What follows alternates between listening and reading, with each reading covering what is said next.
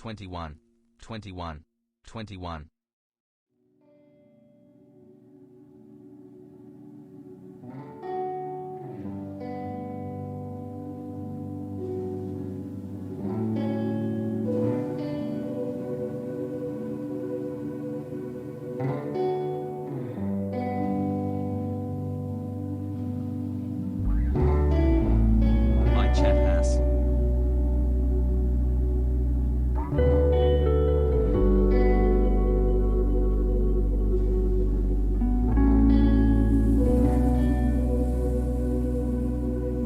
Everybody, hope everyone's having a fantastic evening, afternoon, pre-noon, wherever you are in the world.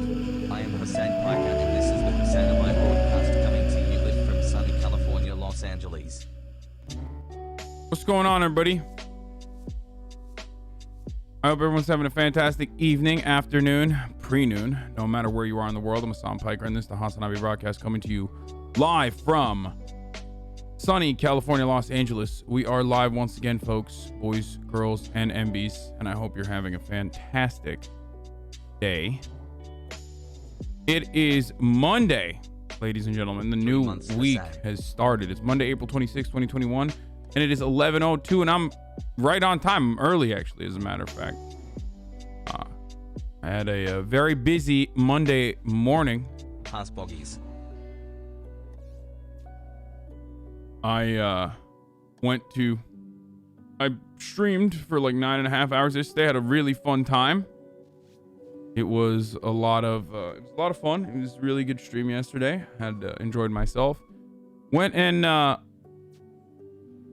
hung out with my mom and dad a little bit last night.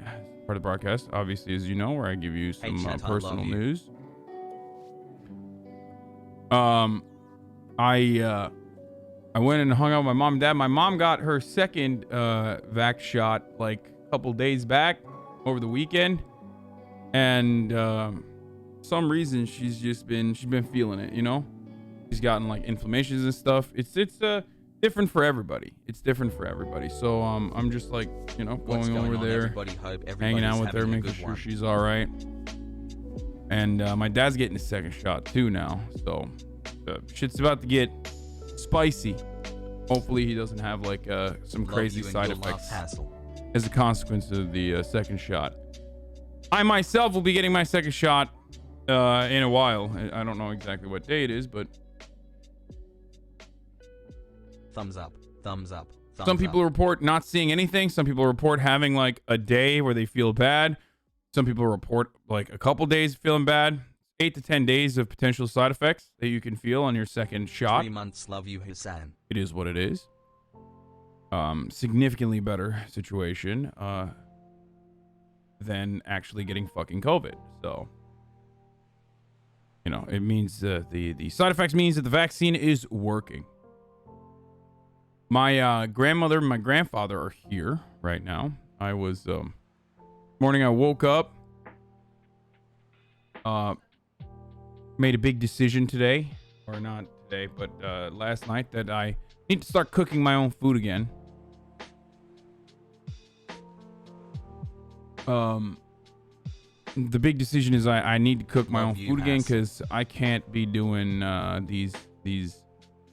I can't be tracking my calories and macros when I'm doing Postmates. Like, there's too much room for extra stuff. There's too many moving parts. So I'm not going to do a cooking stream, no, but I will be cooking while I'm on the stream. I haven't decided exactly how I'm going to do that. Educating me on what's happening in I have I prepped my chicken for the next 2 days, so I really appreciate it. I prepped my chicken for the next 2 days. So today and tomorrow I'm going to cook my own chicken again, my own salad and stuff like that. You know what I mean? Like I was doing. But anyway, I went to the PO box, grabbed some PO boxes earlier this morning, worked out, feel pretty good about that. I can't do like actual meal prep. I can't do actual meal prep because I hate just having fucking food sit in plastic containers in my fridge for a week. Like, I mean, I would go I would do a meal prep service. Hassle. I would potentially do a meal prep service if they fucking sponsor me or some shit. Let's be real. Like I'm open to that. But as far as you know, Love you guys. Hassle, hassle, hassle. as far as meal prepping myself and having it sit in my fridge for like a week, I can't do that shit. Like I feel like it's too gnarly. I'd rather be fat than have chicken and broccoli and plastic every day. Well, I mean, chicken and broccoli is delicious. Chicken and broccoli is absolutely delicious. You know what I mean? So I don't have a problem with chicken and broccoli as long as it's like freshly cooked. I meal prep in the sense that I prepare chicken for the first day and the second day, and then I go back to the grocery store and I buy more chicken and I prepare 1.5 pounds of chicken for the first day and second day. That's the way I used to do it. You're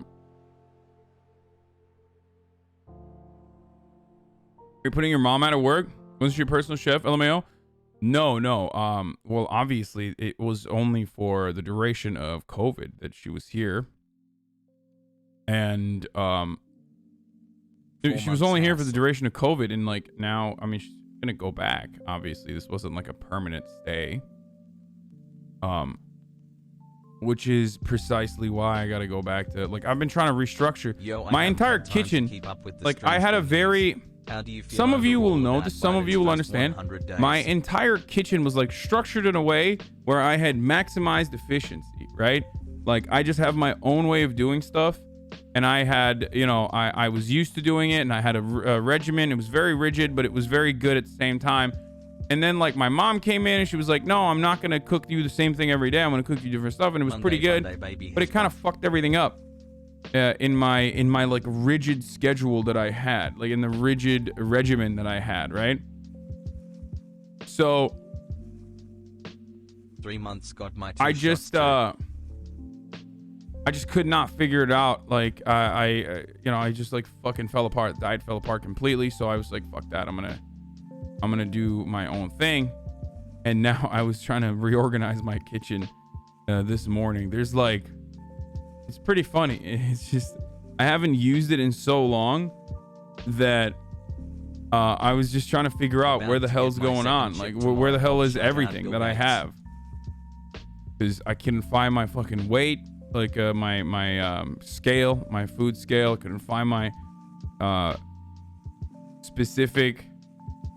Talk about pieces of shit like Tariq Nasheed harassing an autistic man. Yeah, I saw that. We'll talk about that. We'll look at that video. It's really fucked up. Chicken tendies, Diet Coke, and kombucha, the diet of kings. No, I don't drink kombucha. I always drink cold brew. You think it's kombucha. Maybe an occasional meal prep with a breakdown of basics of calorie counting for the community. I've done it before. I can do it again. Do you not get tired of the same food every day? 10 months poggies. Not really. After a while, I do get tired, but I make like minor tweaks to switch it around. Cooking stream and workout stream when? Hassle. Do you leave the prep chicken inside the fridge for 2 days? Yeah, but it's not cooked. So it's just sitting in. It's just sitting in the sauces. It's not like.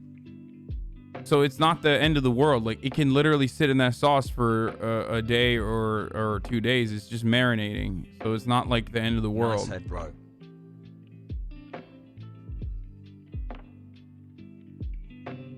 It's actually better that it like marinates for a day. Hassle.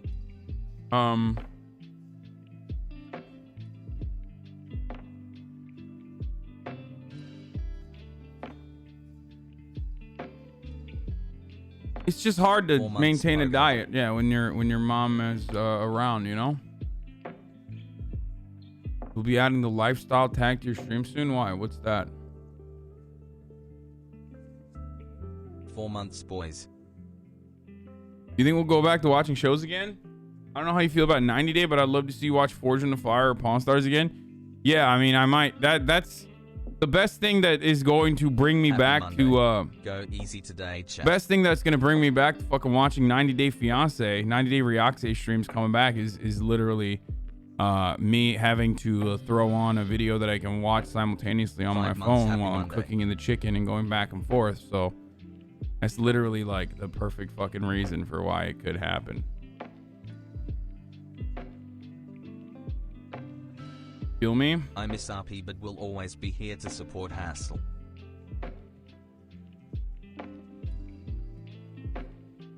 Do you have an air fryer? You can prep fast as fuck, or use a sheet pan with wedgies and separate for chicken. Poggers. Boom. Yeah, I don't know about that. Can we get a cooking stream? Sure, maybe. Did Hasan quit RP? No, I did not quit RP. But you guys making a bigger deal about me not Sam, going, what's your favorite not part doing about RP living in is like LA? making me literally feel like I don't want to do RP. It's like putting a lot of pressure on me. I swear to God. I'm trying to fucking manage my life here, boys. like your hair, how RP it is is. making it hard, okay?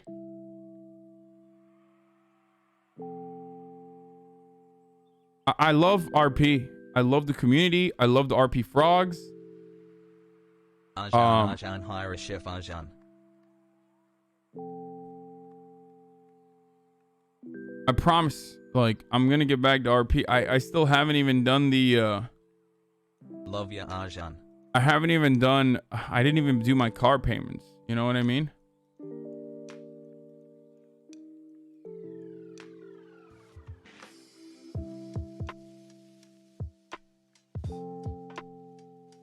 I got too fat to wear your merch, Sag. Have to lose weight too. I feel you. I'm in the same boat.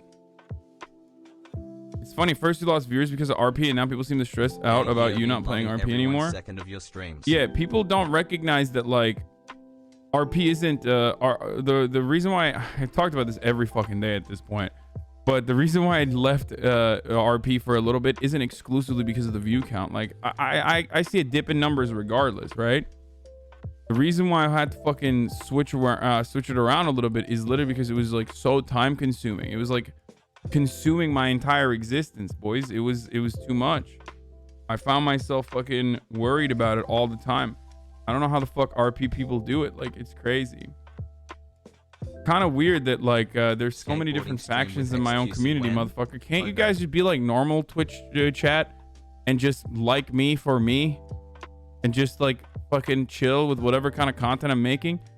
I swear to God, 3 months. like Pog. sometimes I do wish I had a community of simps rather than stans, rather than like whatever the fuck I got going on, where it's like people stan me but for very specific things, and they fucking hate other people within the community, you know?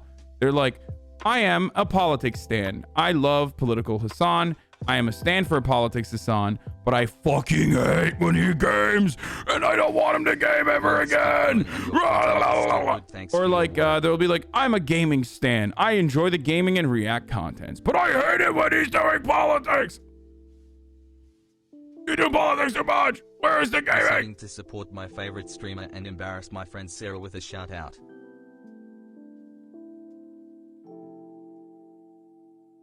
I feel like most other variety streamers, they just have like actual variety, months, so the puppies. people come in just for them, you know, and they're like, ah, this is chill. I like this.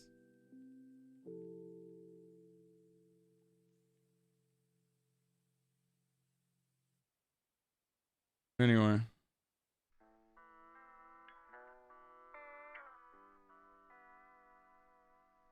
You will see a 34 tweet thread in the morning about this. Oh, here we go. Why did my The same Dono person not do that thought TTS? EDP was a pedo, also keep up the work. Hey, listen, we're doing remember, we are still going to do we're doing positive comments only. I'm 7 reading months, positive chat. comments. Happy Monday. Your TTS didn't show up probably because you cursed in it or something, or said something that's like a no word, you know?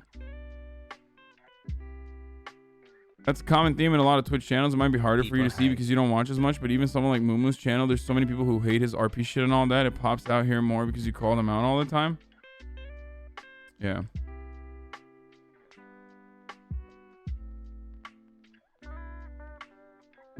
Anyway.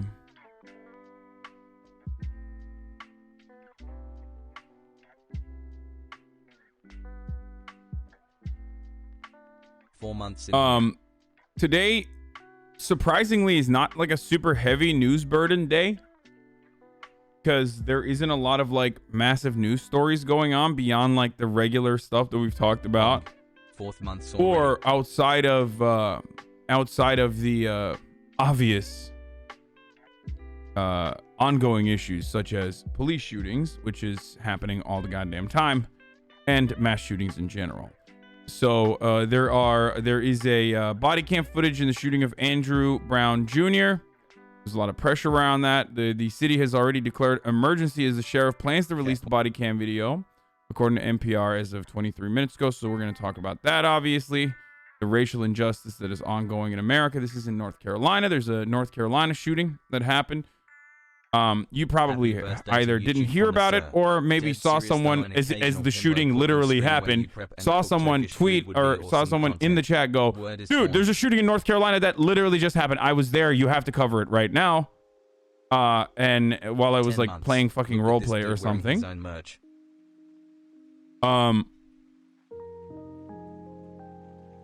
And this is there's a body camera footage that's slated to be released about it.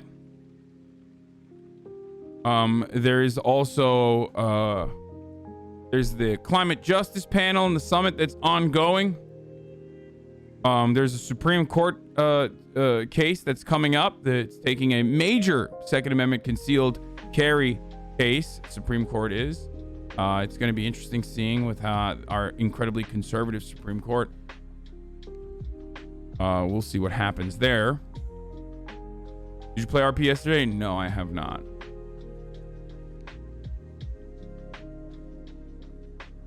Are you going to talk about the anti-protest laws Republicans are passing, giving immunity to drivers running protests are over? Yeah, I have talked about it in the past a lot, because this used to be like a big thing. Every time BLM protests start happening, these anti-protest bills come out, and they didn't usually used to get passed even in Republican legislatures, but now they are getting passed. Kind of weird. I don't know what else to say about it other than that. I mean, we'll talk about it. Are you taking a break from No Pixel for a while? No, I mean, I haven't figured it out yet. I want to come back for like, I want to come back in a big way. I don't want to just like randomly roll up, but eventually I'm probably going to have to randomly just roll back in. It could be today. It could be any other day. Who knows? Okay.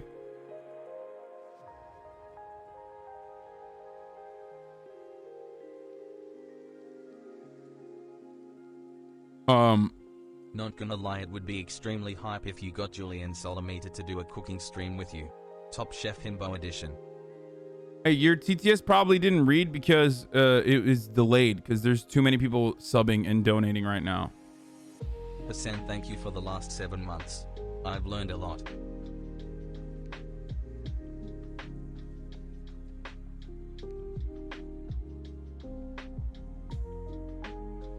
I love politics and am a politics frogs, but I also like gaming has buff.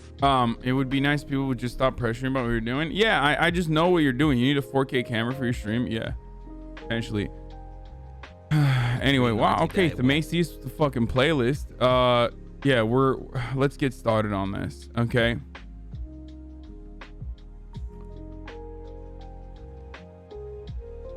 There was a Bill Gates interview that I saw.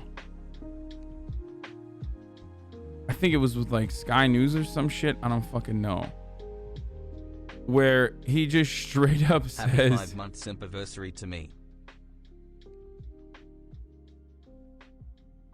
He just straight up says yesterday that you should, like, he's just like, no, we can't be sharing vaccine formulas with a global poor to end the pandemic. Like, it's fucking wild. I saw that and I was like, that's insane. We gotta fucking talk about this, okay? Like, he just straight the fuck up, dude. It was just like, nope. And we'll start. I don't know if we'll start with that, but we're definitely gonna look at that in a little bit. It's fucking insane. I don't know how else to describe it other than, like, it's just like, nah.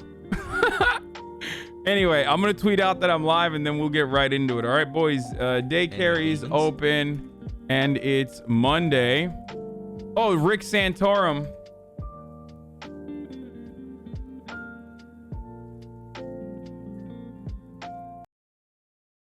What the fuck?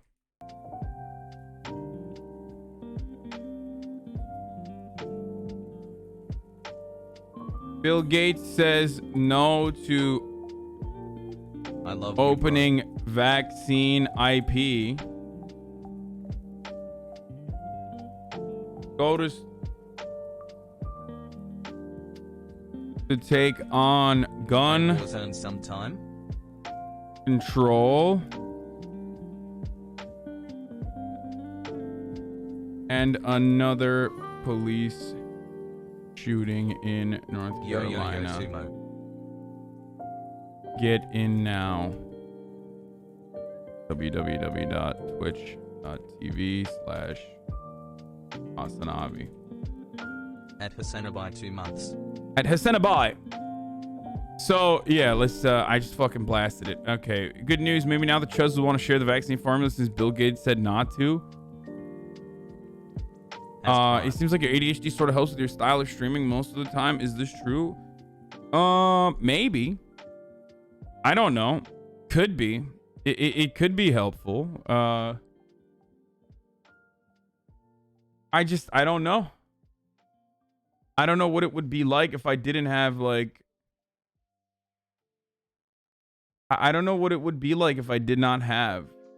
Hey, we showed up. I have no fucking idea what one that of us is like. gonna have to change.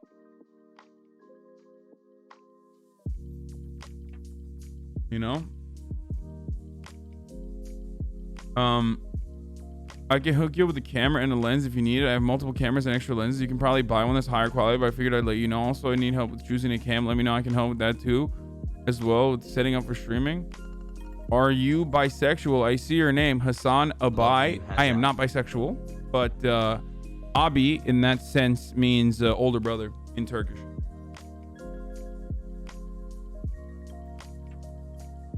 Do you have a place to watch the Sekiro VODs? So Only can find the very early game. I don't know where the Sekiro VODs are. They should be out there, boys. There's someone out there. I'm sure someone will lead you to the right direction. There's a bunch of... There is a bunch of accounts on YouTube that just like log all of my VODs. Hassling chat boys. Look at this Bill Gates vid. The chair is helping poor people get vaccinated and go... What? Oh. What happened to the gaming YouTube? So what happened with the gaming YouTube is the RP content was popping off. Let's go. And my dude Kidder Steve was just like, you know, making incredible fucking content as always. But he's in college. So he was just like, yo, I got to do real life shit. And I was like, of course. Do your thing. Do your thing, brother. You know? So that's what happened.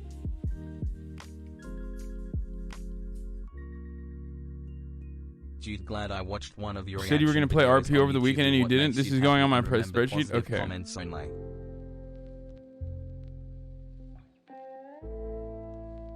I wrote and edited a feature documentary that's coming out on Hulu soon about trans high school athletes and the struggle for civil rights. Can I send you a copy to watch early? Your takes are 100% spot on. Oh, this is you. Okay. This is so funny. This person who's been a community member for 9 months sent an email to my agency. To my like agency email. And literally like and in the professional agency email, they said Haas, Buff, and Hassel. Oh, he said, sorry, you have your pronouns in there. Hey, Hasan, or whoever reps Hasan Piker, my name is... Okay, I won't say your name. I don't know if you want that out there, but I guess you do. Your documentary's coming out on Hulu, changing the game, and it'll be airing on Hulu as well as a Hulu original. It's a documentary about high school trans athletes and the struggle for civil rights. Our official trailer from Hulu should be out soon, but here's our trailer before we sold it to Hulu. I'm also a 9 or 10 month subscriber on the HasanAbi Twitch stream. Hasan's take on the issue are really strong and align with our film's central message. I would love to get Hasan an early copy of the film and watch, get it on his radar. I know the right wing will be very vocal about the film, and I'm reaching out to folks who will help uplift this story and these kids in a positive way. I would also love to see if you would have any interest in maybe inviting one of our high school trans athletes to the stream with him to Twitch, talk about their struggle for civil rights. Absolutely would be down to do that. But just strong platform, and Hasan has a big trans audience, and I think it would be really great part of the stream, and that could honestly save a kid's life watching. Anyways, I hope this finds you all well during these crazy times. Thank you for being such an OBS vocal supporter of trans rights. Haas buff hustle. My dude wrote hustle on a fucking professional email to my WME agents. I loved it. They just forwarded it to me. They're like, love you and your content, Hasan. Thanks for 9 months. I'm glad that they did, because usually I feel like they would be like, because it's not like a paid thing. They would just be like, they're agents, you know what I mean? So they're just gonna probably pass it usually. I'm glad that they did send that. But hey, listen, if you're a member of this community, just fucking reach out to me through normal means, dude. You don't have to like go through my professional agency unless you want to do like a business deal, a big business deal. If you want to like, you know, if you want to see if I would be willing to do like ad stuff or something like that, you know. But shit like this, just reach out to me through literally a million different ways that you can. Gonna see a gender affirming therapist tomorrow and work through things. Can I please get some trans love in the chat? Love you, Hasan, and all that you're doing in the Twitch community, even if you're just a Kuma Gumbo. Oh, holy shit. Ronan Style. As buff. Good shit. Hasan, you know, most of us shouldn't be messaging you outside chat. No. But like, you could literally fucking say that here. You can send it in a fucking dono or something. Like, I will usually see it in here. There's so many different ways of like, if you have a documentary or some shit like that, you know what I mean? And you're like, and you know, you can try to reach me in by regular means. You don't have to like send it to my agents.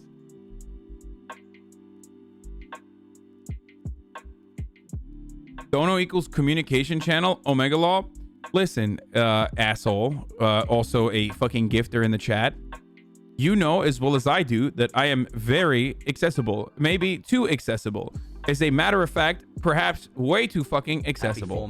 So in the sea of me, in the process of me literally saying I am accessible, you are making fun of me because I mentioned one out of multiple ways of communicating with me. You bitch. Donuts are the worst ways to reach me last week. I mean, I still see the fucking, I still see the messages. Did you talk about the genocide of Armenians? What do you think? What do you think? It's so fucking obvious that motherfuckers are literally not even remotely interested in the Armenian diaspora, Armenian people in general, and exclusively interested in fucking crying about a fake grievance that they have created in their minds, and that grievance being that I deny the Armenian genocide or some shit when I have never fucking denied it. Like, literally every day, dude. Literally every fucking day, dude. I don't know what the fuck to do about it. Like, I don't know what to do about this.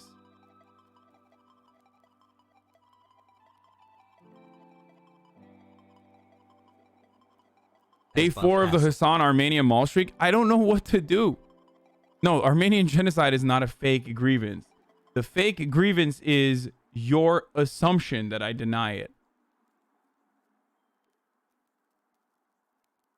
What the fuck? Damn, lo-fi hip-hop just broke, dude. Anyway.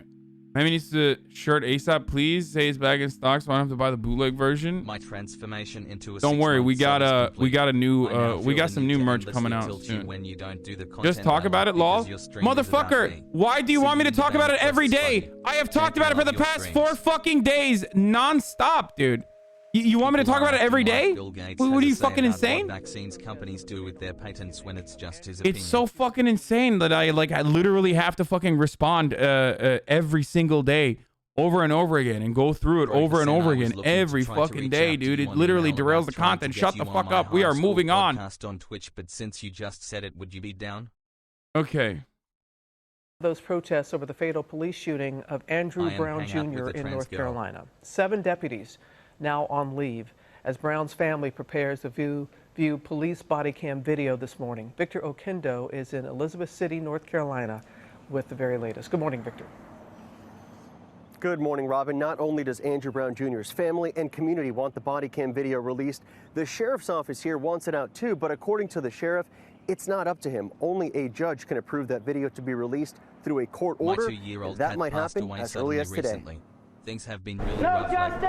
Anyways, thanks for this always morning, putting a community smile on my demanding face and helping me answers become a after better sheriff's person. deputies. You're welcome. I hope you're doing all right. Okay, I'm gonna start hitting the mute on the dono now because we're getting into the news. Okay, boys. All right.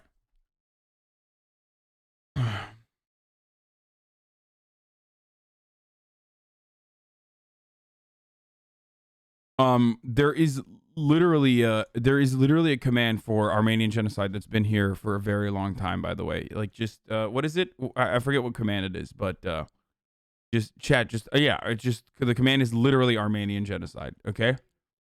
And that's a video from basically it's like one of the longest commands that I've had. I've had a command for a very long time, and the reason why I've had that command is because people used to come in here all the time with that shit. All the time. For no reason. I don't know why the fuck.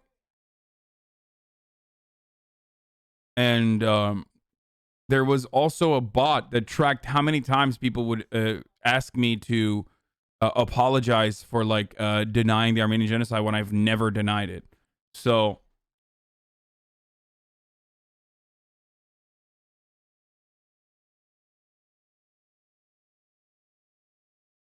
I mean, here, for those of you.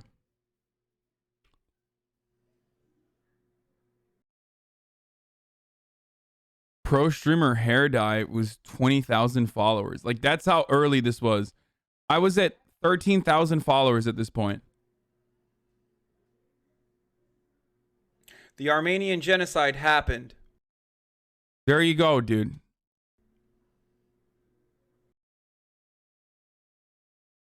Okay? This was like, this was literally like fucking after the 7 millionth time that motherfuckers were like, dude, you need to talk about this right now. Did you ever dye your hair? No.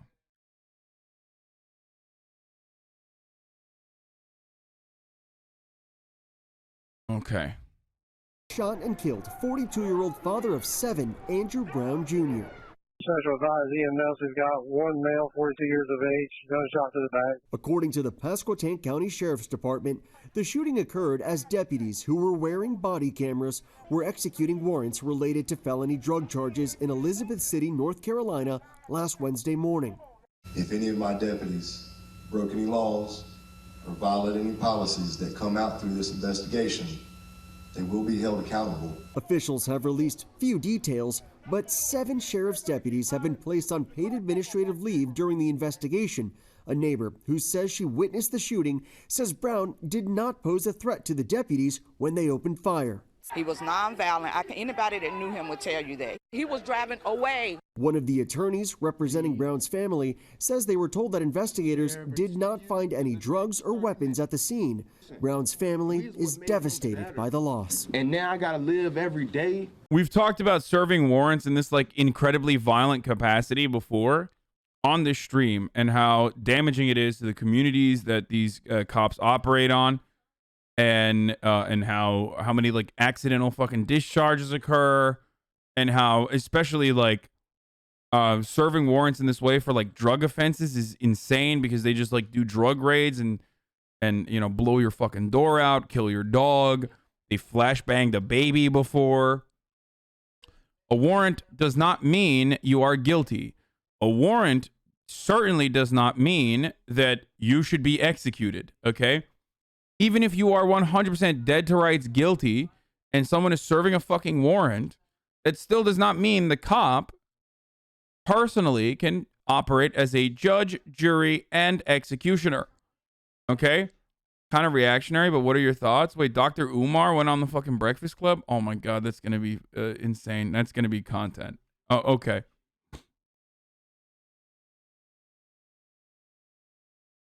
My newborn without even getting a chance to meet him at all. And that's gonna hurt me every day.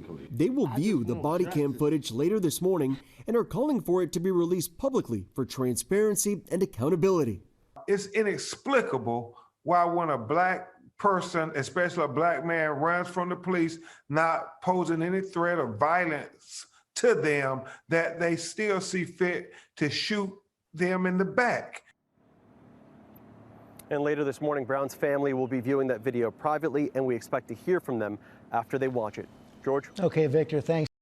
So they didn't release it. They didn't release it originally, and now it's been demanded by advocacy groups, but it still requires court approval to do so. So that's what people are waiting on, and obviously North Carolina has decided to, declare a state of emergency and gear up for potential unrest because they know what they did is fucked up. So. So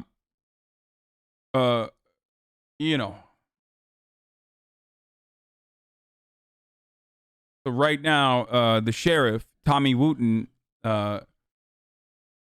is waiting on court approval currently, and people are asking him to resign.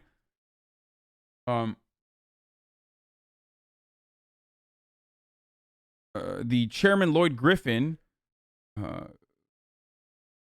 supported him in this endeavor and said that the community should calm down. A ton of people don't know they have warrants against them until they interact with the police, usually in mundane situations.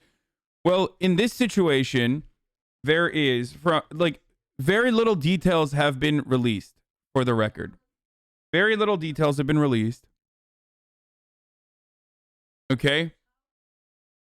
So we don't have a lot of information on like what happened exactly.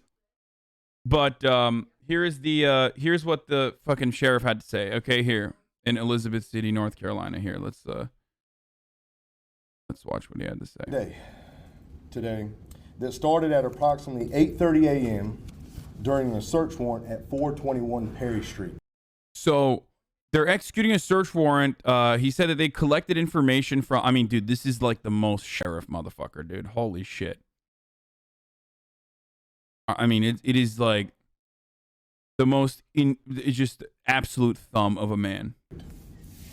By Pasquotank County Sheriff's deputies.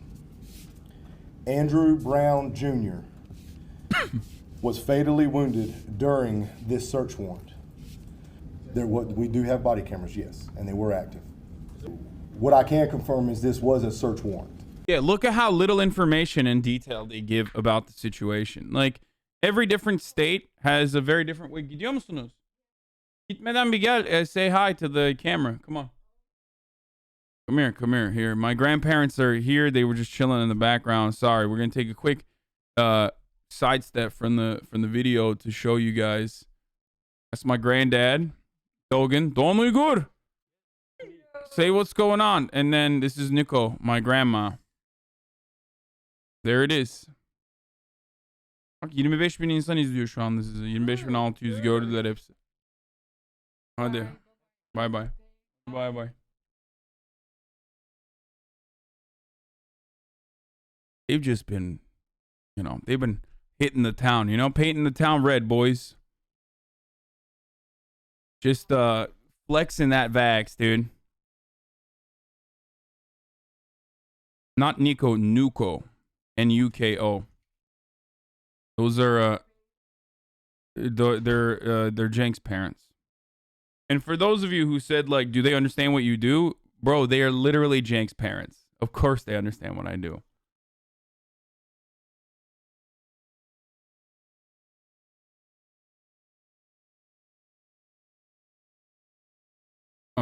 Anyway, let's keep going.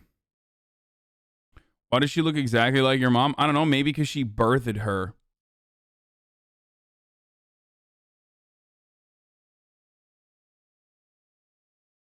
All right, let's keep going. This was a search warrant that was being... I think it's cool how you're so old and you still have your grandparents around. Bitch, I'm 29. Like, I'm not fucking that old. What the fuck?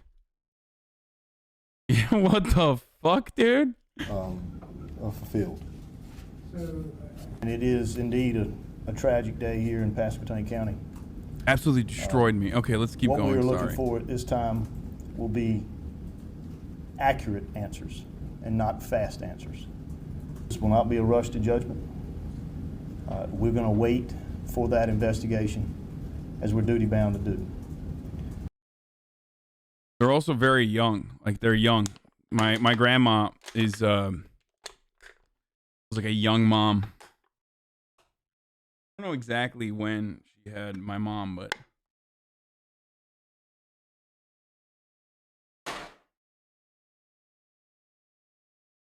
okay.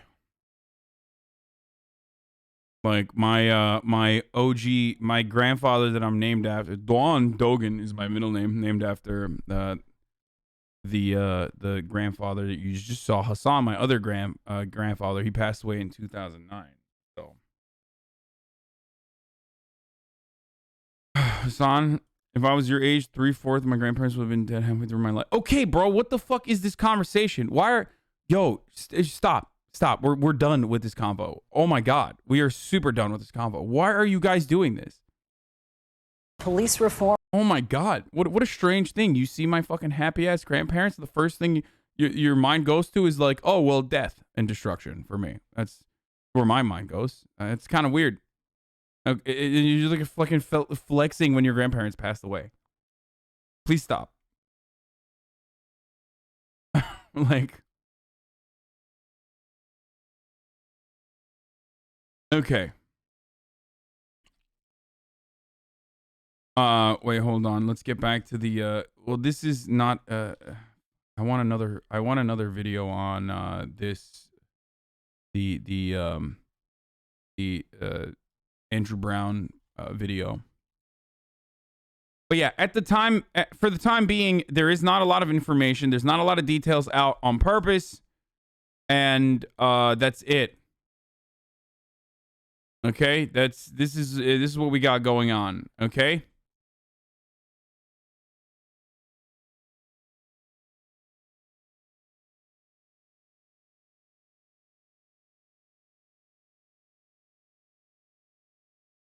Lee Carter thinks the precautions the city's taking could be a sign that body cam footage will be bad.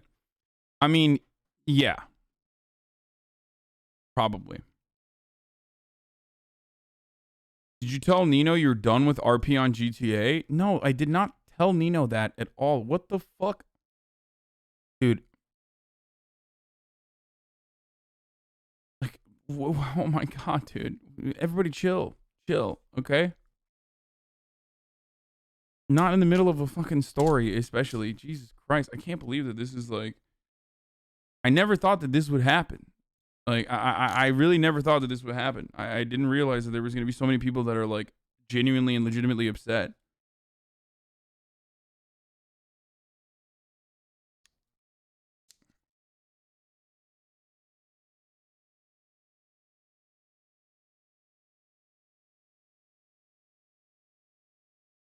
Okay, let's keep going.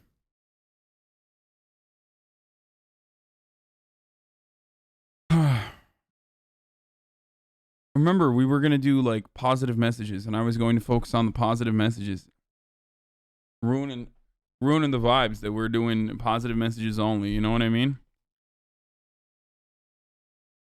Okay.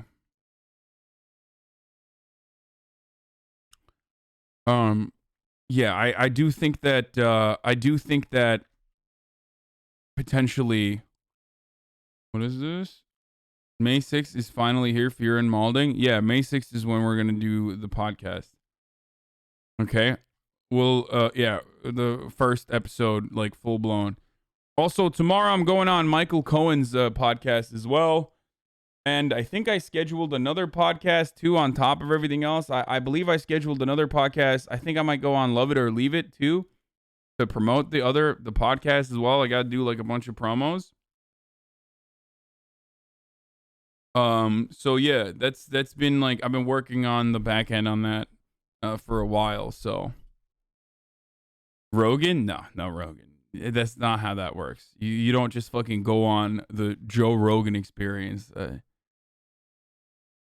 Can I pay you $100 fucking to follow?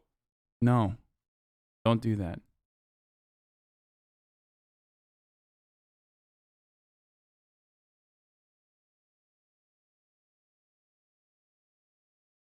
Okay.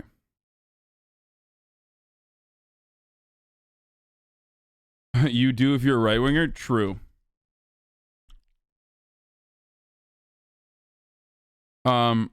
Anyway, so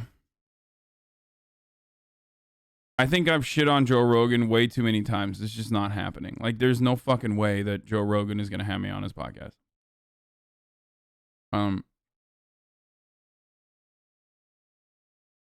Yeah, the latest... Walk us through... The latest news earlier was that the family was unable to view the footage because the police had to make redactions. They had to cover people's faces. The body camera footage. Well, they would like to see the body camera footage. They were led to believe that they would see it today. There is a delay. We're not sure how long that delay will last. Apparently, the sheriff's office has told the attorneys representing Andrew Brown's family that portions of the video need to be redacted, and they're talking about concealing the faces of the deputies who were on this event that took place that led to the death of Andrew Brown. So right now, about all we have is the opportunity to listen to what appears to be the one witness to what took place. Her name is Ashley Bechtel. She lives catty corner to the home where the police came in with their SWAT teams. She was at her window on the second floor looking out the window. Now, she says that she has been interviewed by the investigators following up on this. I have been unable to confirm that with the investigators. And it's also important to note that her child's father is cousin to the victim here. But all of that said, let's listen to what she says she saw as she looked out the window and saw the police arrived. He was sitting in his car, and about that time, the police had pulled up behind him, and he started to drive off, and they started shooting, and you could see mud slinging up on the side of his house everywhere, and they shot out the back window of his car, and he lost control, and he ended up across the street in Mr. Mike's yard, and he hit a tree. They crowded around his car. They were shooting the front window of his car.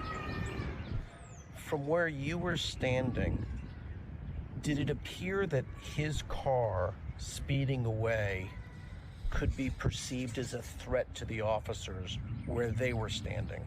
No, because they were standing behind him. Behind him?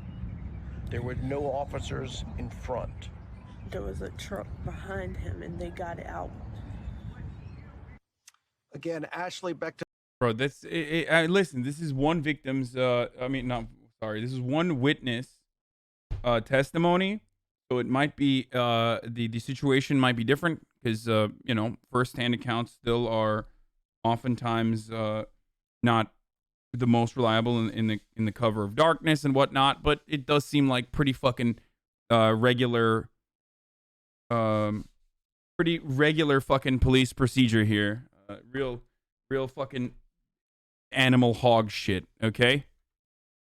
Straight up. So, yeah, we'll see what happens, but obviously it's not going to be good. Obviously the fucking footage is not going to, is obviously not going to make the cops look good. They are trying to protect the identity of some of the deputies. It just sounds like a fucking literal execution.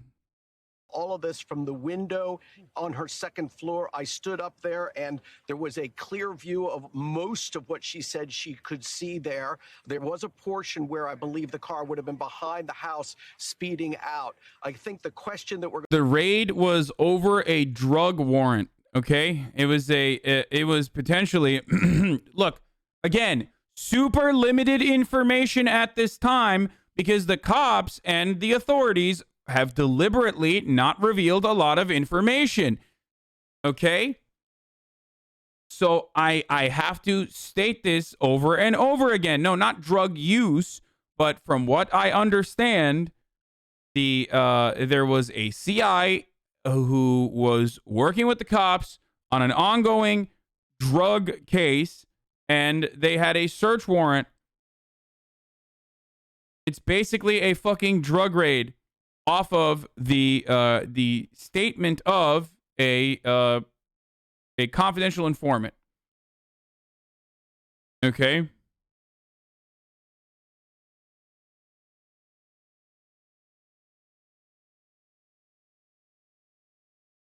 We're going to perhaps get answered when and if this videotape is released. This is the body cam from the police officers, is whether the vehicle was in reverse going towards the officers, thus feeling that they were being threatened by a deadly vehicle, a deadly device, so that they had to fire their weapons to defend themselves, or they had to, boys. They fired as the car was heading away from them. And again, this is one eyewitness. It's apparently the only eyewitness in the neighborhood. It's great, dude. It's fucking insane. Just absolute fucking madness, dude. Hey, sorry. Search warrant means, that means you can get executed if you're driving away. It's great. At this point, it's like, if you're black, it's just automatic. Like, if you're black and you have a warrant out for your arrest, or if you have a search warrant, like, you can't put your fucking hands up. You can't just comply. You can't run away. You can't do anything. Like, it's just literally up to the cop. Okay? It is a death sentence, and it's literally up to the cop. Now, obviously, there are instances where that kind of violent does not occur. He didn't comply. Lol W. What? What the fuck? Dude, don't do baits like that, man. That's not fucking funny. Like, that's literally just not even fucking remotely funny, especially if you're a 60-month sub.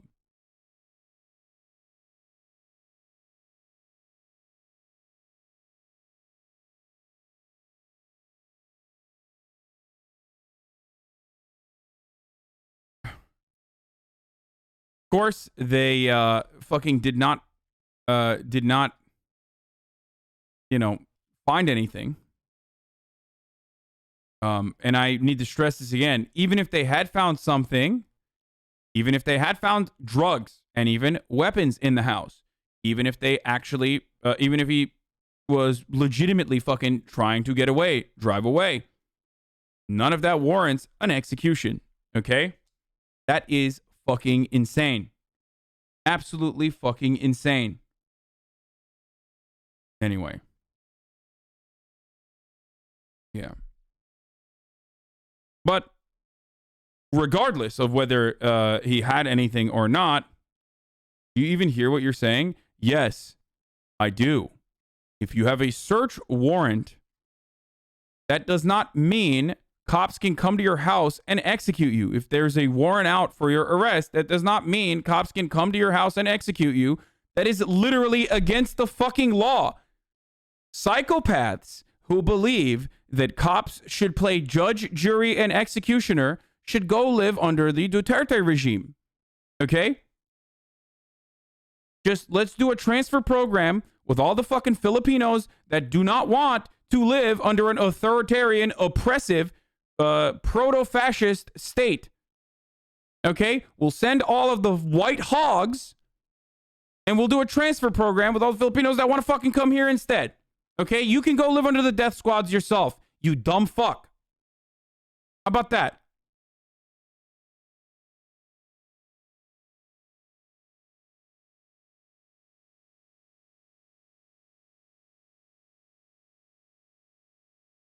It's great. Not even proto-fascist, just straight fascist.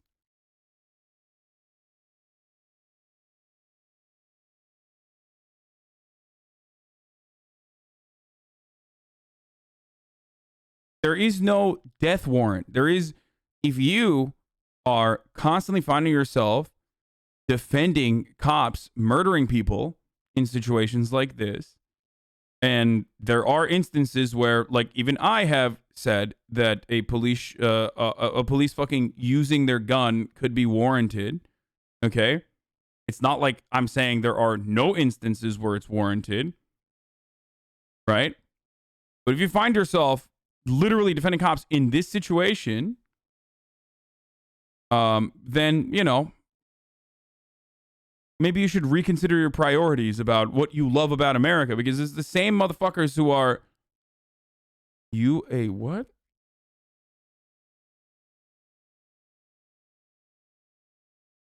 What the hell is a FAGMO? What? Moron.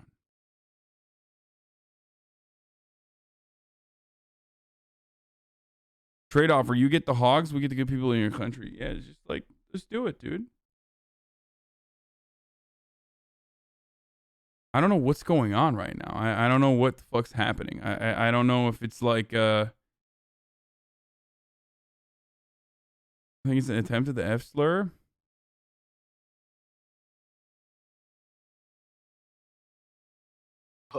And a lot of things happen, and you know, with eyewitnesses, very often people think they see things that they don't. But I'm couching all of this to say this is the one person who says they saw what happened, and until we get the videotape, that's the best understanding of how we understand Have fun with things that bait. unfolded here. 7-month Casey? subscriber.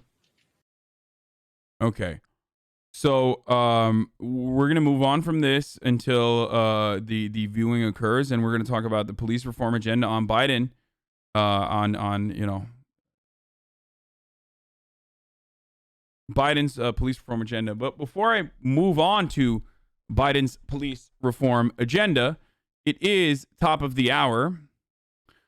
So you already know it's there's a 60-second ad break here. If you want to no longer see the ads, you can subscribe.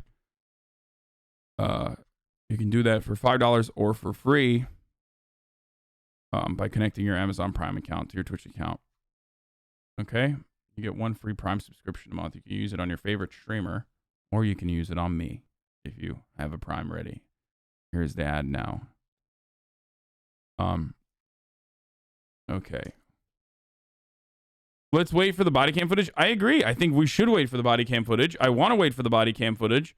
I still don't think, like, it is unlikely that no matter what the body cam footage shows, I'm going to agree with the cops. I just, like, I don't think that cops should be fucking doing drug busts like this, like raids like this, where they end up shooting people. I think they are incredibly violent. They should be held off for, like, very, very, very, like, the burden, the proof has to be super, super fucking high for a raid like this, in my opinion.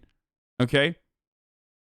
Like, not just like the word of a CI, and not just for like minor drug transactions or anything like that. Like, there has to be like a hostage situation or some shit. You know what I mean? Like only then should you be able to do this. Okay?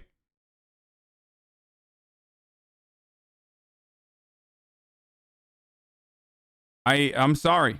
I do think that I do think that the burden of proof should be incredibly high to facilitate these sorts of raids, these sorts of like drug warrants or you know, search warrants, and the protocols should be incredibly limited. Like Lord Almighty Sauce, thank you for the 10 gifted subs.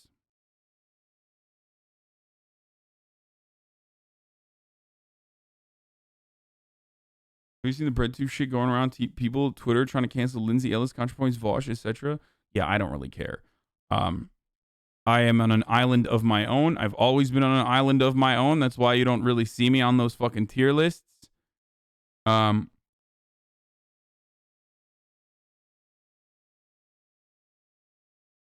I really don't like ACAB. I understand that a number of police departments have bad officers and police departments are often underfunded. What? I mean, he's just an idiot. He's not saying anything terrible. I'm not going to fucking ban him for that. What are you, crazy? Anyways, will keep be going. on President Biden. Yeah, Twitter cancels people fucking all the time. Who gives a shit? Fuck them. Biden's agenda when he speaks to a joint session of Congress this week. As he's approaching his first 100 days in office, our new ABC News Washington Post poll finds Biden's overall job approval at 52%. That's higher than Trump's 42%, but much lower than Obama's 69%, and among the lowest for any president in their first 100 days since World War II. Biden receives high marks for his handling of the pandemic, and he prepares to lay out his next top priorities. Here's ABC's White House correspondent Mary Alice Parks. Tonight, President Biden preparing to address a joint session of Congress where he'll lay I'm out... actually kind of surprised that his approval rating is low.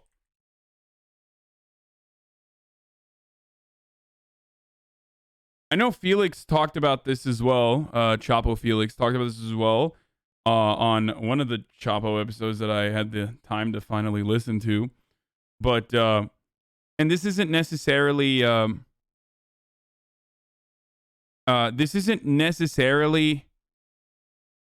about like how progressive any particular president has been, but he was saying like Biden is the most progressive president of our lifetimes. And yes, that even includes Obama. And that is kind of true. And it's not necessarily to say Biden is more progressive than Obama because he's so progressive, but more so that Obama was not as progressive as he said he was going to be. So that's fucking insane to say, isn't it? Not necessarily.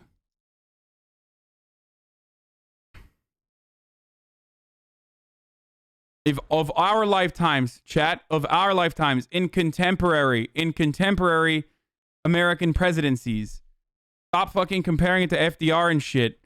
We are talking about like we're talking about like since Reagan, okay? Post Reagan.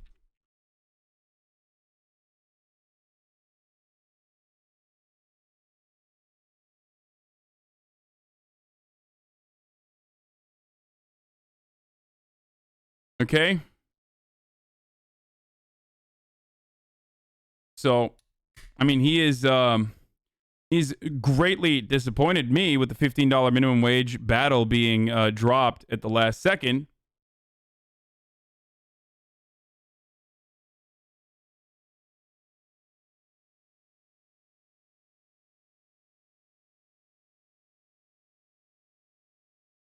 It's like only eating lemons and then eating a fucking grapefruit and saying it's the sweetest. That's actually a really good analogy. I'm going to steal that.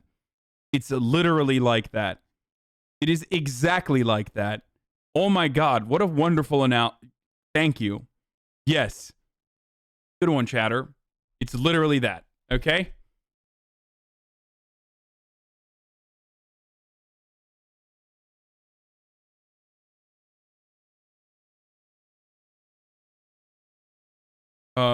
So Joe Biden is relatively popular. What's really interesting about his approval rating is that, hold on one second. I'm gonna pull something up here. So right now, he has the highest favorability rating among the 18 to 29-year-old Americans of any first-term president over the 21 years that this Harvard poll has been out. This youth poll has been conducted. The Harvard Institute of Politics is out this morning with a new poll of 18 to 29-year-old Americans, and some of the results are fascinating. Biden has the highest favorability rating amongst this group of any first-term president over the 21 years this poll has been conducted. 56% of young Americans are hopeful about the country's future, including 72% of black people and 69% of Hispanic people. Young Americans are more politically active than they used to be, and there's a big increase in progressive views.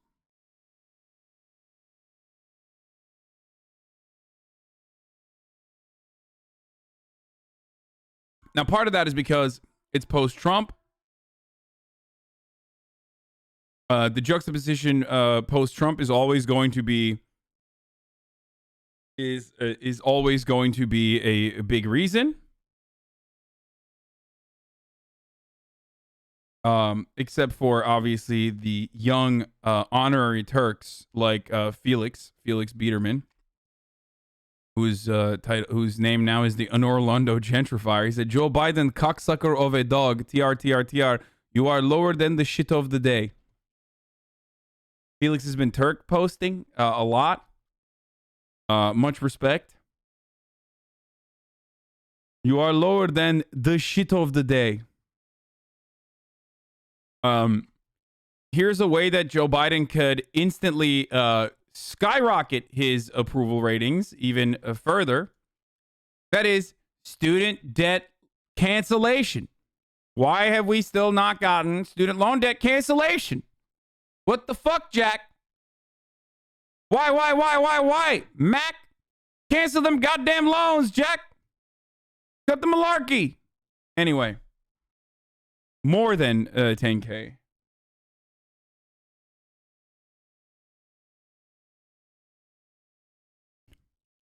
In particular, he's exceeded my expectations on austerity and welfare. He's been good. He's done exactly what I expected on healthcare, not prioritizing it, which is too bad, but I understand the politics, and below my expectations on things like immigration. Yeah, it's pretty much, this tracks with literally everything I feel about Joe Biden as well. Straight up anti-austerity approach, actually fucking tackling Republican grievances or rolling over Republican grievances quite easily.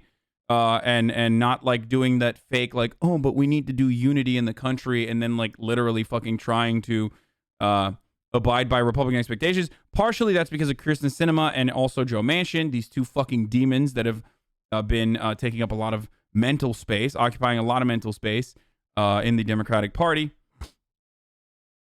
But you know, as I literally called, I don't know where it is, I've tweeted about this numerous times, and a lot of neoliberals were upset at me. I said, I don't think Joe Biden is going to push for the public option.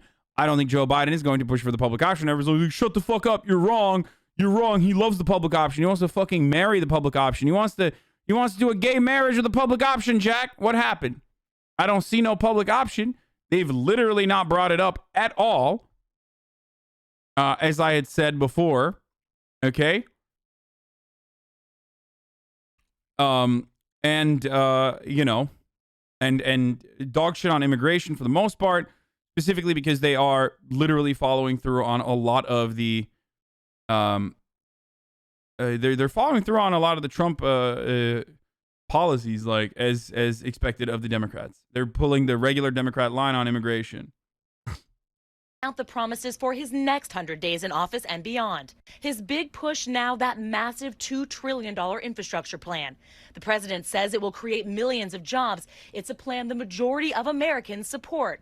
But as the nation deals with a surge of mass shootings, advocates are pressing the White House to do more to curb gun violence. We actually, as an administration, have taken action. There is only so much, however, that a president can do through executive action. The administration calling on Congress to step up on gun reform and police reform. Lawmakers hopeful for a bipartisan compromise there. The president planning Wednesday to talk about the issue of police reform and racial justice. Today, Senator Lindsey Graham denying that there is systemic racism in policing. We just elected a two-term African-American president.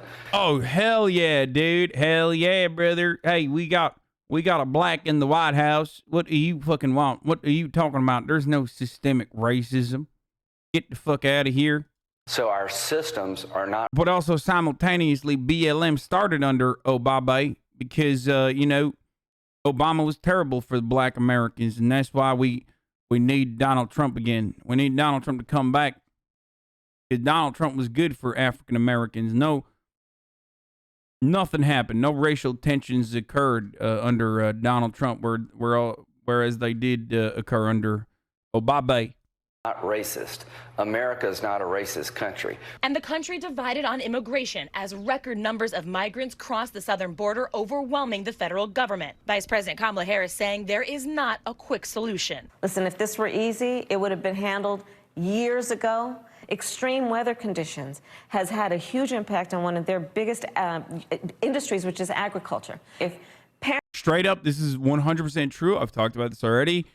Climate crisis migrants are going to become more and more commonplace. That is a gigantic destabilizing factor.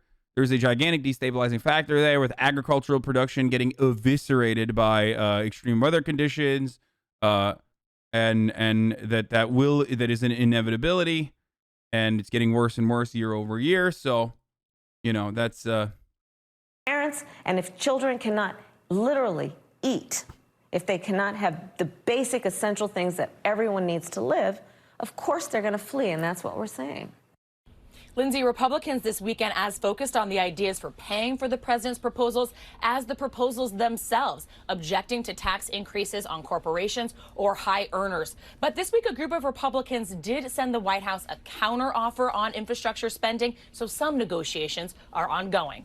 Lindsay? Mary Alice reporting in from the White House for us. Thank you. And a programming note, ABC News will provide live coverage of President Biden's address to a joint session of Congress on Wednesday night. I'll join David Muir and our powerhouse political team beginning at 9 p.m. Eastern here on ABC. Oh, shit. Fuck. Oh, here's the Bill Gates COVID fucking video that we're going to look at in a little bit. 100 days. How does Biden's approval rating rank? Steve Kornacki's breaking down the numbers. Tell us. I'm so happy to see you. I'm glad to see you as always too, Stephanie. Let's go through the numbers. First of all, you can see it right here. What's Biden's job approval rating basically 100 days in? In our poll, it clocks in at 53%. In that low 50% range, that's been pretty steady for this early phase of the Biden presidency. What can you say about that? You could say two things about it, I think. Number one, if you compare him to his immediate predecessor, Donald Trump in his entire 4 years as president never got above 50% in terms Oh, sick, dude. I mean, yeah, no shit. Obviously. of job approval. Like, comparing, Steve gets so much puss. Oh, absolutely. 100%. And he deserves it. Or bus if he's gay. I don't know what his orientation is, but hey, he deserves all of it and more. I gotta sneeze.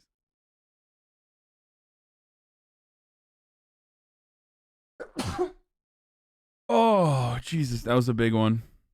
Biden has been over 50% consistently for the first 100 days of his presidency. That number also, that 53%, low 50% range, that is also below what his other modern predecessors, non-Trump predecessors, were getting at this point. So it's sort of in between for Joe Biden.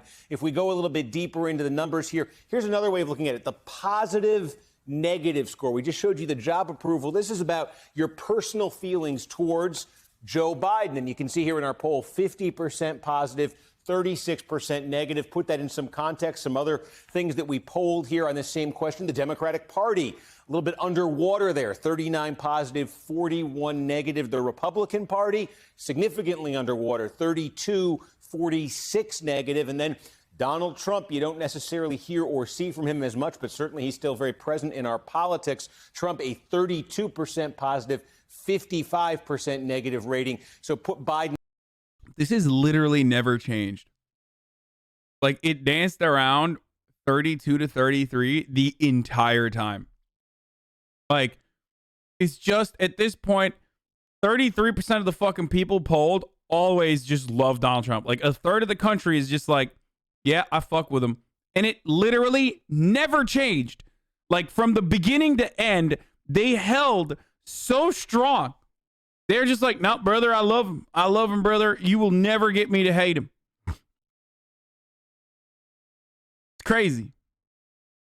Biden's positive score there. In that context, you can also look at this. We asked folks, how would you say Biden has started as president? Would you call it a good or great start? Would you call it more of a fair or poor start? More chose fair or poor. Now, we can compare this to his most recent predecessors because we asked the same question at the same point in the Trump presidency. So you see, 44% say that Biden's off to a great or good start. At this same point 4 years ago, 35% said that about Donald Trump. So a higher rating there for Biden than Trump.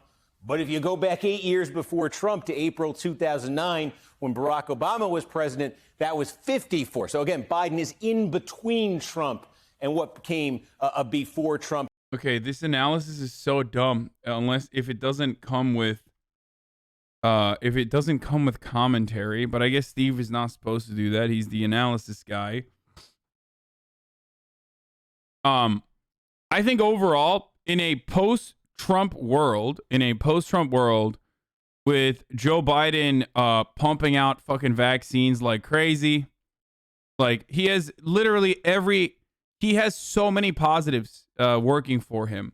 You have the coronavirus in the rear view mirror for a lot of the country. It's like, actually, even for people who care about this stuff, you know, non-Republican men, just anyone who's not like a fucking hog conservative. Even for a lot of those people, like, they are looking at COVID, not from an international perspective. Obviously, we're talking about Americans. Dial it back. We're not talking about India. COVID is in the rearview mirror. A lot of people are getting vaccinated. Okay, so much so that we've gotten to a point where, we're getting to a point where people are just not taking the vaccines. Like, they're not getting it. That's the main problem now. America isn't past it either. What the fuck, my friend? America is probably one of the few countries on the planet that is like able to literally say, we are doing a good job dealing with vaccinations. What the fuck are you talking about, dude? Like, at this point, we're doing very well. We kept all of the vaccines.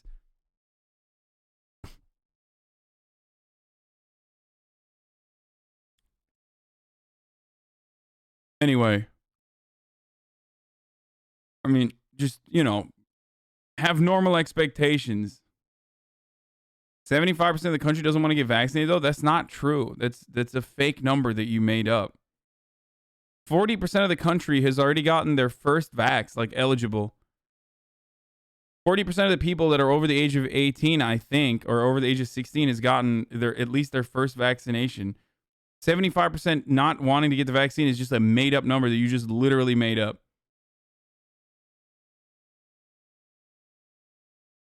Or 55 now?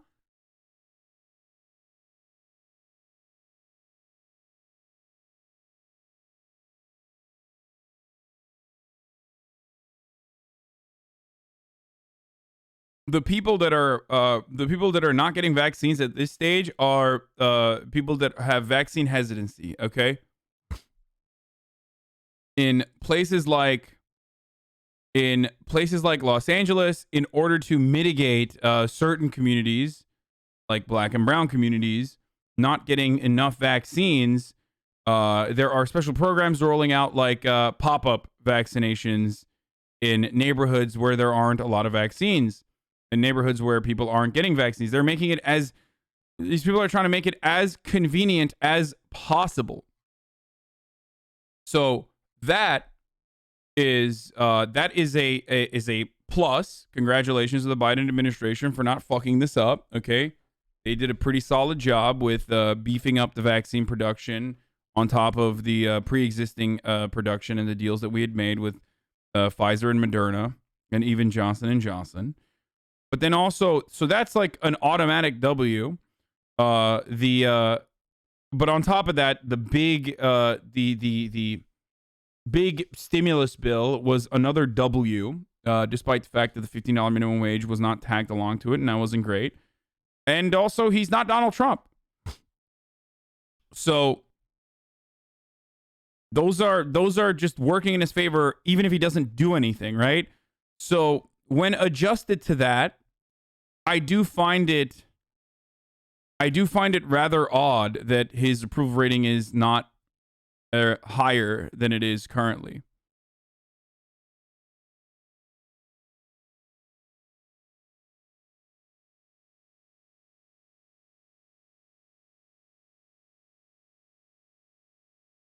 Anyway, the U.S. is also going to share AstraZeneca vaccines once it passes its safety check. Yeah. Okay. Yeah, June 15, California is going to fully open. Like, California is like slated to fully open in June. And California's doing a really good job with vaccines. People are caring more about healthcare and immigration right now, in my opinion. I think that's why. Immigration is 37%. If he gets that under control, he's mooning to 60 plus. His foreign policy is so dog shit, it's insane. Yes, but Americans don't give a fuck about foreign policy. Let's be real, dude. Like, Americans don't give a single fuck about foreign policy. His foreign policy is dog shit, though. That is true. Like, it is mind-boggling how Joseph Robinette Biden has been able to basically continue Trump-era shit. Like, straight up. Trump-era foreign policy nearly all the way.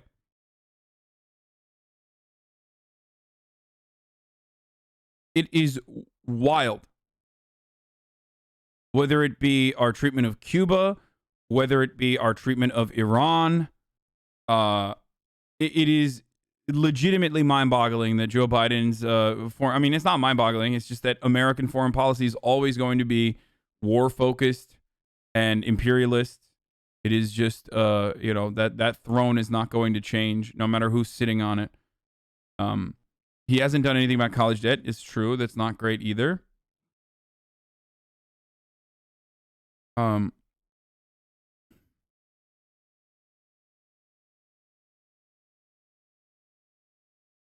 Yeah, no, I mean, it's mind-boggling because, like, it's wild that they just haven't done anything different. Like, they're placing the emphasis, or they're placing the fucking, Maddie's criticizing China, LMAO, Cope, genocide denier, wait, what? What? I literally did not even bring up China. What?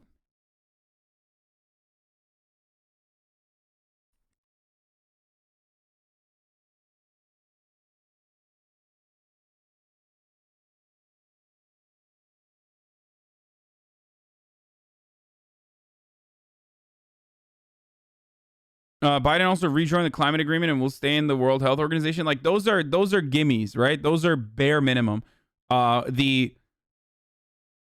The announcements, yeah, I know the new census info is dropping. I'm aware. The announcements that came from the climate change summit that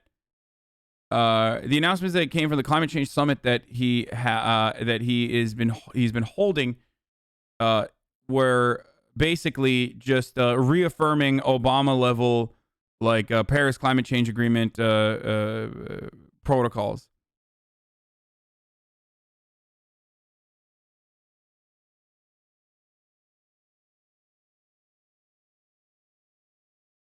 So, you recognize the Armenian genocide that's far better than Trump and even some Justice Dems? Well, there's only one Justice Dem you're referencing, and that's Ilhan Omar, I think, and she abstained. But yeah, no, that's he recognized the Armenian genocide. Okay. Like, the reasoning behind why his recognition of the Armenian genocide is good, but the reason why he's doing it isn't necessarily because of some genuine slant towards justice. He's doing it specifically so that he can add additional pressure to another regional power. Like, that's it.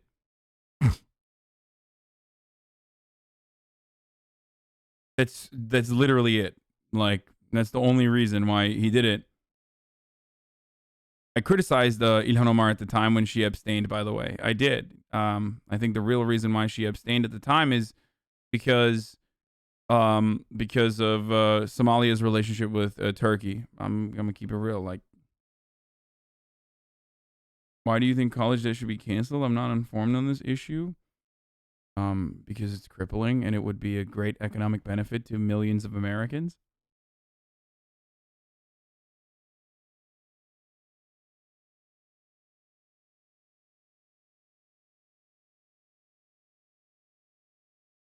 Anyway, my dad says a student debt cancellation is too much for the economy. I know that's not true. It's literally not true.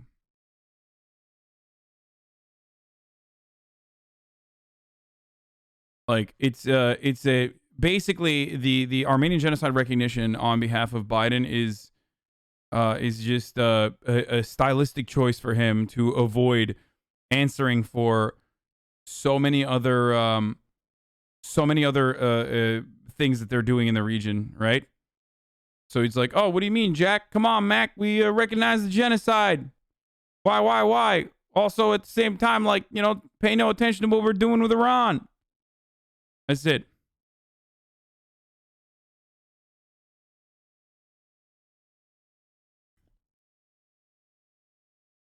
Anyway.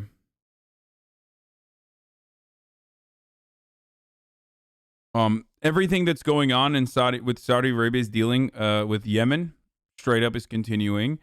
There is no rollback of our relationship with Israel with regards to annexation of Golan Heights or with regards to Israel's territorial expansion into the West Bank, with regards to Israel refusing to distribute vaccines to Palestinians, with regards to the embassy moving to Jerusalem. None of the Trump era policies on none of the Trump era foreign policy measures that were reactionary in nature have been rolled back in any capacity. It's just a talking point for you to be like, well, he did recognize the Armenian genocide. Okay. That's easy. It's right, but it's easy. It's not like it's not a big deal in comparison to the active and ongoing things that America is involved in. Feel me?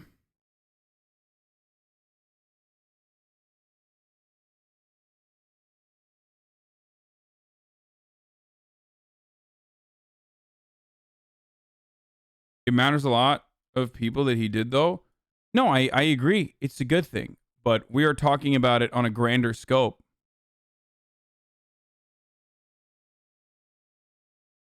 Degendering, you're upset at the Turkish guy who thinks Ilhan Omar should have voted yes on the Armenian genocide resolution? Oh, yeah. That was, someone was saying I was fucking being, like, real white or some shit.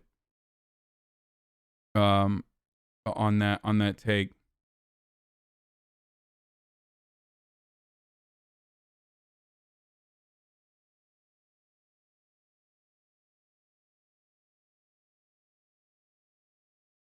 Okay, anyway. Missed the point. It was an easy thing to do and follows the lines he's drawing geopolitically. Yeah, that's the point I'm making.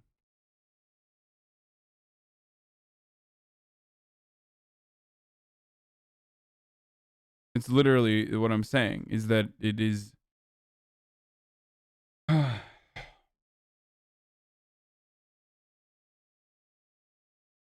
Anyway, let's just keep going.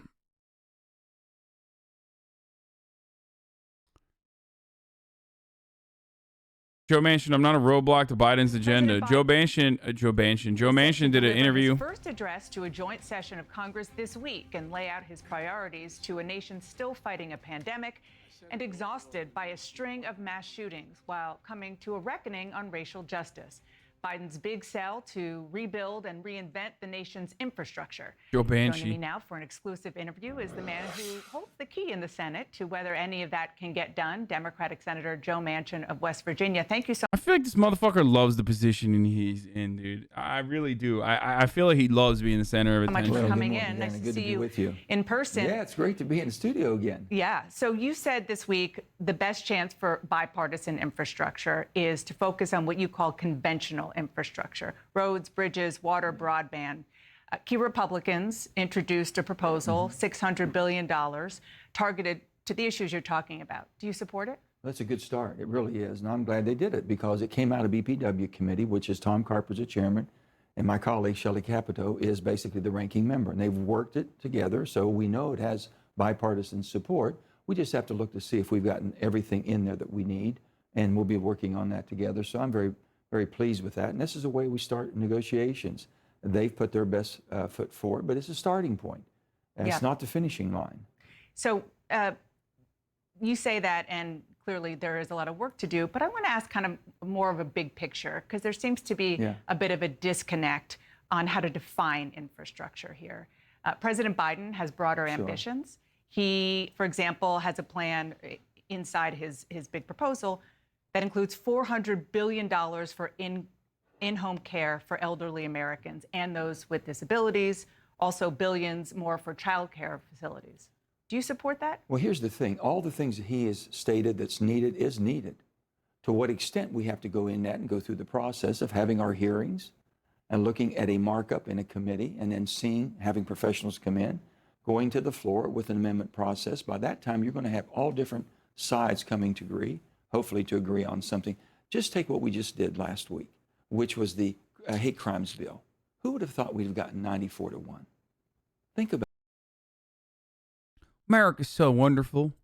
Think about it, folks.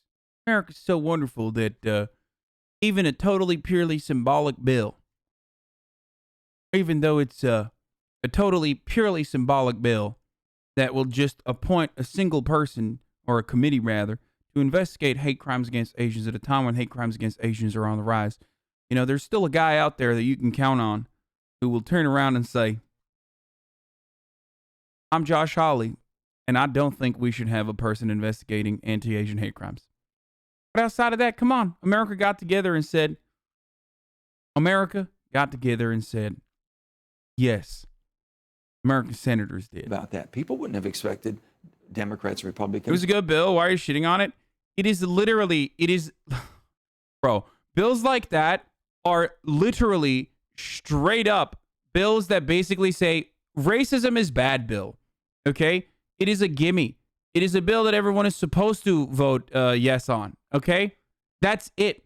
It's a nothing bill. It is just virtue signaling. That's such a fucking low goddamn bar that the tangible material consequences of a bill like that might potentially be good in the long run. You know, who knows what that committee is going to look like? Who knows what these investigations will bear out? Okay, it could be good, but it's straight up. It's not. You're not doing anything. It's not like it's not controversial. It's not supposed to be controversial. It's just pure performance. So of course they're all gonna fucking vote yay on it.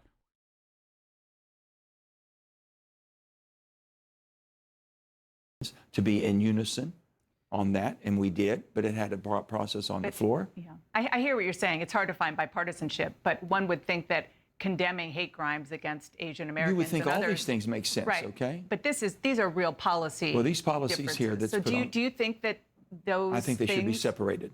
You do. I do think they should be separated because when you start putting so much into one bill, which we call an omnibus bill.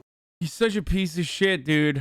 Like, I mean, listen, he's signaling that he's very much in support of infrastructure, right? Like, because infrastructure is very popular, bipartisan popularity for voters, no matter what, for obvious reasons. America's infrastructure is dog shit.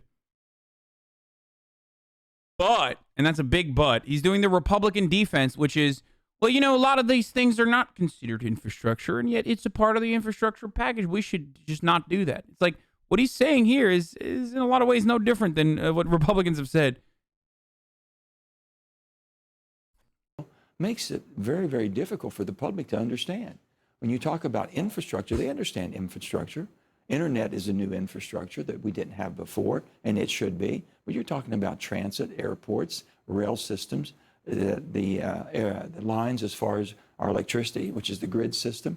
All of these things need upgraded. We have to make sure with the new energy coming on that we're able to get it to market. So all of this has to be incorporated. That's infrastructure, what we would call traditional infrastructure. The human infrastructure is something that we're very much concerned about. And when you think about all that we have done in the last year, and plus the COVID bill this year, American Rescue Plan, an awful lot has been done there too. So we have to see what the effects of all that is. So just to be clear, it sounds like you're supporting a smaller package with what you deem traditional infrastructure. More targeted, Donna. And would you tackle everything else with 51 votes through the reconciliation process? No. If people would just think about, if we go through the process that we're supposed to, we never used to use filibuster. And reconciliation is only used for budget. And that's why you have the guardrails put on. Okay. But you also recognize that the filibuster is abused to the degree where you are on board with the filibuster being a crippling and punishing act to engage in, as in you literally have to stand. If you literally have to be present, you can't just like simply say that you're going to filibuster something with a threat of a filibuster and try to like avoid actually bringing something to the floor and like shaving down legislation. So you already recognize that filibuster is abused. So taking this position here, I really fucking get annoyed by. He's the Mr. Both Sides. He loves being on top of that fence, dude. On with the bird rule. So we have to get back to getting it into the committees, let the committee chair and the members of those committees work it in jurisdictions, whichever it comes to. I'm chairman of energy projects would come to me, then we would work it, give it back to the majority leader. They put it on the floor with an open amendment process that's germane. Once you go through all of that. Infrastructure spending or infrastructure programs have to have energy at its heart. I think it's fucking idiotic to separate infrastructure and energy. It is psychotic to separate infrastructure and energy. Infrastructure is all about energy. Okay? That's one. The only thing you can say is maybe the care stuff. Okay?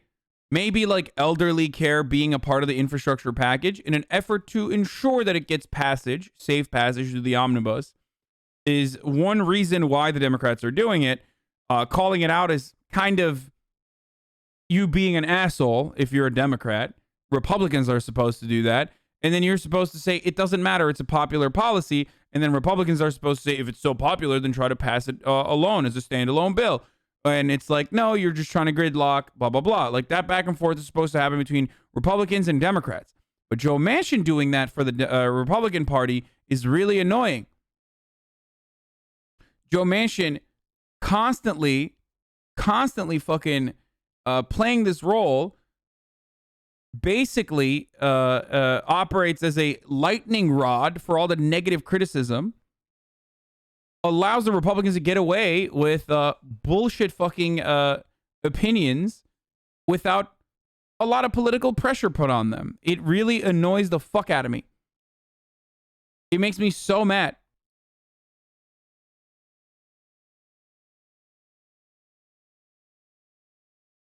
You know, Bob Byrd, when he was majority leader, used to keep us here Friday night, Saturday until we got it. That was a long time ago. Well, but still, yeah, things different work. Culture. Things work. President Biden is going to give his first speech to Congress this week. He's building space for an aging population is pretty fair to include in infrastructure. No, I think it is. I think all of it should be included in infrastructure. I think Joe Biden's infrastructure package does not go far enough, specifically on expenditure for energy.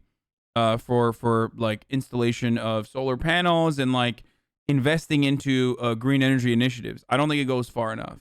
I think they should spend more money on it specifically. But that stuff is like directly related to infrastructure, whereas the care, like the elderly care part of the elderly care component of the infrastructure package, is. I can see why people would make an argument that it's not literally infrastructure. Do you see what I'm saying? But it doesn't matter. I don't give a shit. Fuck them. It's a good fucking bill. It's a good proposal. Put it in there. Who gives a shit? I don't fucking care. Republicans do that all the time. Democrats do as well. It's all posturing. It's all bullshit theater. For Republicans to be like, oh, it's not literally infrastructure, but you keep calling it an infrastructure bill because elderly people are going to get living space and there's going to be more opportunities for elderly care and like training programs. That's not infrastructure. Who cares? Dumbass. Who cares? It's a good bill. Is it a good bill or is it not a good bill? Shut the fuck up. Like, it is bullshit. That is not a legitimate opposition. Okay? Going to call for higher taxes on the wealthiest Americans in order to combat poverty and expand childcare. 1 in 5 children in your home state of West Virginia live in poverty. So do you think that raising taxes to help those who need it most? I think we can find a balance, but when you have reports from professionals that say that $400 billion to $1 trillion not even collected, and the loopholes we've eviscerated the IRS. They don't have the guts, or basically the firepower they had before. All respect. Fucking, hey, that's a good ass take, dude. This thing should be explored before we start just raising taxes exponentially. I don't necessarily agree with like raising taxes exponentially before we fund the IRS, but I do believe in funding the IRS. Absolutely. He's right about saying that we gutted the IRS. He's absolutely right about that. The problem is he's using that as a cudgel to fucking literally refuse raising the corporate tax rate. You piece of shit. The corporate tax rate is not even being raised to the level it was 3 years ago. You fucking asshole. Fuck you. Do both. You can do both at the same time. Motherfuckers love saying we can walk and chew gum at the same time. So you don't support raising taxes at all right now? Oh yeah, I always support. Basically, I'm supporting anything that makes common sense and is reasonable. But if you're just saying raising taxes for so raising taxes back to the levels it was at 3 years ago for corporations, that's not reasonable? Just ask that question, please. Of raising taxes. Come on, and Dana not Bash! collecting what taxes have already been owed, and we're not. What if you closing did it loopholes. together? Well, you look at everything together and make sure, and you look at basically the scope of the program of how much they want, and see if that's necessary or needed. I guess my question is, if there's somebody out there. You can't be a deficit hawk and then simultaneously complain about raising taxes, okay? So that's one. Like, you can't literally be like, sorry, I'm a deficit hawk, so I don't know if we're going to be able to do this kind of spending. And then also be like, well, also, we can't be raising taxes. Like, it doesn't make sense. What the fuck are you talking about? Like, what? You literally have to, if you're a deficit hawk, that comes along with raising taxes, okay? If you're like a legitimate deficit hawk, then you should be wanting to raise taxes. Are wondering if their taxes are going to, if they're wealthy, you know, part of the half of the top 1%, wondering, are my taxes going to be raised? And looking to you, Joe Manchin, to answer that question. What's the answer? Oh, I think that basically you will be paying your fair share if your taxes are raised. But basically, have you been paying your taxes at all? The way you're able to report being in the super wealthy, or have you been able to use different pass-throughs and different bypasses or loopholes that have been in the system? We're going to close all those. We have to. Senator, I talk to Democrats who tell me the reason President Biden's ambitious agenda is so big and so bold is because they understand history. And history shows that the president's party, if they have majorities in Congress, as he does, oftentimes lose that in the midterm elections. And that's why they have a small window to get things done, they believe is possible. So they believe that you're one of the main roadblocks on getting those goals accomplished. How do you respond to that? I'm not a roadblock at all. The best politics is good government. I can't believe that people believe that if you just do it my way, and that'll give us the momentum to get through the next election. But when you do something that everyone tags on to, and I've seen good things happen, the people voted against it, took credit for it when they went back home. We won't give this system a chance to work. I'm not going to be part of blowing up this Senate of ours, or basically this democracy of ours, or the republic that we have. If we have a 51 vote threshold in the Senate, the same as the House wasn't designed to be partisan. The House was designed to be hot as a firecracker. We were designed. I really hate, I really hate Joe Manchin. He's such a piece of shit. Like, he basically gives the game away when he says, like, policy's only good if there's, policy should be measured by the amount of Republicans that are on board with it. And if no Republicans are on board with it, then it must not be good policy. It doesn't fucking matter. There's no reason to read the policy. There's no reason to read legislation. It's just like, how many Republicans are going to be involved in the part of this, in the making of this, despite the fact that he, just like everyone else, fucking literally knows that Republicans only aesthetically claim that they're on board with legislation, specifically so they can shave it and neuter it or add a bunch of pork onto it, okay? With absolutely zero interest in voting for it. They are obstructionist.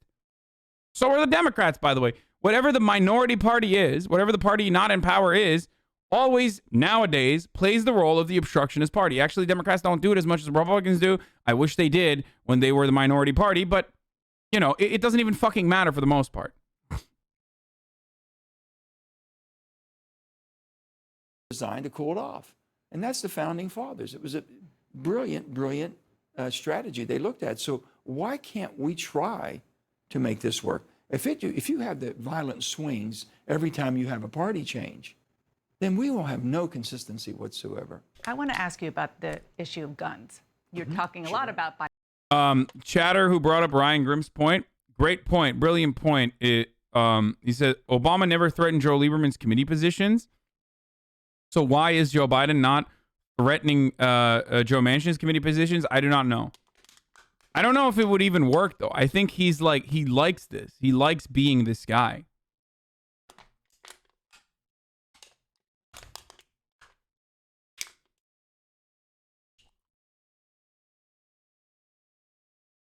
By the way, the modern way that the filibuster is utilized is again, it's a relatively new way of filibustering in some bitches. So it's not even like a lot of the things that the fucking founders intended did not go along the way that the founders had intended them to be used. Okay, like black people voting. Okay, or being recognized as full human beings. I hate this fucking conversation, dude. Or women, actually. Literally women. And non-landowners. It just blows my fucking mind. This argument is so dumb. Okay? Ben Shapiro made a similar argument when he was talking about DC statehood. It's so stupid. Like, stop being like, oh, the founders never intended this to happen. It's like, motherfucker, what did they intend to happen? They couldn't even foresee a life where they would live beyond fucking 38, okay? Shut the fuck up. Who gives a shit what they intended, motherfucker? Who cares?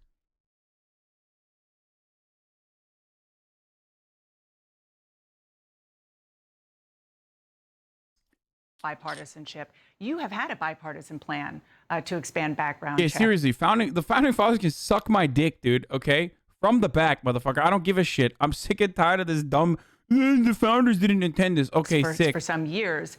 We have seen, I talked to the vice president earlier in the week. I said it was 50 mass shootings in 6 weeks. Now it's up to 60. It's awful. In 6 weeks. More than 90% of Americans support universal background checks. So where is the urgency on this? Shouldn't this be a really important key priority for you as somebody who wants to work across the aisle? But every time a bill comes out, Dan, every time a bill comes out, it's far in scope. We've basically took a bill way back in 2013, myself and Pat Toomey, and we worked on it and had good bipartisan support. Then we lost it right in the last week. NRA was against it. But basically, we call it common gun sense. And now we have a group working together. You've got Chris Murphy doing a great... So what the bill he's talking about is when that bill didn't pass, that's when my hopes for any sort of common sense gun reform happening in America just completely flew out, okay? Like, straight up. Common sense gun reform, in the aftermath of that Pat Toomey, Joe Manchin bill, when that didn't pass, I was like, all right, that's it. It literally had 90% approval rating legislation built into it. Legislation such as universal background checks. Okay? 90% of the country at the time was on board with it. 75% of card-carrying NRA members were on board with it. But the NRA, power was so pervasive. 90% of the country was like, yeah, we should do universal background checks. I don't understand. And then, oh, why didn't it pass then? Because we don't live in a democratic process. We don't live in a democracy. It's not we've never realized it beyond a theory, okay? There's no, direct democracy. It just doesn't fucking matter. Senators will just literally be like, yeah, I don't give a fuck. Fuck you. Yeah, who cares?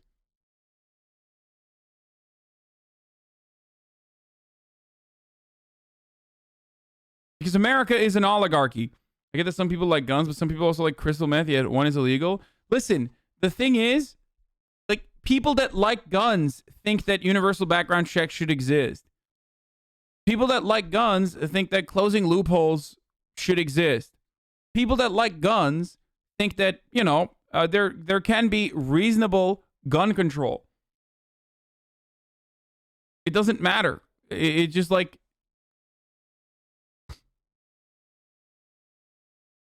I like guns. I like shooting guns. I think guns are cool. They're fun, okay?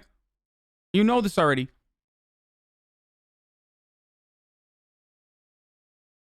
It's ridiculous that we don't have more gun control in this country. It's psychotic. It is terrible.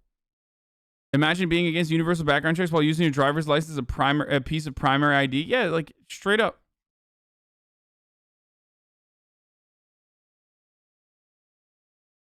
I think guns should be similar to driver's licenses. Like you should work your way up to, you should have different kinds of license and registration for your guns. Okay. And you should be able to work your way up and demonstrate that you know how to fucking take care of it and not fuck up with infractions or anything like that. Year over year, go back and consistently do that. I think it just absolutely makes sense. If you want, with the lowest end of the barrel being just like a regular hunting rifle. If you have like a fucking, your daddy's bolt action rifle is something that you're using to go out and hunt, like, and you want to learn how to shoot it, it's like driving your fucking dad's tractor, okay? No one is going to stress you over that. No one should stress you over that. But the moment that you want to, fucking move into serious stuff, you need to be able to demonstrate that you know how to use it, learn how to fucking use it. You know what I mean?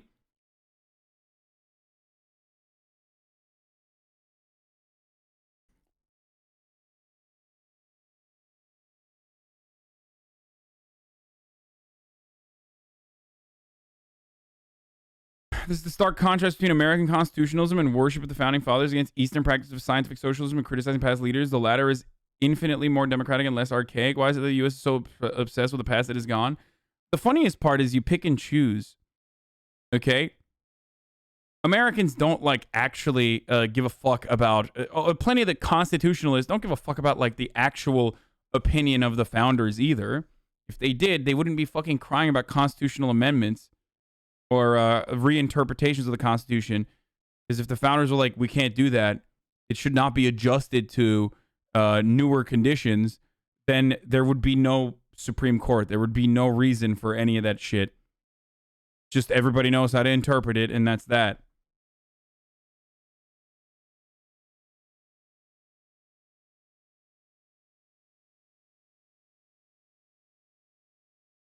Yeah. 83% of gun owners support expanded background checks on sales on all firearms, including 72% of all NRA members. That number has dropped a little bit, I guess, but yeah.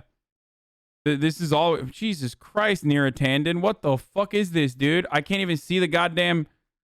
What the fuck? Oh, God, Cap. So annoying. Anyway, we're going to get to the new census stuff in a second. You have to take a hunter safety course to get your hunting license, but you don't need a safety course to buy a gun in PA Sag.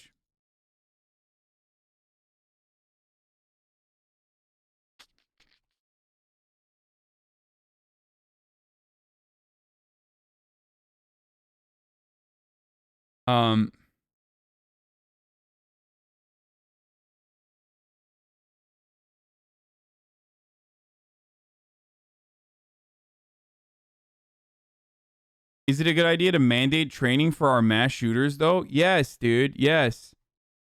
Yes. What, you think fucking what stops mass shooters is because they know how to fucking, like they would be more proficient at doing mass shootings? Is that what you're worried about? The whole purpose is that someone who is liable or someone who is like, you know, on the fucking edge about to have a Joker moment, that person doesn't get a gun, okay? That's the whole point. You're supposed to stop them from getting a gun. It works decently well with driver's licenses.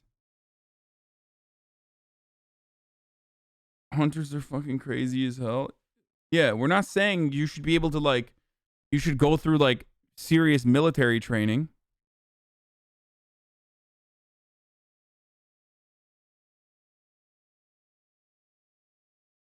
A lot of that training should revolve around safety and proper gun care, too. Because that's a huge problem. Children having access to your weapon and fucking blowing your face off or blowing their own fucking faces off. Anyway. Okay. Great job. Chris is looking for that balance. And is that doable? Is that balance doable right now? It is doable that we can find common guns. You have to understand, law-abiding gun owners aren't going to loan their guns or sell their guns to strangers. But we have so many loopholes in the system. Can't we just fix what's broken? That's what a lot of people are asking. Well, that we do, but then we get a bill that has everything but that. It has that and a lot more. And you just, you know, they just can't take the common sense approach to fixing the things that are broken and then move from there. Before I let you go, Sure. you crossed party lines this week. You endorsed Republican Senator Lisa Murkowski. I know she's your friend, but you disagree on a whole lot of things, from the GOP tax cut bill to the individual mandate, which you voted to repeal, Amy Coney Barrett. Why'd you endorse her? Well, basically, when you have someone such as Lisa Murkowski, that just this solid, I'm not say solid, looks at the issue, not afraid to make and step out and make a decision. She's done that and done it so well over many, many years. Her and I have been friends, and we've had great conversations. And there's no gotcha moment. There's no time when she's ever basically gone just along party lines for the sake of party lines. She gives it good, strenuous thought process. Cap. And I think people like Lisa Murkowski should be. Bro, this is literally, listen.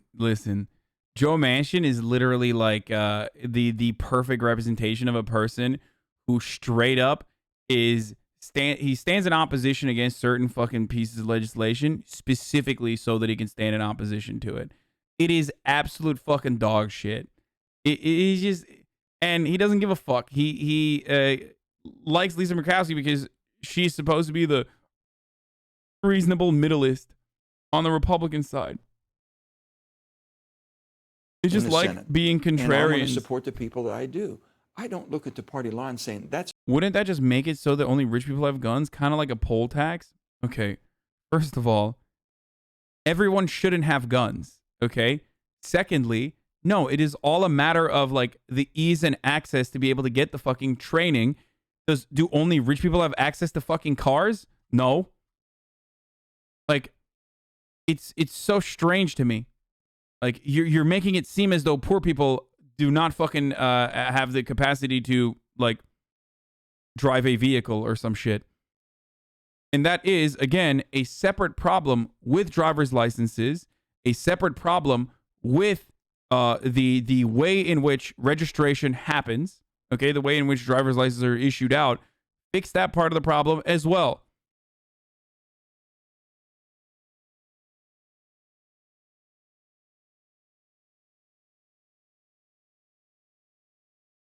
You should be given training with the purchase and background check of a weapon. This making it so that nobody's buying weapons without fucking training. Exactly.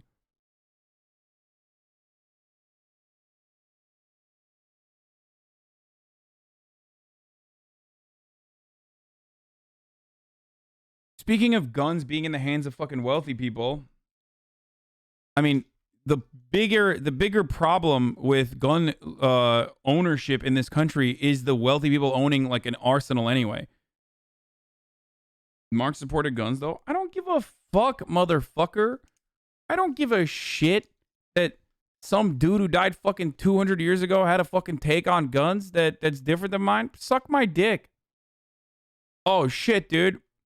Oh, damn, dude. Well, you know, I aesthetically love being a Marxist, so fuck, never mind. Let me reconsider my position on it.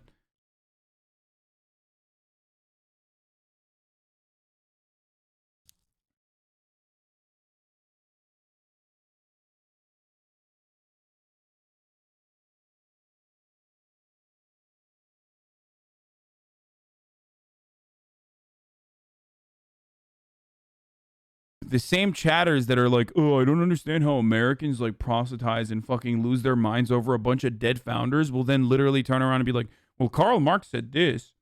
Oh, okay. All right, then. Give everyone an AR-15 at birth then, dude. He said the proletariat should not be, should always be well armed or whatever the fuck. I forget the quote. That's a barrier for me. Party line, the country is what my concern is, and having the best people to make decisions.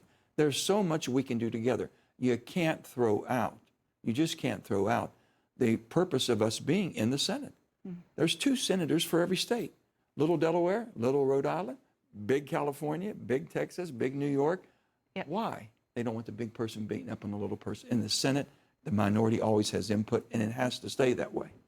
Senator Joe Manchin, thank you so much for your time. Appreciate it. Thank you for. Hassan, if you're black, you're fucked because they kill you even if you comply, but also give your gun to the state. Give over your gun to the state. That's what I said. At what point did I say black people should give their guns over to the state?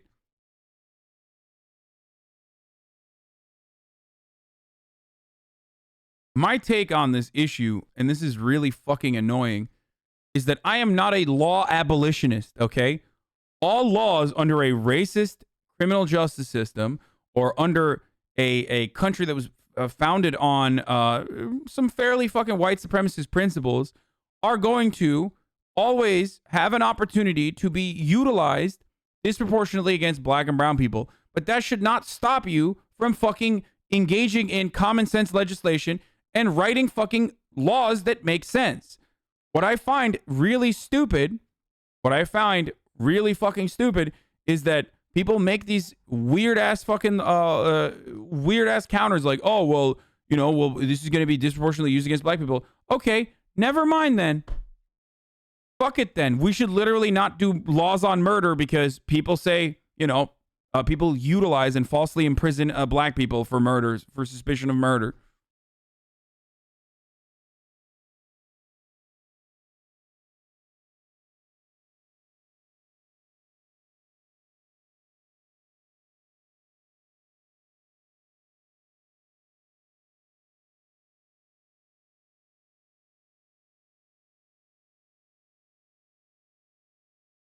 Anyway, this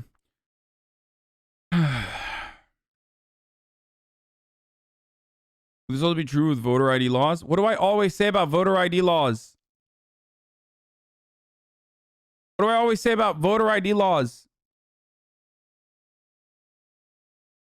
The problem with the way the voter ID laws are utilized is that they are implemented specifically after shutting down DMVs in regions and making it harder for people to get licenses. Also, there's a difference between voting and fucking owning a gun. The argument that you should be making, if you had the fucking decency and courage in this circumstance, would be to say driver's licenses are literally oppressive towards black people because you should be able to drive a car without a fucking driver's license.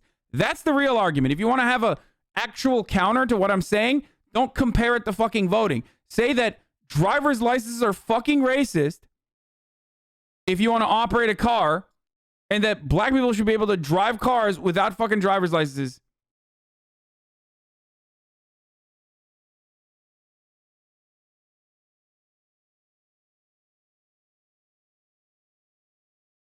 Go ahead. Make that argument.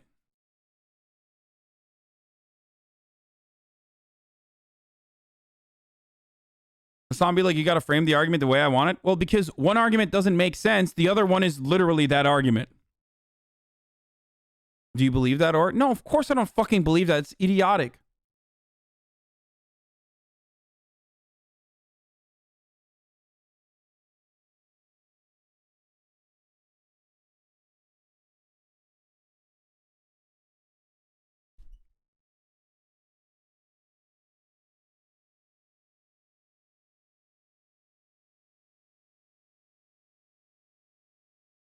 Anyway, it's top of the hour. We're going to move on from Joe Manchin to the Second Amendment case. We've already briefly gotten into it, talking about it. But if you want to, ad-free broadcasting experience, all you need to do is subscribe. I'm going to run an ad right now. All right. If you want an ad-free broadcasting experience, all you need to do is subscribe. You can do it for $5 or for free. Well, it's not. If black people are less affluent, they don't have access to cars and training programs, they need to get a license. What? Yeah, I know. I understand that. As a black guy, I can tell you that things for paying like licenses and tax disproportionately affect black and brown people. I know. I get that. I understand that. But that is not a fucking reason to abolish driver's licenses. Right? Do you not get what I'm saying?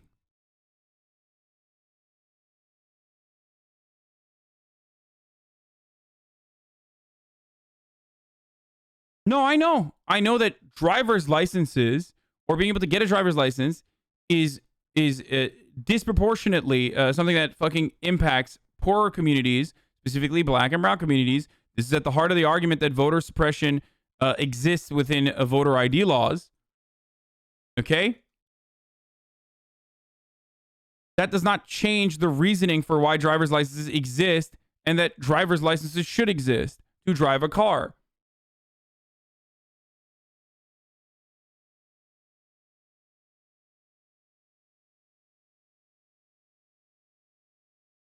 That's a problem. That's a separate problem. Making it easier to acquire a driver's license should be the key here. Okay? Wait, are you making pro-voter ID law arguments? No, you are failing to recognize what I'm saying. There is already a system in place to check if you are a fucking legitimate voter. It's also a pretty solid system because not a lot of fucking voter fraud happens, okay? There has never been voter fraud at a level that would ever move the needle. There is no evidence to suggest that this has ever happened. Numerous studies have been conducted on this, so it's not even a fucking real issue. So adding a separate hurdle for people that want to vote is fucking silly. Adding a separate hurdle for people that want to get a gun is not, because firing a weapon is a little bit different than going out and voting. Do you understand what I'm saying here? Do you get where I'm coming from? Firing a weapon, I forgot to run the fucking ad, dude. Holy shit. Firing a weapon is different than going out and voting. Okay?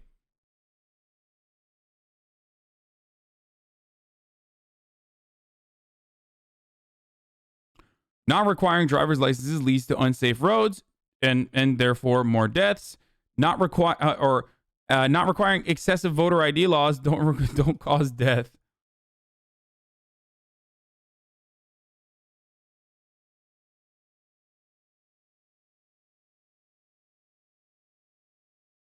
Okay?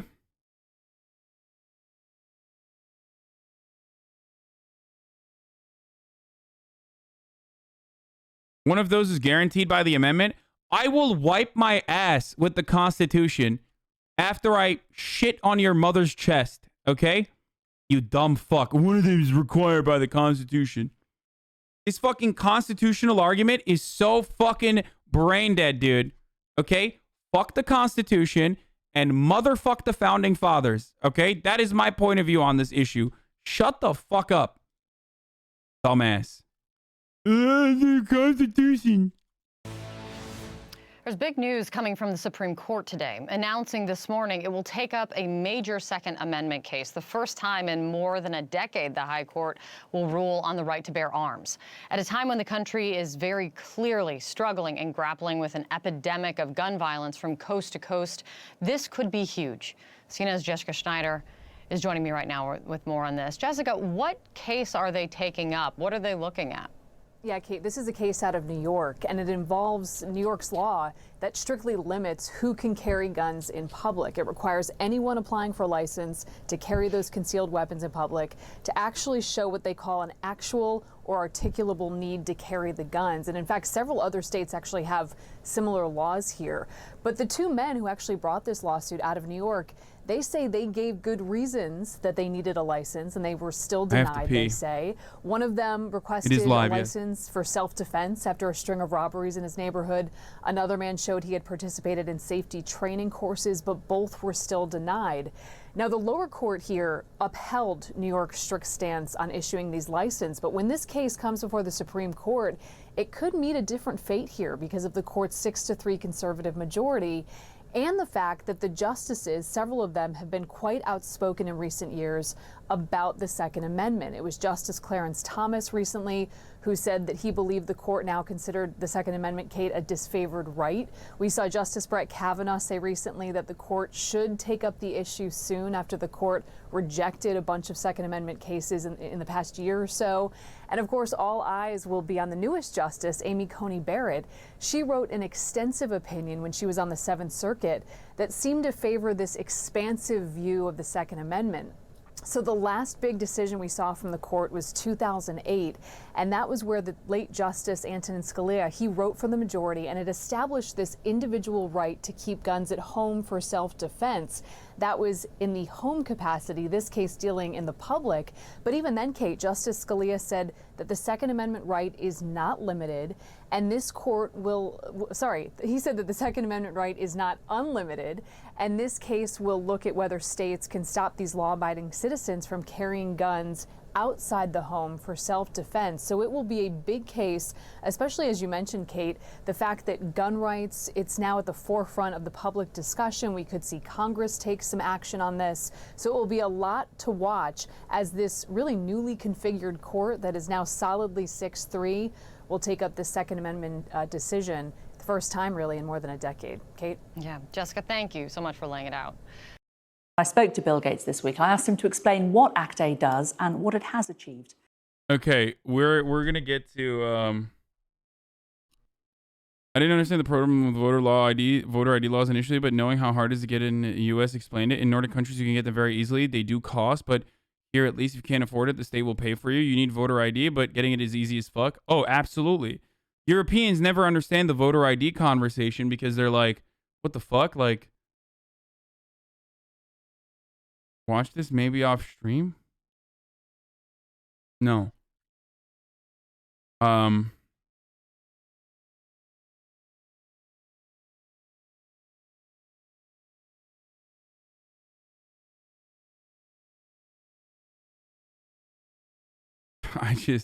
Dude, I do not see America going to a more positive place with an expansion of freedoms in the area of being able to get concealed carry permits.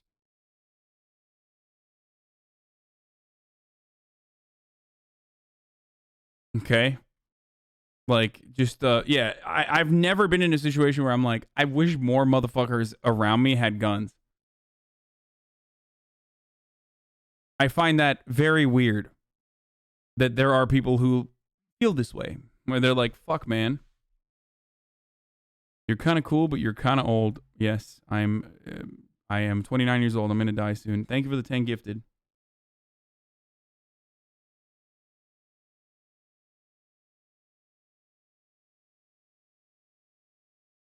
Anyway.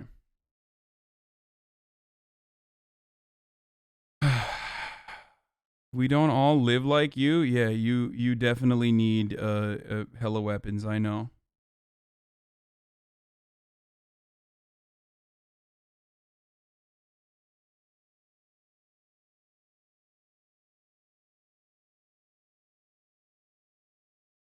Texas got +2 seats. Colorado, Florida, Montana, North Carolina, Oregon +1. Oregon got +1 seat. California, Illinois, Michigan, New York, Ohio, Pennsylvania, and West Virginia lost seats. Yeah, the new census numbers are. Do you fear turning 30? Not really.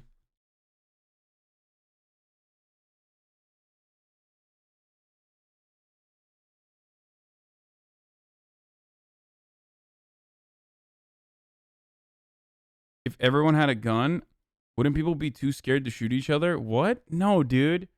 No, when you have... No. No.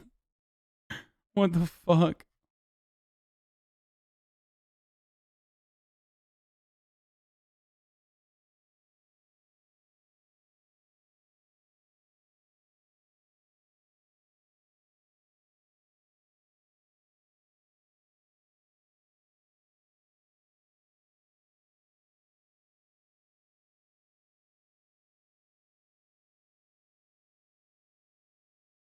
Will you get a CC, a concealed carry permit, if the Supreme Court strikes down the Cali laws?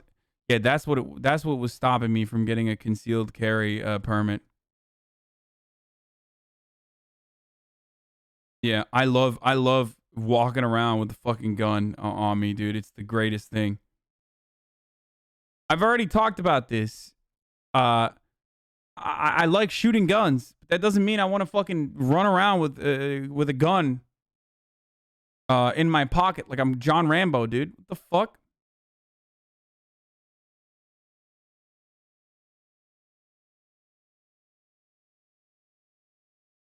Very comfortable with my dick size. I don't need like a second dick on me at all times to feel more manly and better about myself.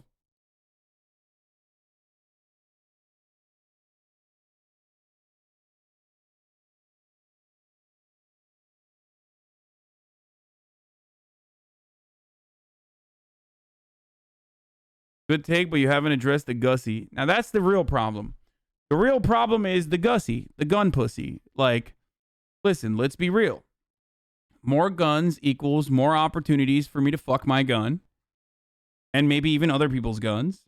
And that's why I want it, brother. You ever think about that Gussie? You ever think about that gun pussy? You know, you shove your dick right up in there. Almost good as cussy. And I don't mean car pussy. I mean cousin pussy. Brother, oh, fuck yeah.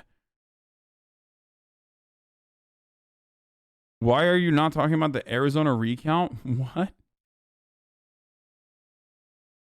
Is there a recount happening in Arizona right now? What the fuck? It's April, bro. What the fuck? Yo, motherfuckers in Arizona, they're having such a hard time counting, dude. They're still counting, brother. Good luck, dude. Overturn that election.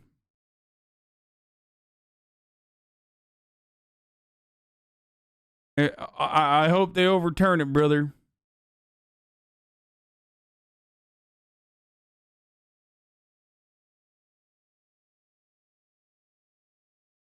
It's an audit? Hell yeah, brother. Let's fucking do it.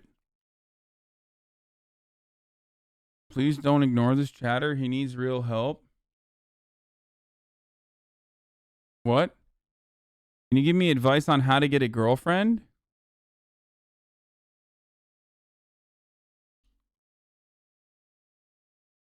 How do you snipe that, dude? You got fucking laser beams.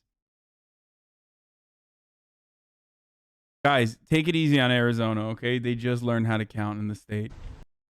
I'm just saying. Republicans literally just learned how to count. So, you're out here being quite ableist and quite elitist and quite classist. Yeah, with your fucking libtard counting.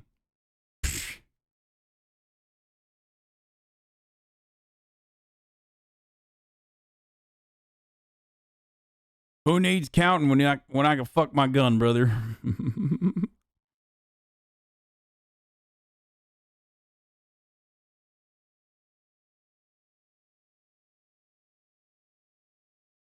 Anyway.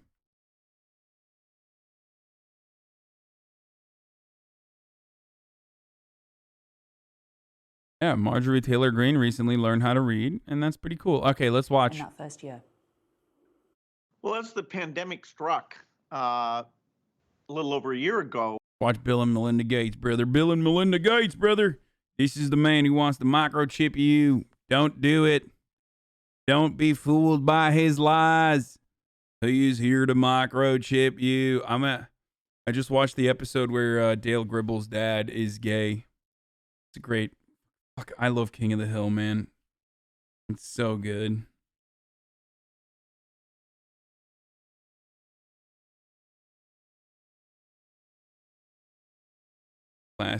Classic episode. My hair is so dog shit currently, boys. Texas slice of life anime, King of the Hill. He's a secret agent. He was a secret agent. Attention, homosexuals at the gay rodeo. Bug Gribble is a secret agent.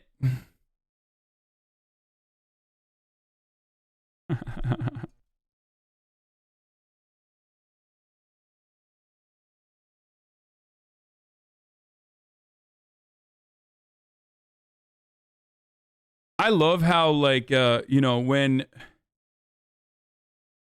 fucking Boomhauer and what's his face are like being like kids about when they find out that the rodeo is gay, and Hank is so nice. He's like, come on, stop behaving like children. He's very based about it. Yeah. There was a realization that this was a global problem and that we needed to orchestrate resources on a global basis. And so particularly the UK, France, and Germany came together with other actors like the WHO and our foundation and said, okay, what are the vehicles we can use? CEPI was there to do vaccine research, Gavi to buy vaccines, Global Fund for therapeutics, including oxygen.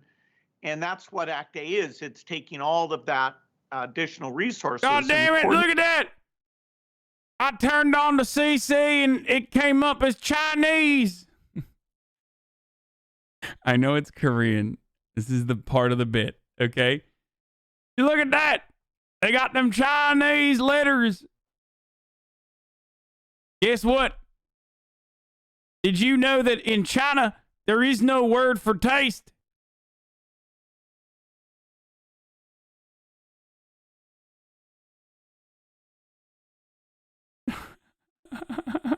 Why is it like fucking automatically auto-generated to Korean? I don't understand.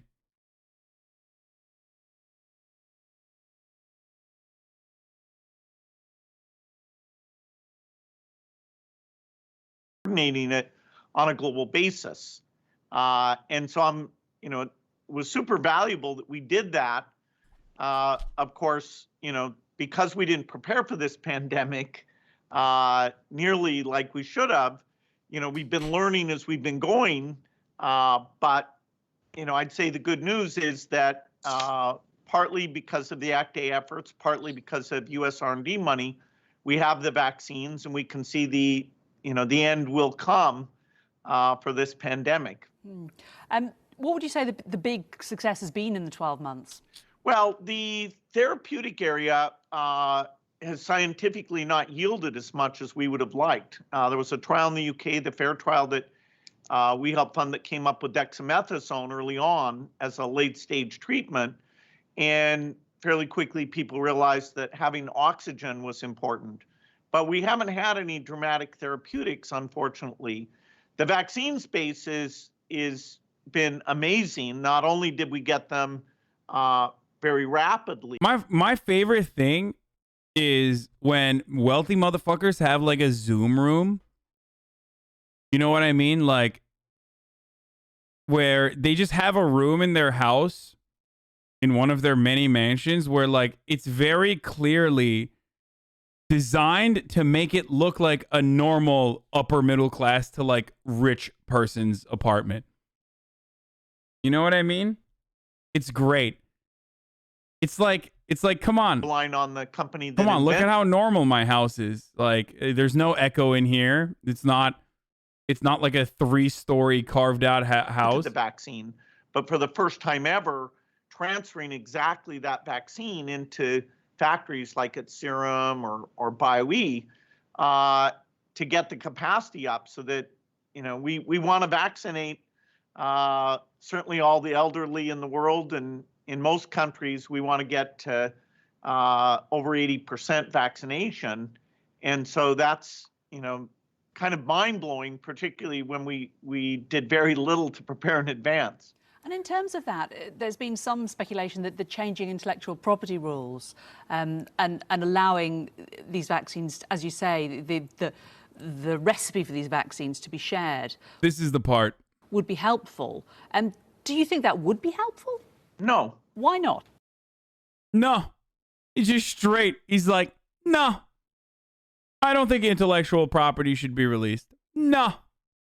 Huh. Well, there's only so many vaccine factories in the world, and people are very serious about the safety of vaccines. And so moving something that had never been done, moving a vaccine from, say, a J&J factory into a factory in India, that it's novel. It's only because of our grants and our expertise that. I love that he uses J&J as an example for this because, and this is a recent interview, J&J literally fucked up. Like a J&J factory literally fucked up millions of doses. Millions. Like recently. Okay?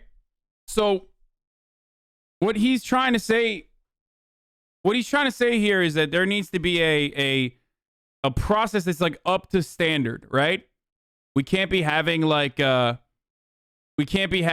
random fucking factories start distributing vaccines because that could be really, really damaging. It could create vaccine hesitancy. It could not be up to standard. You know, all this other shit. Or the factories could not be up to standard. Okay, then you mitigate that by making sure that factories are up to standard. That has nothing to do with limiting the intellectual property. I'm just saying, like, and it's clearly something that we have the capability of doing, considering the fact that there are factories in India that are capable of producing the same kind of standard medication and vaccines that American factories or Western factories can. I mean, most of the fucking factories are in, like, you don't have this argument for cars and shit. But ultimately, it has nothing to do with the IP in and of itself. That can happen at all. The thing that's holding things back in this case is not intellectual property. There's not like some idle vaccine factory with regulatory approval that makes magically safe vaccines. You know, you've got to do the trials on these things, and every manufacturing process has to be looked at in a very careful way. Okay, then do that. Then still, again, this literally has nothing to do, and I mean nothing to do with opening up the IP. It is a completely unrelated issue, and I'm not even certain that it's an issue to begin with in the way that he makes it out to be an issue. Like, this would only be a legitimate issue if there was zero fucking factories in India, for example, or there were not enough factories in India that could produce vaccines that are up to standard, or the factory conditions are up to standard with the rest of the world. But we already know that India is the largest fucking vaccine creator in the world.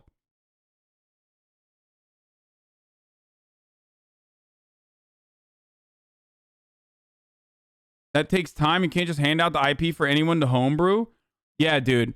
That's how that works, dude. Yeah. Because I'm going to homebrew my fucking vaccine and get it to mass distribution and so many fucking people, dude. You're right. That's how that was going to work. You were gonna homebrew the vaccine if the IP is no longer protected.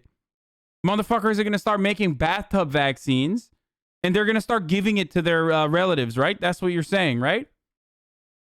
Yeah, I made a bathtub Moderna, brother. I made prison wine, and now I'm making bathtub Moderna, brother. Hey!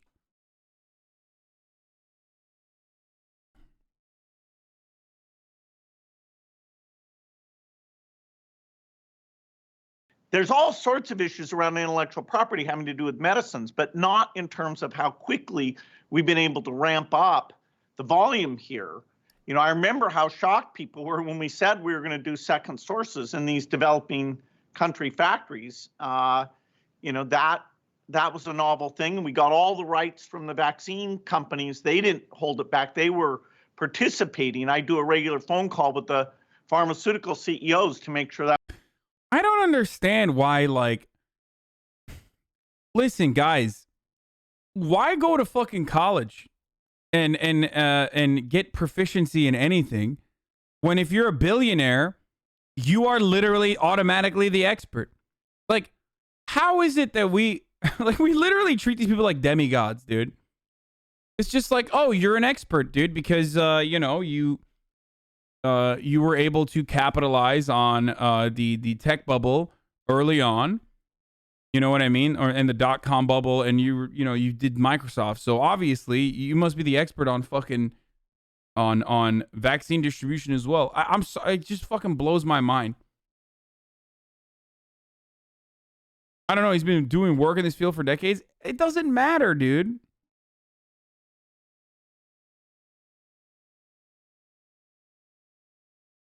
And it's not like he's doing the work. He has experts that are doing the work for him, and he's working off of their judgments. Of course, he knows more than me. I'm not saying that Of course, he knows more than I do. I'm not even saying that. You're acting like Microsoft's just a random mini achievement? Okay.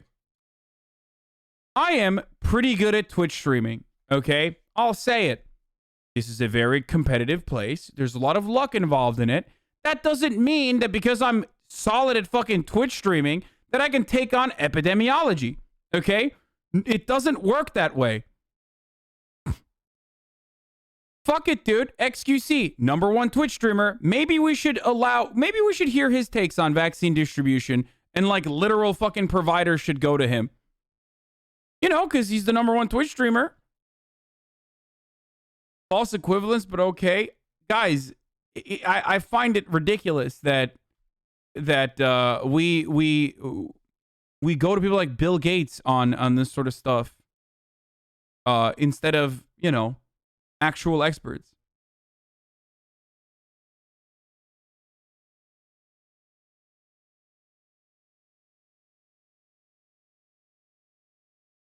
He actually has a good take.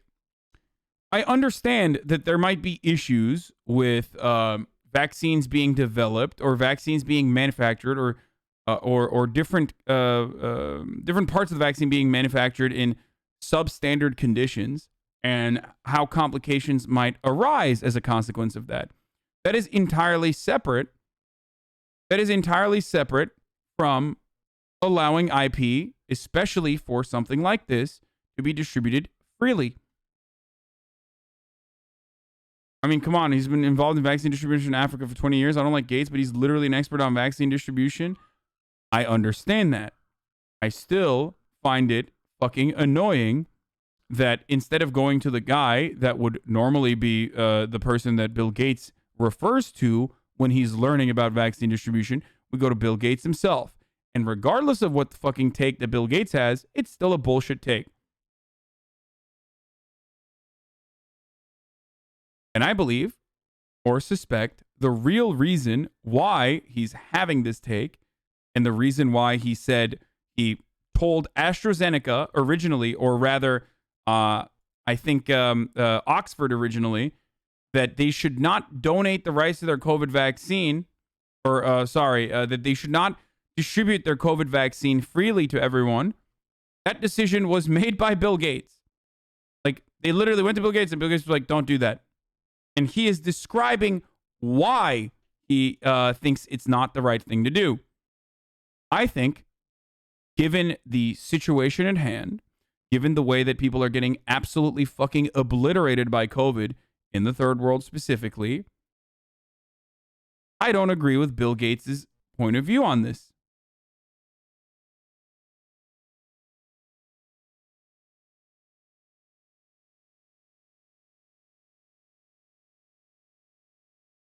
Seems like you hate him just because he's rich. If he has decades of studying in this field, I would consider him decently reputable.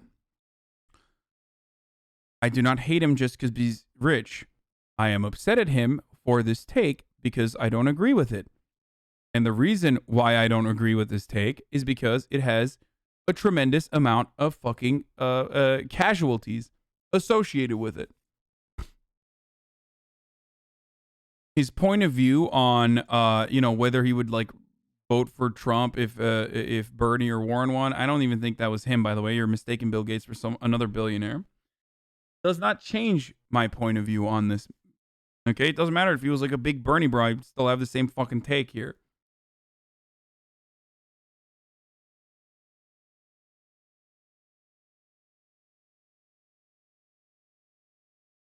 It is separately wild to me that, AstraZeneca would take the consideration of Bill Gates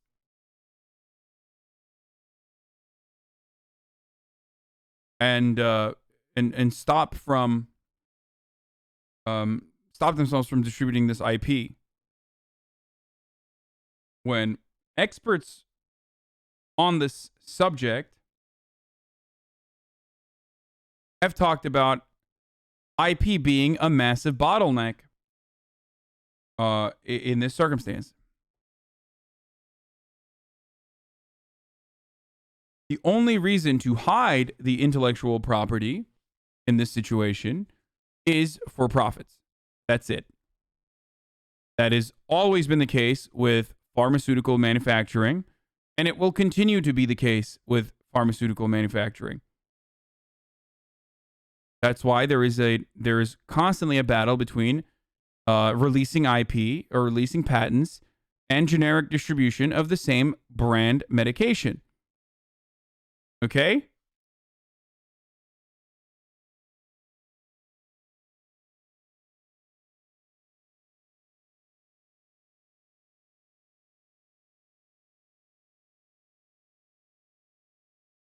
I don't give a fuck if he is the czar of like saving or fixing malaria in Africa.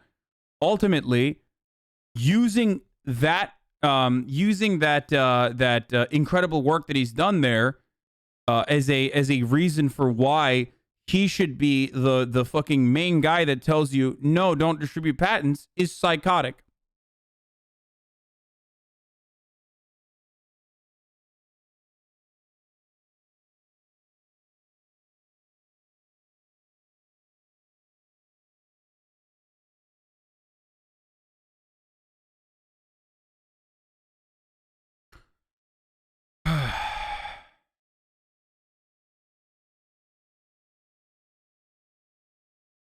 Czars in Africa have a good track record. Great comparison, bud. Wait, what do you mean czars in Africa?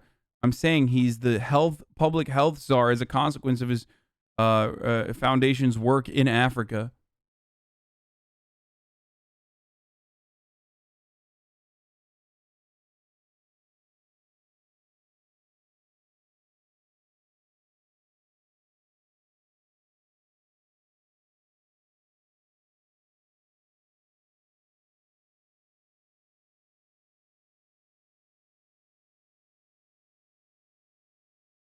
The benefit of the doubt everyone is giving Bill Gates is the reason billionaires become philanthropists, and it's clouding everyone's judgment. Absolutely. Like, that right there, him being known as the public health czar and him defending IP in this way, and me having a pretty fucking solid leftist community in here with a lot of naysayers is straight up the reason why billionaires do philanthropy. Because even in a community like that, even in a community like this, there are still people who are like, no, actually, he's doing the right thing here, and I trust his point of view here. Yeah. Yeah, that like, IP should be defended here. Bill Gates is right. Huh.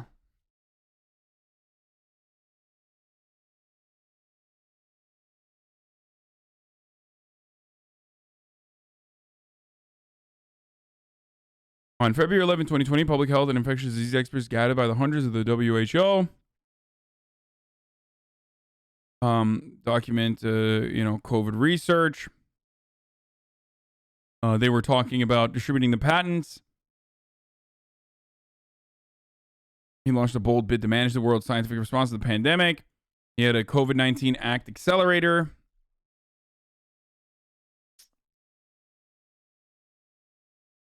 Okay, where is the part where he talks to AstraZeneca? Okay, this is okay, New Republic loves writing the fuck out of this story.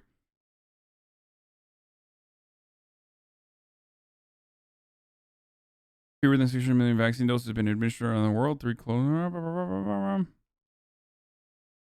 Technically housed within the accelerator Gates operation top to bottom. Oh, here, this is it. This is here is the fucking main point. Okay. Transparency, equitable access. Crucially, the companies retain exclusive rights to their intellectual property. If they stray away from the Gates Foundation line on exclusive rights, they're quickly brought to heel. When the director of Oxford's Jenner Institute had funny ideas about placing the rights to its COVAX-supported vaccine candidate in the public domain, okay, so this was a big deal when it first came out. Gates intervened and said, as was reported by Kaiser Health News, a few weeks later, Oxford, urged on by the Bill and Melinda Gates Foundation, reversed course and signed an exclusive vaccine deal with AstraZeneca that gave the pharmaceutical giant sole rights and no guarantee of low prices. Publicly funded research that publicly and still privately funded research that created this vaccine was supposed to be released as public domain so that people who have the capacity, or places that have the capacity to create this vaccine and distribute it could do so. And Bill Gates literally stepped in and said, no, don't do that. Give it to AstraZeneca. And motherfuckers are still defending his take here.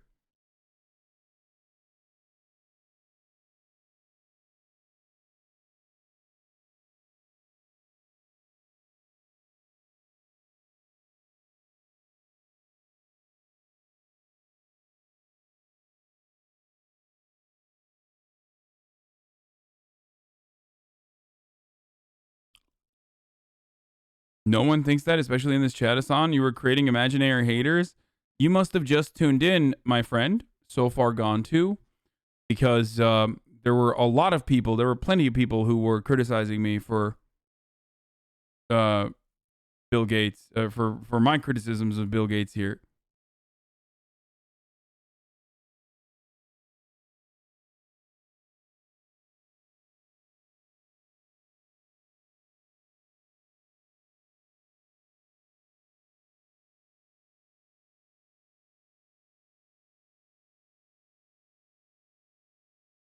Okay.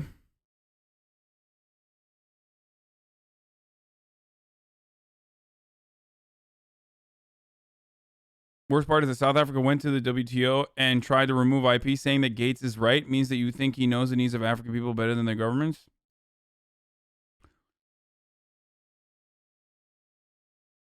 Yeah, AstraZeneca fucked up with their data reporting, and that's why the FDA hasn't approved it. Sorry, I'm not a politic frog. I understand now. Says quote of XUC in jail. No worries.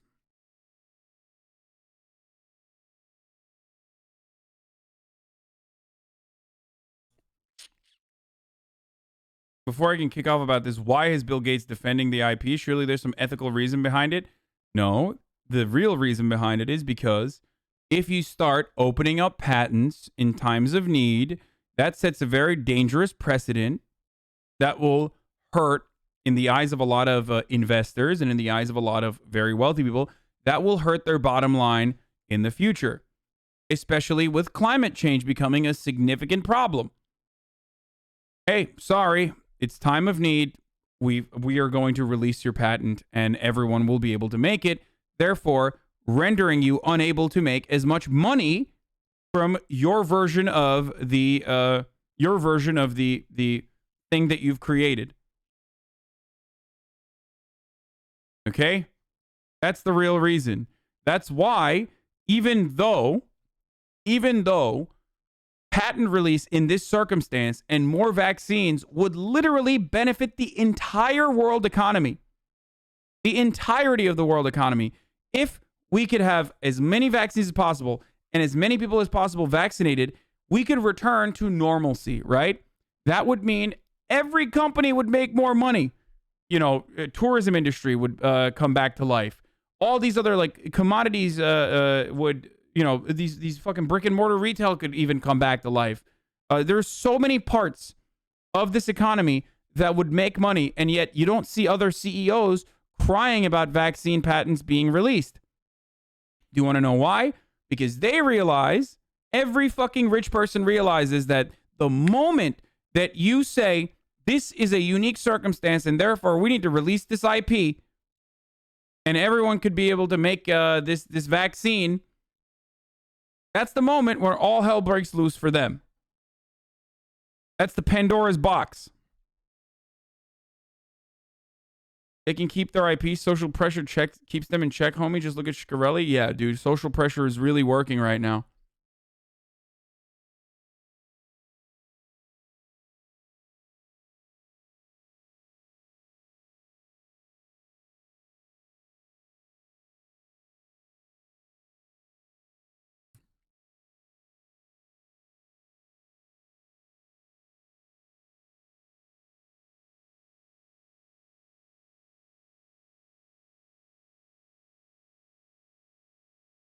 All IP is withholding economic good and it's inherently regressive. Yeah.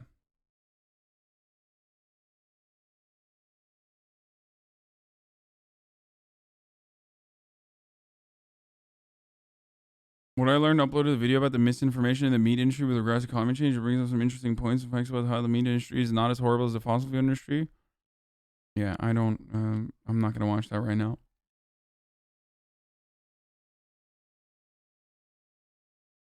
His work in African countries is incredibly shady too, from suppressing vaccine IP to knowingly distributing subpar vaccines. Any leftist in here who's simping for Bill fucking Gates is actually fucking brain dead.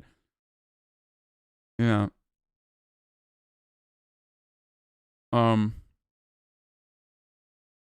Okay.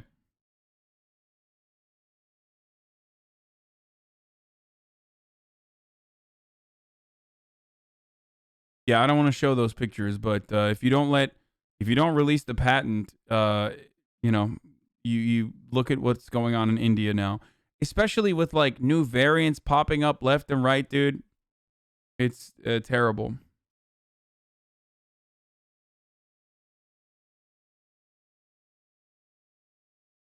I don't disagree with you, but isn't there a safety issue with an open IP vaccine, multiple versions, sources, etc.?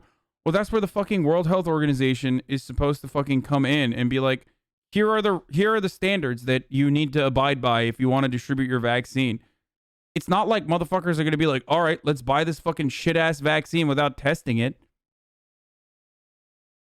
Not even just the World Health Organization. It's like independent governments are not going to purchase your vaccine. People make it seem like there is no control over vaccine distribution and vaccine creation whatsoever. Like, you make it seem like motherfuckers are capable of making a vaccine in their bathtub if the IP is released. And then that bathtub-made vaccine will have the capacity. That bathtub will have the capacity to mass distribute all the way to the rest of the fucking world. That work is going at full speed. So it's not that's slowing it down. More money would help. More vaccines physically would help as well, wouldn't it? How hard is it to get the countries that have the vaccines? And obviously, you know, here in the UK, we have enough to vaccinate our population 5 times over. What are your feelings about that? Well, over the balance of the year, the US, the UK, and others will be able. There's a concern of unlicensed producers make shitty vaccines with unregulated materials and poison people, created inefficacious vaccines that undermine confidence in the brand name vaccine. No, I get that. That's a fear that people utilize against brand versus generic as well. But generic manufacturers exist all around the world. There's still control over it, is what I'm saying. You can't just fucking make a fake vaccine in your bathtub. I don't know why you're not seeing that. And people that make fake vaccines or fake cures already do that and sell it. Okay?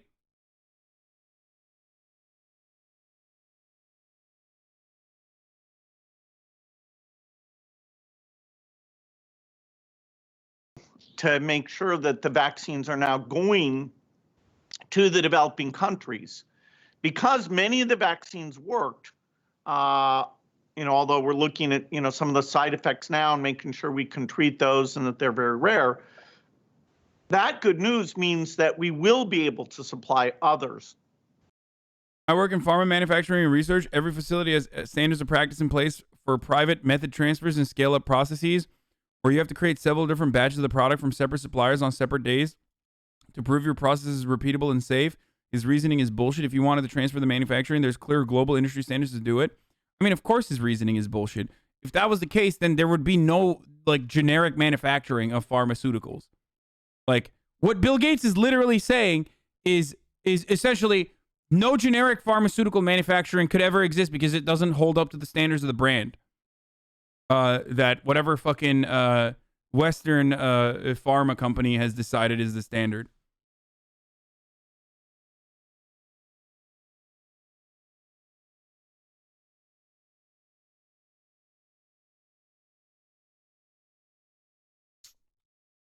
And the other good news is that the actual death rate from this epidemic in the poorest countries has actually been quite low.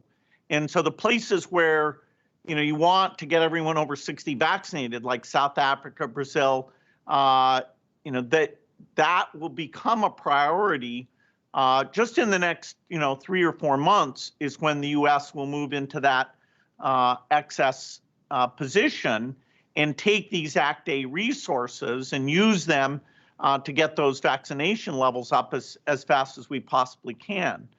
It is true that there's been about a 4-month gap. Vaccines are a million times more complicated to produce than ibuprofen.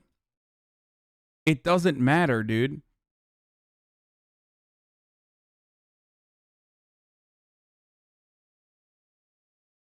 It's still like, so? Okay. Yeah, it's more complicated. Okay. So what's up?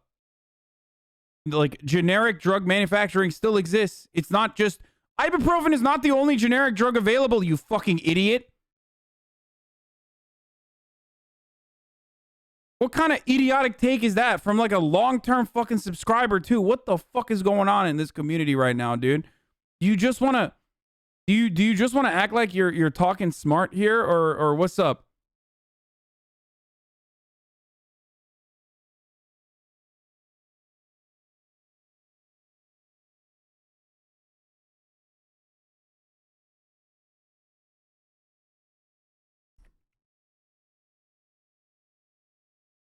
That, depending on what happens with J&J, could be over 6 months. Typically in global health, it takes a decade between when a vaccine comes into the rich world and when it gets to the poor countries. So in this emergency, partly because of the second source agreements, all the cooperation, the government money, where the UK, France, and Germany actually pulled Act A together with some other actors like the WHO and our foundation, that's made a difference. Because yo, I just realized, what if you guys have the fucking Bill Gates vaccine and that's why you're literally defending him, dude? Is that what happened? Is that what happened, boys? Right? Is that why so many fucking like 12... He's like, I'm a 12-month subscriber and I actually am a part of the PSL. But then when you hear Bill Gates, you're like, oh, I must defend him. Is that what's going on? Is this Bill Gates microchip mind control, brother? Is that what's going on? Well, I got Moderna. I didn't get that Pfizer bullshit. You got his nanobots, brother.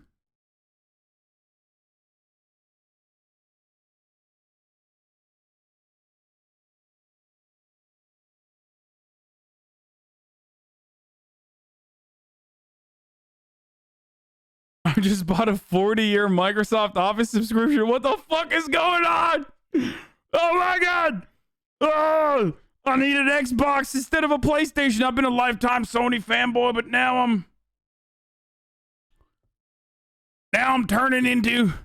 I'm turning into a Bill Gates fan, brother. What the fuck?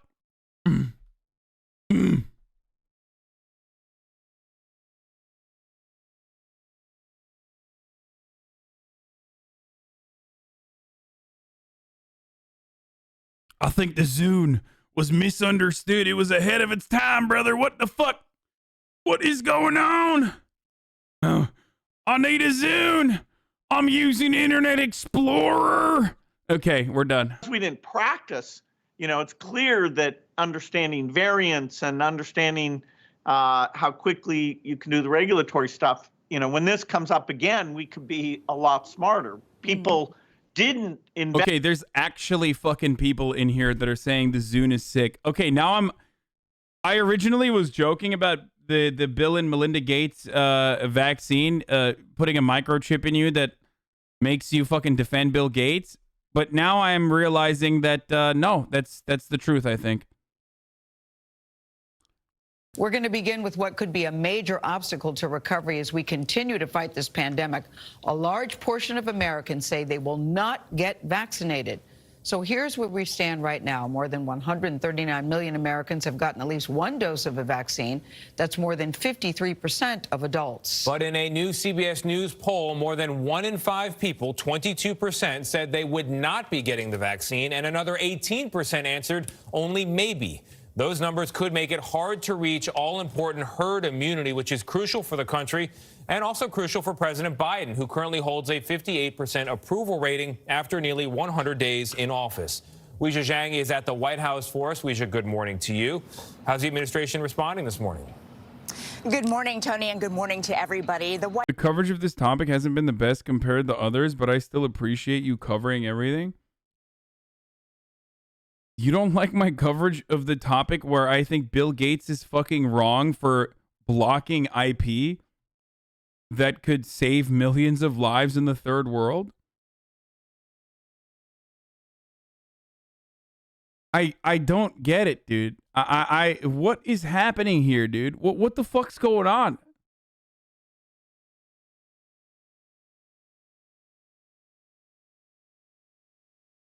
People in the chat gatekeeping the vaccine IP says most people in the U.S. is vaccinated by now. At the same time, we in the global south have to keep eating the big one. Because of this shit, just found out the person who sold chicken where I live died of COVID. It's fucking bullshit.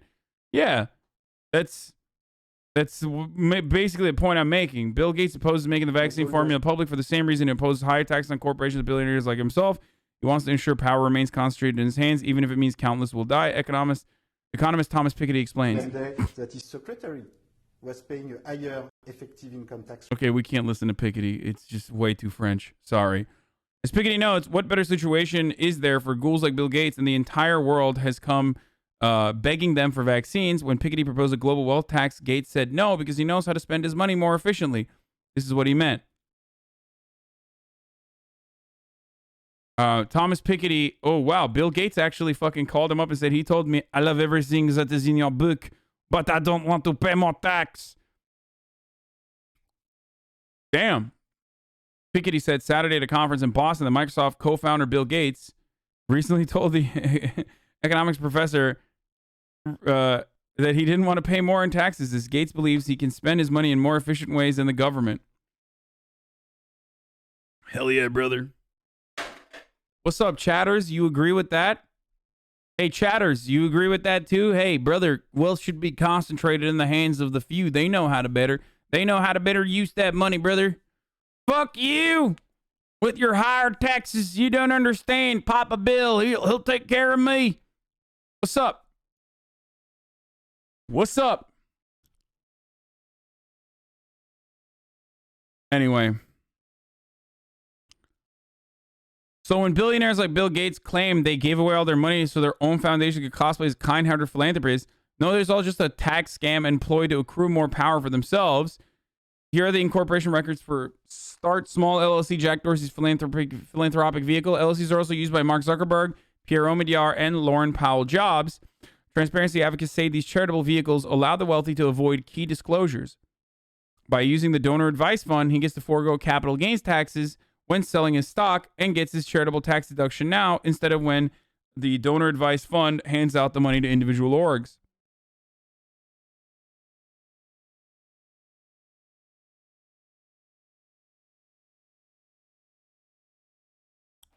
Who says he can spend it better, redistribute the wealth, and come begging to me, come begging to the people to invest in your project, a-hole?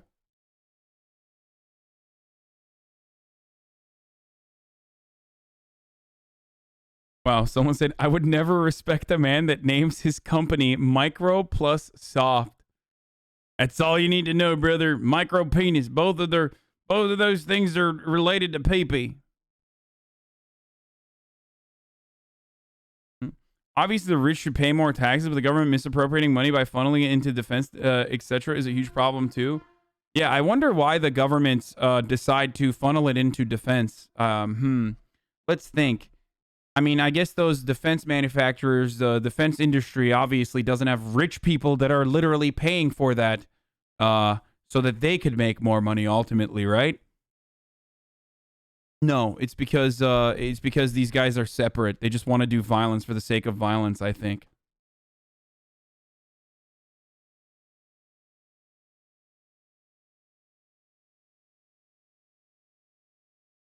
Imagine being rich enough to call up Thomas Piketty and be like, I liked your book, but fuck you about taxes.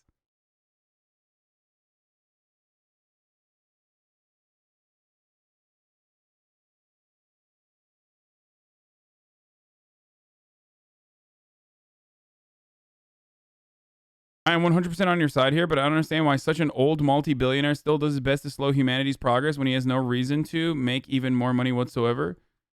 Dude, the fucking brain disease that he has that made him not stop when he made $1 billion is the same brain disease that is the reason why he's doing all of this.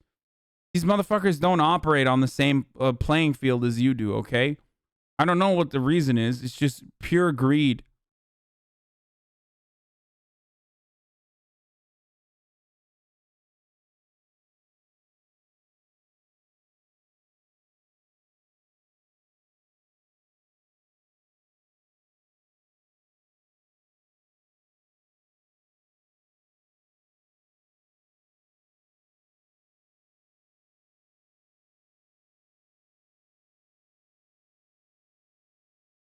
The people who want to see humanity advance never become billionaires? Yeah. Anyway. Oh, I forgot to run an ad, by the way. It's top of the hour every hour. It's time for a 60-second ad break. We're going to talk about vaccine hesitancy as well, boys. But if you no longer want to see the ads, all you need to do is subscribe. You can do it for $5, or you can do it for free by connecting your Amazon Prime account to your Twitch account. You get one free Prime subscription a month. You can use it on me, your favorite streamer. Here's the ad now.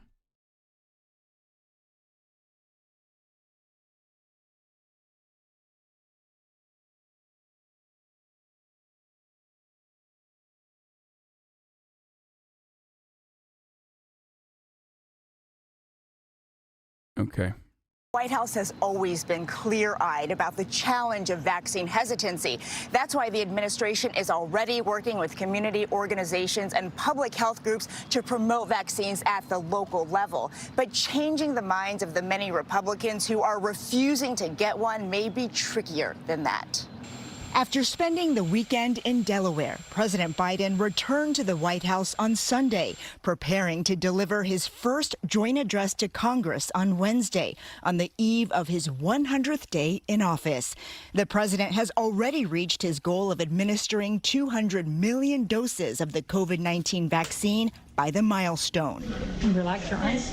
On Friday, the FDA and CDC lifted an 11-day pause on the Johnson & Johnson vaccine.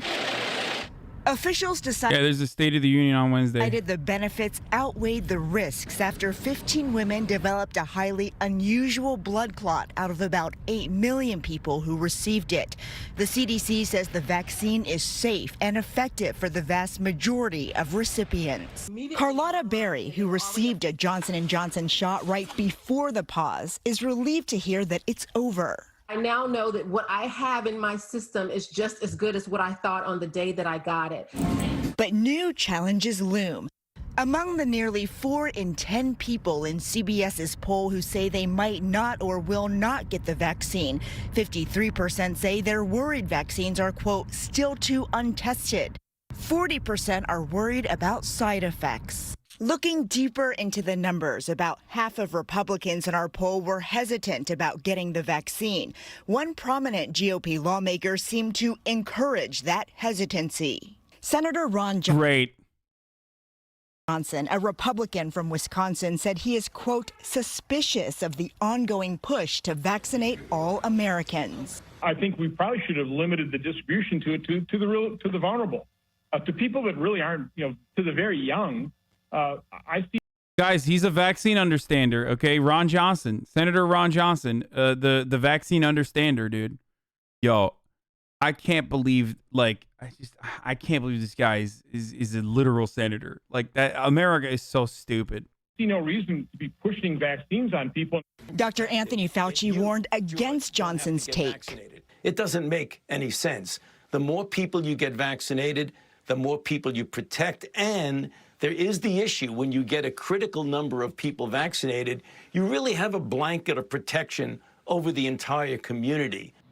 In an interview with the New York Times, the president of the European Commission said Americans who are fully vaccinated will be able to visit countries in the EU this summer. This is the first comment from a top-level EU official talking about the reopening of non-essential travel based on vaccination status. Anthony? Ouija, thank you. Some people feel like, okay, why should I trust science? Does that mean I'm not trusting God? And I think God works through science. What evangelicals are hearing from some pastors about COVID? What the fuck? Wait, I didn't even know that was a, what the fuck? Chad, I ran the ad already. If you didn't see it, then you didn't see it, but I did run the ad.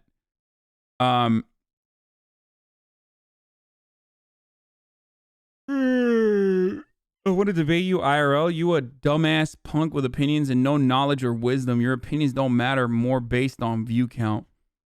Well, you have no view count, so I will not debate you. How does that make you feel? Get some view count and then we'll talk. Science in cases like this, and we ought to celebrate that and give thanks to God's grace that this kind of thing is possible. That is Dr. Francis Collins of the National Institutes of Health talking about one of the groups of Americans who are most skeptical about getting the coronavirus vaccine. That is white evangelicals. And we're talking about a lot of people here, about 41 million, according to the Pew Research Center.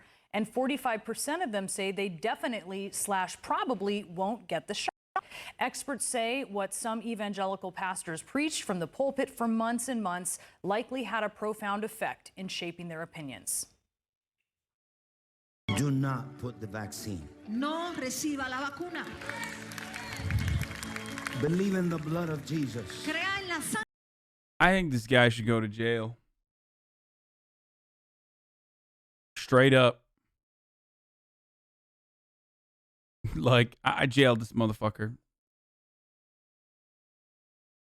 Sangre de Jesús. Believe in divine immunity. That is Pastor Guillermo Maldonado, whose church in Miami has been a must visit for Republicans running Because he's Hispanic? Yeah. That's why. for You got office me. in recent years, including former Florida governor and current U.S. Senator Rick Scott and President Trump, who launched his evangelical support group there and invited the pastor to the White House. In Miami-Dade County, where Maldonado's headquartered, more than 6,000 people have died from COVID. Last year, while the CDC recommended limiting mass gatherings, Maldonado reportedly said that the fear that kept people home was, quote, a demonic spirit. And he also said this. I can't go to church today. Why?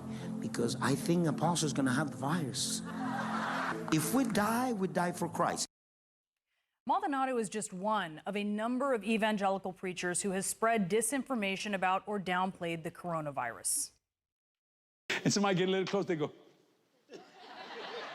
That's called germophobic. Watch this. You think I'm sucking the virus off of her?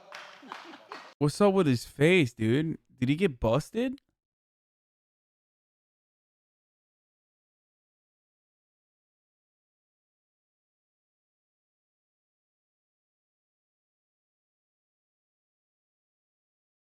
Literally fucking molding,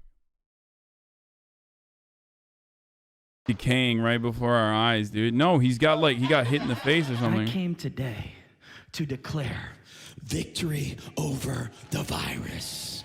COVID-19! COVID-19!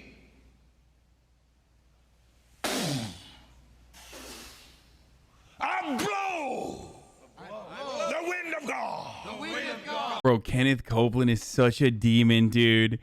He's so scary, bro. You see this guy? I swear to God, you see this motherfucker? In the dark? Staring at you like this? What do you do?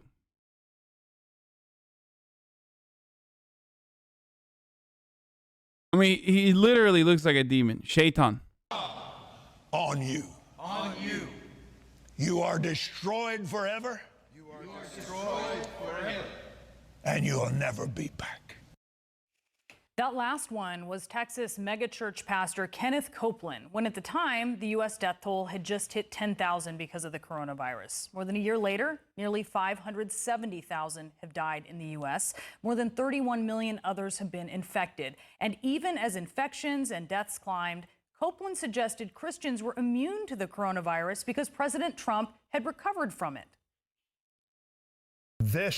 Yeah, when you think of like perfect Christians too, you think of Donald Trump. Bro, if Donald Trump is your perfect Christian, then, you know, you should probably reconsider your religion. How do you do that? Donald Trump is a perfect Christian and he survived, so you will survive as well. Display of our president giving God thanks and for helping him in that time. And he walked out immune. That's right. Somehow. Glory to God. Woo! Thank you, Jesus. Yeah, amen. Oh, Hank, come on, man. We're immune. That's right. That's right. We're going through this thing with a Holy Spirit immunity from the works of the devil. I really hope mass gatherings require vaccination passports. One, because of public safety. Okay, I do think it's important.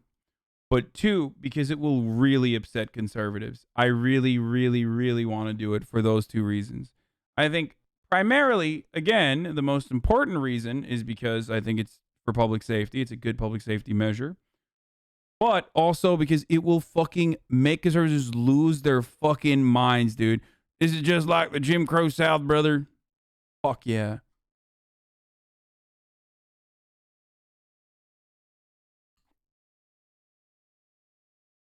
At least he acknowledged there is a pandemic. There is no pandemic.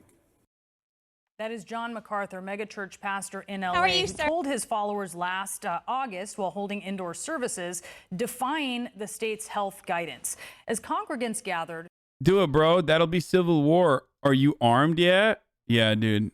Yeah, that'll be civil war, dude. Stop labeling all conservatives together, you bum. I mean, there's a big chunk of conservatives who don't want to take the vaccine. Those people would lose their fucking minds if they were not able to get into sporting events. 100%. There are motherfuckers in here that are talking about, like, yeah, you know, get ready for civil war. The thought of it alone, instead of getting the fucking vaccine, which is out of the question, the thought of that alone is enough for him to get his gun out and start murdering people in the streets. I think that alone is pretty solid indication that, you know, it's fun to get them mauling. shook hands, sang. Many did so without You always group masks, them together. even You though think we they're all learned the early same. on It's that pathetic church- and not progressive at all. I guess I'm not progressive at all then, brother. I think that most conservatives have this very weird point of view that they need to restore traditional values or whatever their mythological traditional values look like.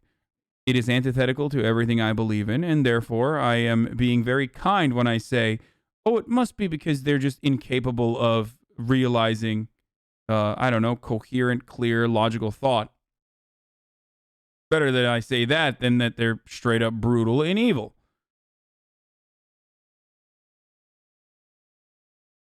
Churches and choirs were super spreaders after a choir practice in Washington state attended by 61 people last March had 53 people falling ill and 2 dying. But rewind to before coronavirus became hyper-politicized and MacArthur was singing a different tune. This is not persecution of the church. This is government law for the greater good of the population. It's not noble to say, well, we're going to meet whatever the government says. That is the kind of defiance that makes Christianity look anything but loving. We contacted MacArthur and his church about this shift in tone, and we did receive an email back from Jenna Ellis, former President Donald Trump's senior legal advisor, who said she represents the pastor and the church. Asked if they stand by the comment that, quote, there is no pandemic, Ellis did not respond. Turns out she contracted the virus herself back in December. One expert told CNN that the anti-COVID vaccine sentiment among evangelicals is fed by a mixture of distrust in government, ignorance about how vaccines work, misinformation, and political identity. On social media, one conspiracy theory that some evangelicals seize on is that the vaccine is what they call the mark of the beast. It's a reference to the book of Revelations, where a terrible beast blasphemes God and deceives the inhabitants of the earth. Another baseless claim is that the vaccine is actually a ruse for implanting microchips in Americans.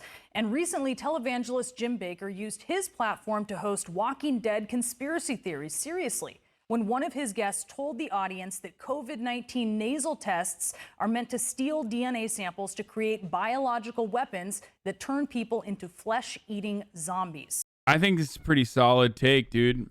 Yeah, people who believe in this are normal, and we should treat them as such. See, that's the funny thing about conservatives who live on the gospel of individuality, but then also individually they want to be treated like babies. Like they want literally to be babied. Conservatives will have idiotic fucking takes, and when you call them out on it, they're like, oh, what do you mean? It's a unique thought that I had, so therefore it must be valid. Please, please, please validate my identity. You're doing a no growth right now with your toxic behavior.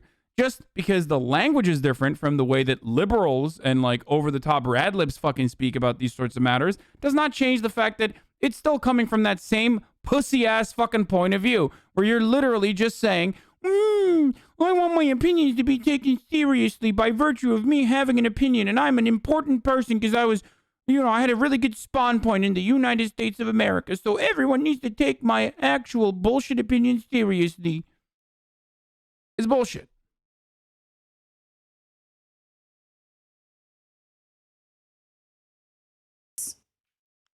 Zombies that are on the earth are a disease like any other disease that affects people, and they become like zombies. Is that right? Zombies also have the evil spiritual entity known as demon possession. Bro, this guy loves fucking lions, dude. What's going on? You think he made his hair and beard style like this because he thinks he makes him look like a lion, kind of? Like a lion's mane?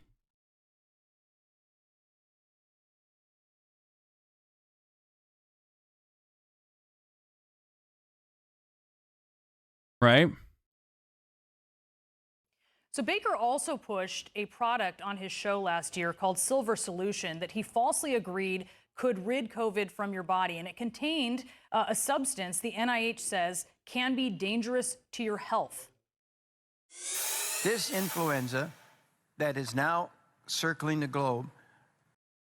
Again, it's got to be real interesting when, some sort of, when shit's popping off, and your first inclination is to make money off of it by selling a fake cure. That doesn't work because the government comes cracking down, the nanny state, that is. Then you just say, oh, no, it's fake, brother. Corona is fake. You're saying that Silver Solution would be effective. Well, let's say Dudes will be like, I'm going to put Silver Solution in my body, but also, what's in the vaccine again? I don't know. I'm like, motherfuckers will take hydroxychloroquine before they take the vaccine, dude. It's just so stupid. I don't know. I don't know what to do there. I don't know what to say to that, dude.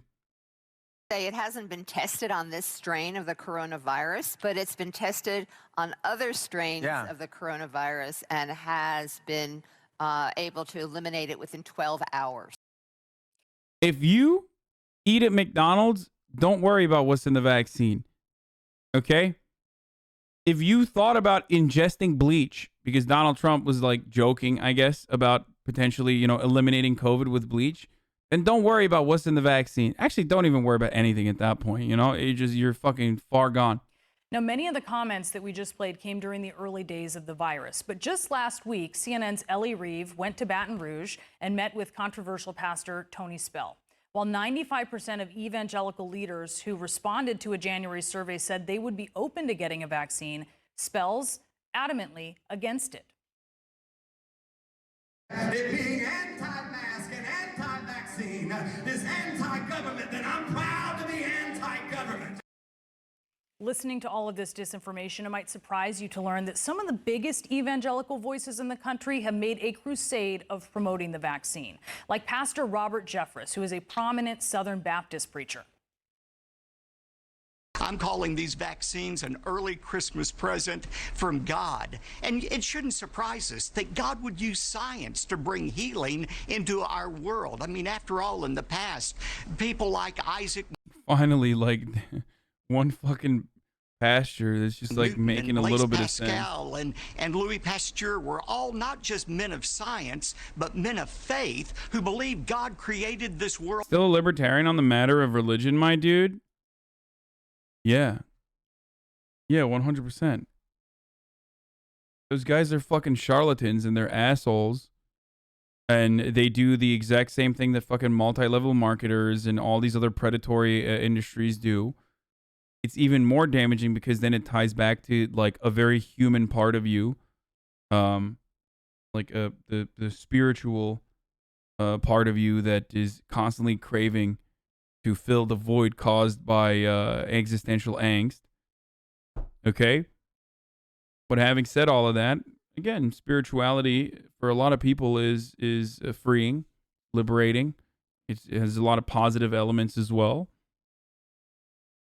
So yeah, I always will have that. I don't believe that those psychopathic evangelical Christian pastors are the norm.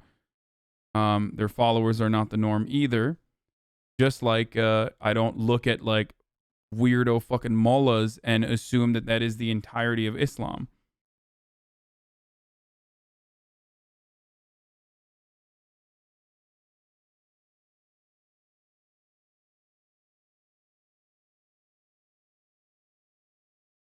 In an orderly way that could be studied and benefited from.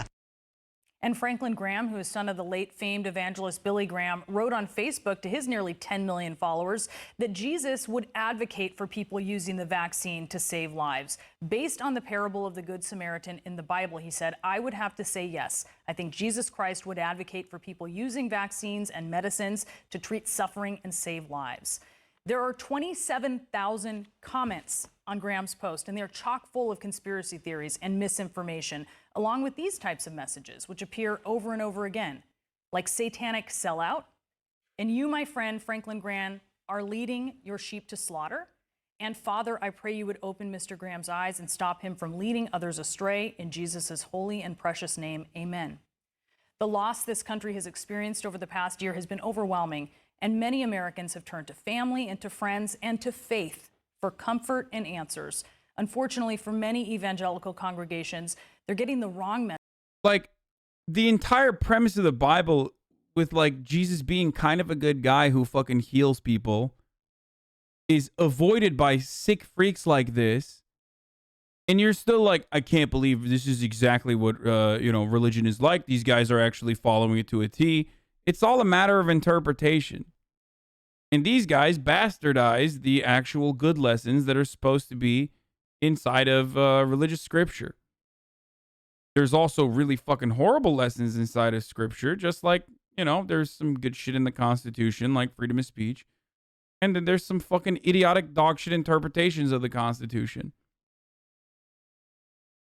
Okay? Message, and in some cases, lies from pastors that they have entrusted with their faith and with their lives. The reality of the U.S. withdrawal. Oh, here's the fucking this CNN's Rick Santorum, boys. country. I don't know of any other country in the world that was settled predominantly by people who were coming to practice their faith. They came here because they were not allowed to practice their particular faith in their own country. And so they came here mostly from Europe, and they set up a country that was based on Judeo-Christian principles. You're literally a few bad apples and white evangelical chuds. What? No, I'm not, you fucking moron.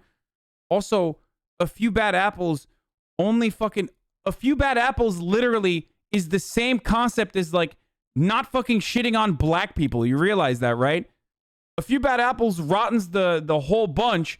Only works if we're talking about a specific industry designed to fucking oppress poor people at the behest of the interest of capital. That is what policing is. That is a job. It's entirely different than that.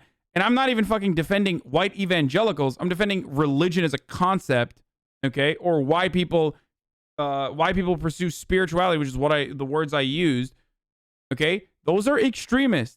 Evangelicals are fucking sick freaks. They are, the white evangelical Protestants are absolutely, completely fucking delusional fundamentalists for the most part. Those guys are indefensible. They are like the Wahhabi extremists, who I criticize as well. They're delusional, they're violent, but to say that that is representative of the entirety of Christianity is psychotic.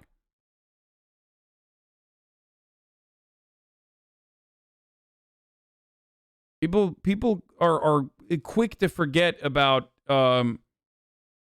like liberation theology, MLK. People are so fucking quick to forget about religion's role in abolition, even though religion also played a role in justifying slavery as well. I get that.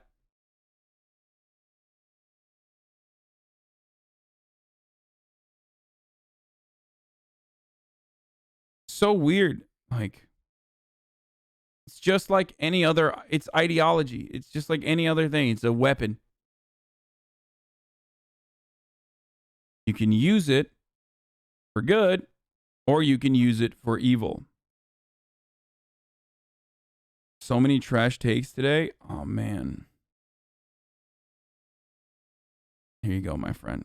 Here, you've been aching. There you go. Stop bothering the mods, by the way, when you do stuff like that. Like, you want to get banned to have like a fucking little bit of you want to get banned so you can have that, you know, hormone rush, and then immediately you're like, oh fuck, I just got banned for very clearly fucking baiting.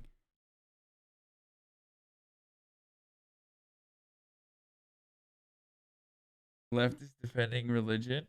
Pepega. Yeah.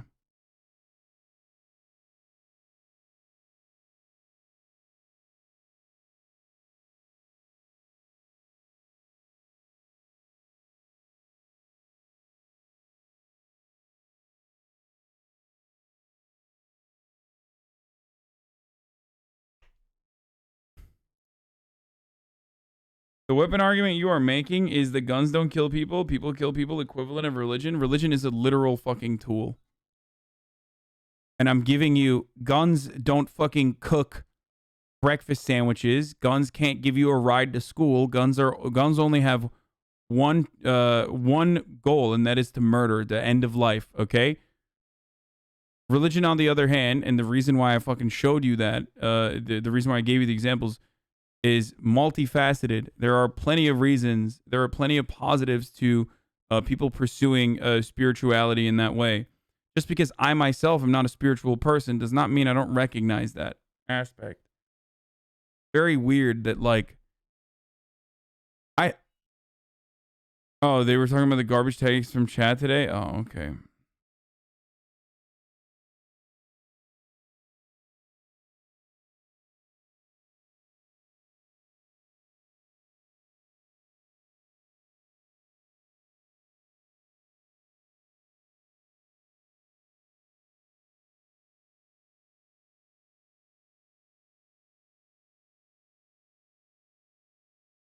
Why are you so r/atheist today? Chat always goes through r/atheist every time I talk about religion.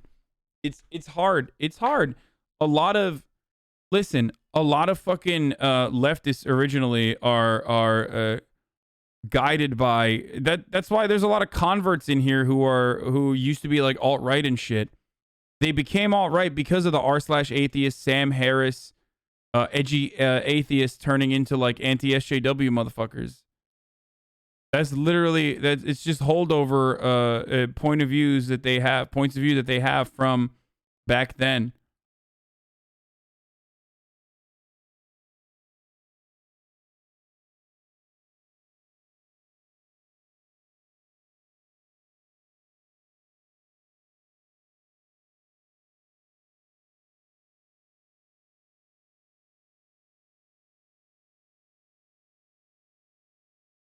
They probably have not met a lot of people that, I mean, I love dunking on fundamentalists. Like I watch idiotic fucking pastors all the time say dumb shit, make fun of them. They're very stupid and they should be made fun of. But that kind of criticism is specific to, you know, freaks, fundamentalists, that sort of thing. Not necessarily all of religion. Anti-theists often, I've realized, turn into the same kind of annoying missionaries that they originally hated for just not believing in religion. It's so strange. It's like all the fucking annoying shit that you hate about religion that affects you personally and in a way that like pisses you off or pissed you off your entire life. You literally turn into that person, but against religion. Why is it like that? Why do you turn into that? Atheism is just another religion. Don't be obtuse. No, I'm not even talking about atheism being another religion. Okay? I'm not making that like classic fucking stupid argument. I'm talking about how you become like annoying missionaries.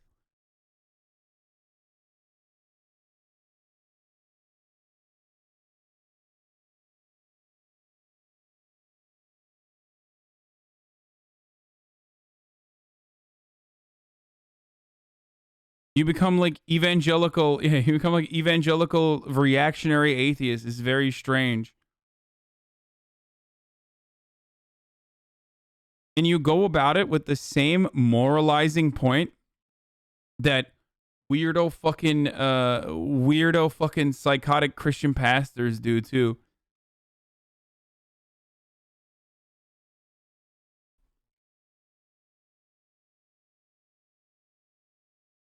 Certainty breeds aggression towards those who don't believe the same as you. It's a natural result of proselytism for most ideologies. Yeah. I say Judeo-Christian, the Mosaic laws, 10 Commandments, and the teachings of Jesus Christ, the morals and teachings of Jesus Christ. That's what our founding documents are based upon.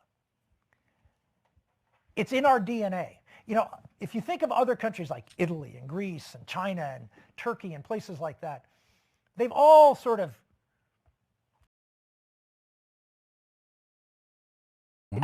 That's what our founding documents are based upon. It's in our DNA. You know, if you think of other countries like Italy and Greece and China and Turkey and places like that, they've all sort of changed over time. I mean, they've been there for millennia in many cases. And their culture has sort of evolved over time. But not us. I love that, like, that's not even true, but I love that that's considered a positive. Like, it's literally not even true. But even if it was true, shouldn't that give you pause? Like, why would that be a good thing, motherfucker? I mean, literally. That's so weird, dude. We came here and created a blank slate. We birthed a nation from nothing. I mean, there's nothing here. I mean, yes, we have Native Americans, but candidly, that there isn't much Native American culture in American culture. It was born of the people who came here pursuing religious liberty to practice their faith, to live as they. What?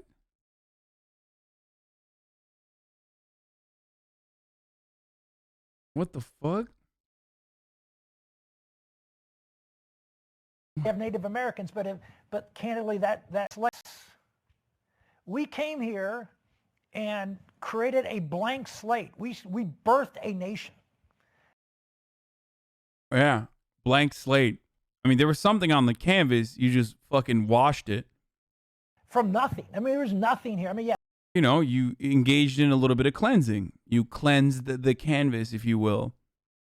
You know, what was on the canvas? Someone from a different ethnic background. You know, a little ethno-cleansing. That sort of thing. And that's how you created a blank slate to do Birth of a Nation. Yes, we have Native Americans, but candidly, that there isn't much Native American culture in American culture. I wonder why there isn't much Native American culture in American culture. Maybe because motherfuckers like you still to this day talk about it as though like they just didn't really exist at all. It was born of the people who came here pursuing religious liberty to practice their faith, to live as they ought to live, and have the freedom to do so. Religious liberty. Those are the two bulwarks of America, faith and freedom. I mean, you hear it all the time now, faith and freedom, faith and freedom. But it is what makes America unique in the world.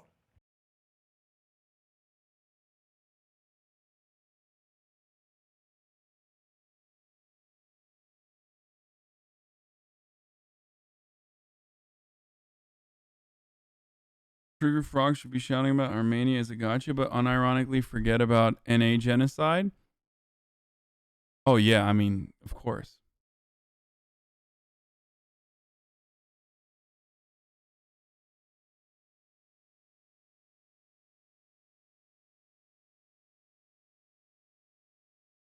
Why are atheists missionaries? Because literally every fucking religion is. So we have to fight them off with such firepower, you goddamn himbo. How the fuck are you a leftist and you cannot see the hypocrisy? Yeah, dude, you're doing a really good job. Atheist missionaries, they're so good at fucking converting, dude. Hell yeah, bro. You really fucking got me.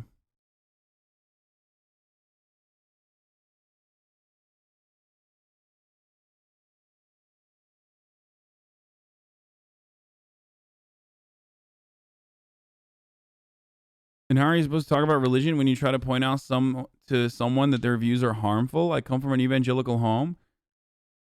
Well, you need to tackle on the harmful views rather than the religion as a concept in and of itself. As I've said time and time again, religion fills a void in people. Okay? So either you have to find a substitute for that void and then take it out, or you have to attack the fucking actual arguments or the harmful elements of religion. Why the fuck are you having a conversation with your parents about like how God isn't fucking real, you dumbass, instead of talking to them about like how there are homosexual Christians out there and that they shouldn't be homophobic because that's really bigoted and people can't change that about themselves? Argue on the bad parts of religion rather than trying to attack religion as an institution or in its entirety.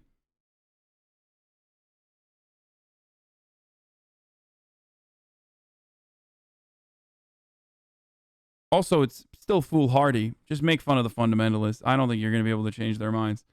Let's be real. As I say time and time again, and this is a trap that a lot of people fall into. You don't hate religion. You hate conservative religion. You hate conservatism. You're shitting on conservatism. You're shitting on conservatives who have fundamentalist points of view about religion. Okay? Religion has positive values baked into it as well. Distribution of wealth. Helping others. Forgiveness.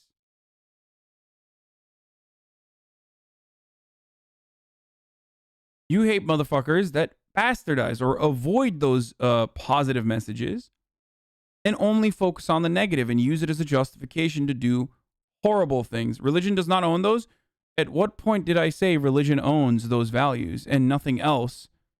Ever shows values such as that. No point did I ever say that. The reason why you're adding, you're just attacking a straw man argument that you've built for yourself is because I'm not saying anything crazy.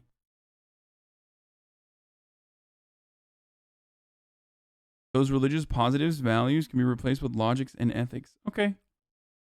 Sure.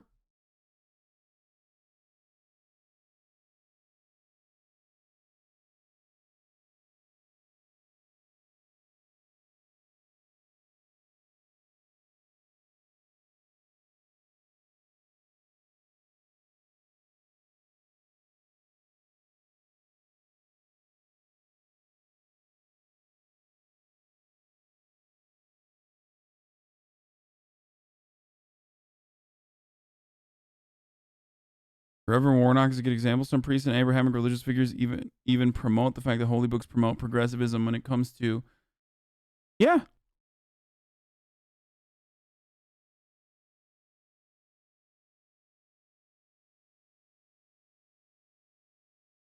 Jesus would have been a liberal anyways, not a conservative, not a progressive. What? Yeah, supply side Jesus, right? Yeah, he would have been a lib, dude. He would have been a rad lib, actually. Conservatism has some good values baked into it as well, just in a different way. Like what, dude? What? I'm willing to bet that that person is going to answer with values that do not have anything to do with conservatism whatsoever, like family values. Oh, yeah, you're right. That's a conservative value, right? It's just, you know, family values such as abandoning your gay child because they're gay.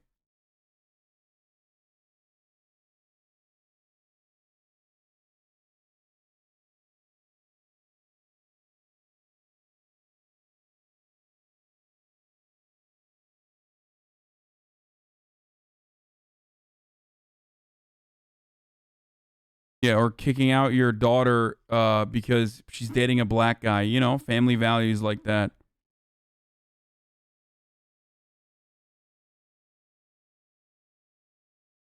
Always talking about some gay shit? Yeah, what, you got a problem?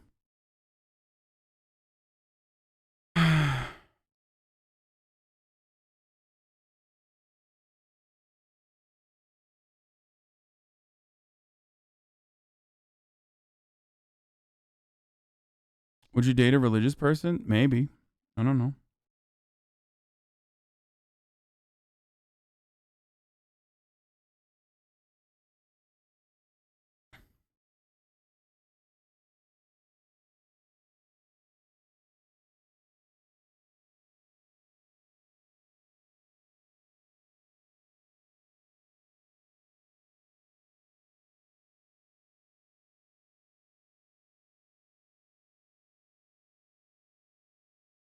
Seem exhausted today?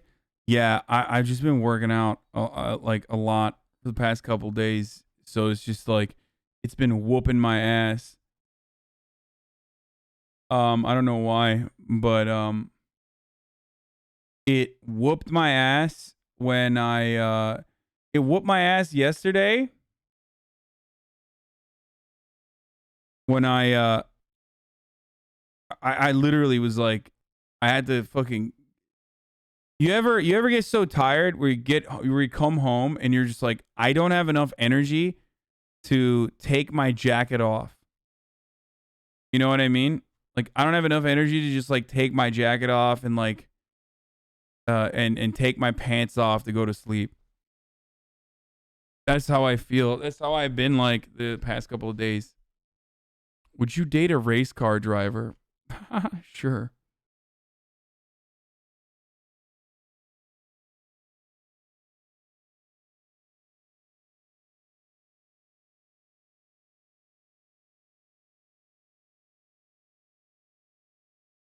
The reality of the U.S. withdrawal from Afghanistan inside Bill Gates' $154 million mega mansion. Oh, this is good. House of all time. Oh, God. For me, it's the coolest house of all time. Music, TV shows, and even the perfect temperature that will follow you to every room without the touch of a button. That's what it's like living in Bill Gates' world. Wait, that's pretty funny, though. That's just Nest, right? That's not really like... That's not really that significant. An always fluctuating net worth of about $115 billion, Bill Gates definitely has the billions and the brains it takes to create a futuristic, high-tech luxury home. His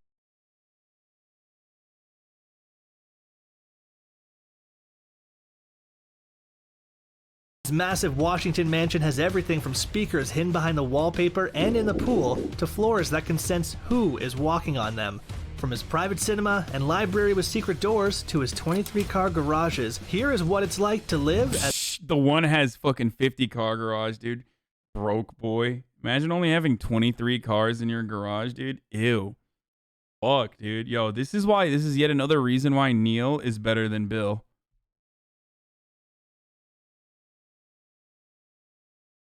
As the founder of Microsoft. I'm done. It took Bill Gates. Bro, young Bill Gates kind of looks like Carl Jacobs. I can't believe I'm saying this, but like this hair reminds me of Carl Jacobs a little bit.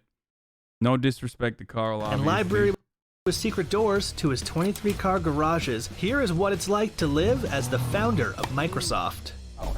Like, you know what I'm saying? Look at he's got that. Carl Jacobs he does dress like Bill Gates from the 90s. Like, he does dress like him. It took Bill Gates 7 years and $63 million to build his Medina, Washington estate that he calls Xanadu 2.0. The mega mansion's name was inspired by one of Gates' favorite movies, Citizen Kane. Medina is a suburb in Seattle that's known for its rich occupants, like Amazon billionaire Jeff Bezos. Bill Gates put down $2 million in 1988 to buy the plot of land for his teched-out mansion and had 300 construction workers, including 100 electricians, complete his high-tech dream home. Yeah, Chatter pointed out a really good thing. He said, motherfuckers constantly post photos of Bill Gates and be like, look, rich people don't have flashy things. Meanwhile, this dude is literally living in a $150 million mansion, one of many mansions that he owns. Yeah, true. Yeah, dude, it's great, dude. It's Bill Gates is just living in filth. He's not like the other rich folk. The home, which was built primarily with 500-year-old Douglas fir trees, is now worth a whopping $154 million. That's sustainability, baby. The house might be worth more than what he paid to make it, but owning a mansion this big comes with some serious costs. It was reported that in 2009, the mega mansion's property taxes were at least $1.063 million. But once you step foot inside his high-tech wonder house, you might just decide that Gates is putting his money to good use. Let's get all the basics down before we get into the technology. The Medina home stretches over 66,000 square feet and is meant for lots of entertaining and family time. With 7 luxurious bedrooms and 24 bathrooms, 10 of which are full baths, Bill and Melinda and their 3 children have more space than they know what to do with. The home also comes with 6 different kitchens and a home theater perfect for family time. Who needs to go out to watch movies when it even comes with its own popcorn machine? Bill Gates might not be the youngest billionaire in the US. Yo, every rich person has a movie theater, dude. What the fuck is up with movie theaters in your home? Like, I don't get it. I don't understand. I have to ask this question over and over again. What are you doing with all that space, bro? After the 3rd room, like, you should stop. Okay? After the 3rd room, you should just stop. You have too many rooms. Like, depending on the size of your family, right? I do not understand what you're going to do with 6 kitchens. Like, why? Why do you have 6 kitchens, dude? What's the point? What, you can't feed? Like, what are you doing? Are you feeding Seattle? Why? It doesn't make sense to me at all.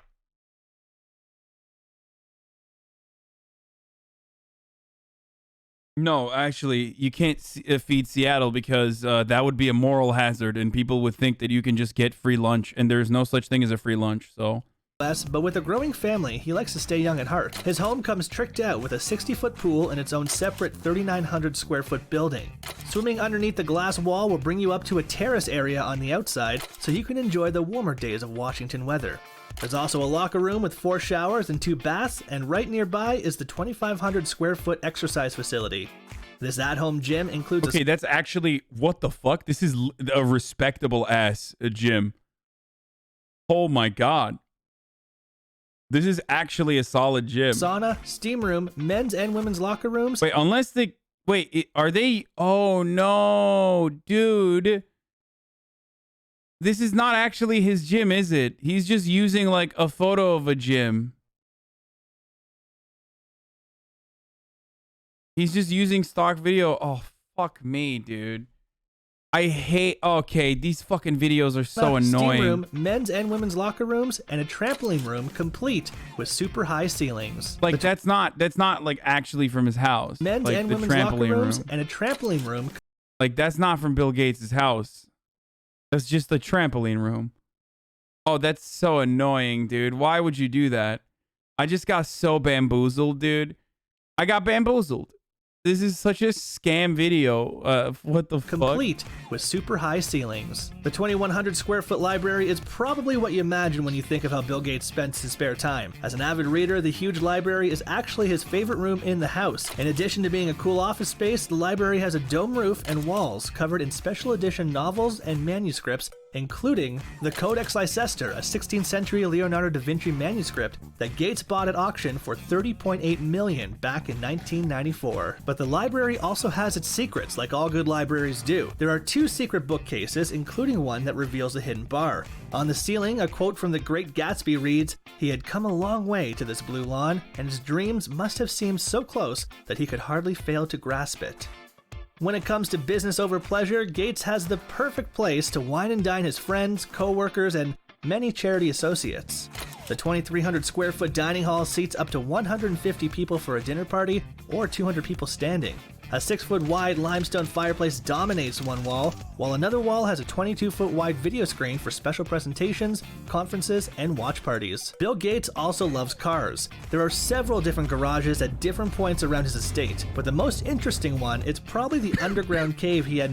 Yeah, I love when rich people are like, I love when rich people read books where the story revolves around like what wealth does to a motherfucker, and they're like, yeah, these guys are really cool. I'm just going to read the first chapter and be done with it. You know what I mean?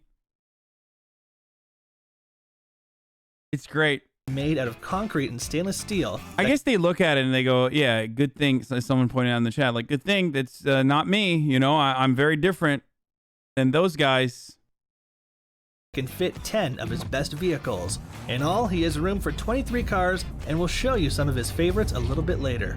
Now for what you've all been waiting for, the tech. There is so much technology incorporated in Gates' sprawling mansion that the house features an estate-wide server system just to handle all the gadgets. Not that you would know that just by looking inside, because the tech is surprisingly subtle and well hidden. When guests arrive at the Gates estate, they're given a PIN code that interacts with sensors located all over the house. The PIN allows them to use their phone to set up their preferences for things like lighting and temperature. After detecting your preferences, the house will literally change for you as you move around. What the Rooms will become fuck? colder if you like them that way. Lights will dim, and even the TV show you are watching in the living room. Bro, that's why you need the microchip, brother. Yo, I got it. I just got it.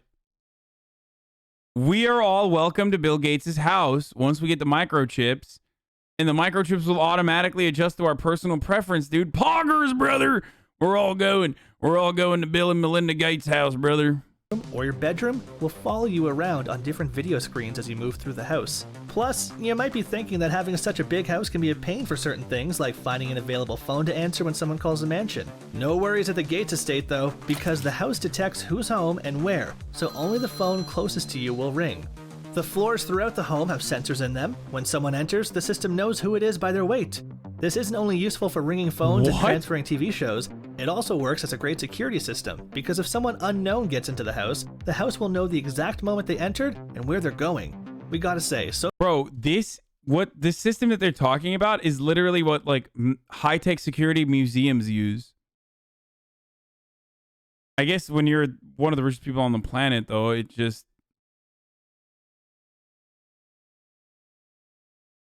all this and not even one surveillance urinal resident sleeper.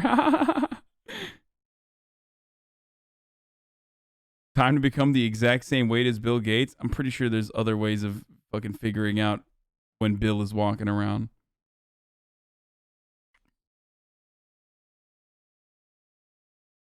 So far, Bill Gates' system is blowing Alexa out of the water. Another subtlety of the Gates home are the speakers hidden all over the mansion just behind the wallpaper. This is what allows the music you choose to follow you to every room without you so much as lifting a finger. Pair this with the heated floors throughout the mansion and even heated driveways, and staying at the Gates house is probably— Yeah, he does have a $30 million Da Vinci doodle. True, it is literally a fucking museum. Probably one of the most relaxing vacations you'd ever take. That epic pool also has a high-tech secret. There are speakers underwater that connect to your PIN as well, so you can play any music you like while diving deep. No details on whether or not there are speakers in the showers, but we'd be surprised if there wasn't. There are also $80,000 worth of computer screens around the house that can be transformed into art. The screens display the family's favorite paintings or photographs, which are stored on devices worth $150,000. Using the interface, anyone who visits can find their favorite piece and put it on display to feel more at home.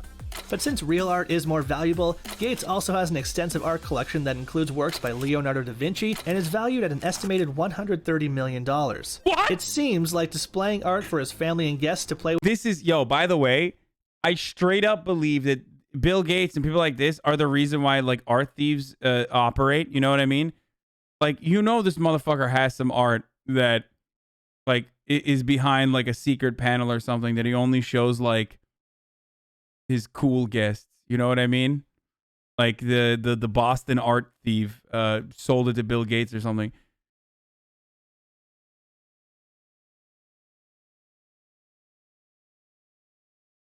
I mean, that's crazy.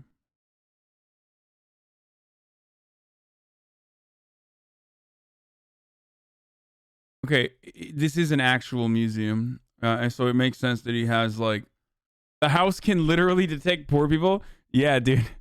There's turrets behind the walls that open up when they recognize that you made less than $65,000 last year.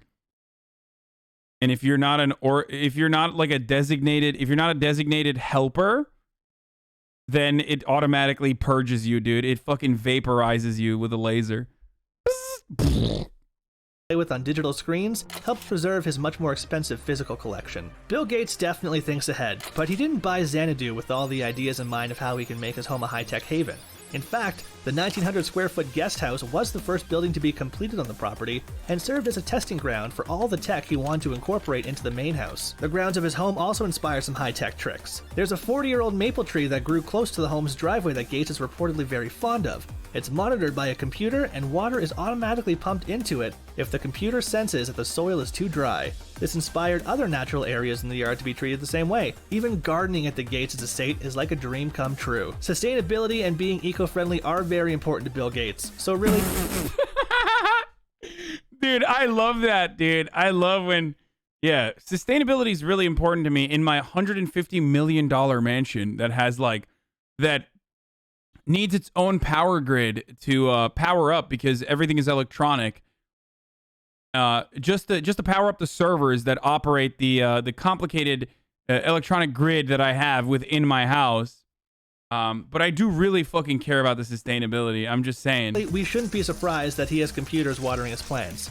Xanadu 2.0 is also an earth-sheltered house that was built into its surroundings for better temperature regulation. There is also a stream and wetland estuary on the ground that was... Yeah. I love sustainability, which is why I built my fucking $150 million mansion with 500-year-old Douglas fir trees that we cut down. Okay? I love sustainability as I live inside of my $150 million mega mansion that was made with, like, you know, 500-year-old Douglas fir trees that was put together by, you know, like, blind Indonesian kids who we blinded afterwards, specifically so they could never recreate this incredible piece of art, dude. You know, that kind of sustainability. Created to solve any problems with runoff from the property's large walls. The water is kept stocked with salmon and trout. Where are the fucking plastic plants, Bill and Melinda Gates? Huh? Where are the plastic plants? I haven't heard about one single fucking plastic plant in this entire house. No artificial flowers. It's not sustainable. I gotta pee. Can you hold this? No, I have to pee as well, and I'm holding it because I want to finish this video. But I just realized it is top of the hour, which means I can go pee while this video runs and while the 60-second ad break plays. Or maybe I won't pee and I'll wait till the fucking ad to be done. If you want to find out whether I go pee or not, you can subscribe.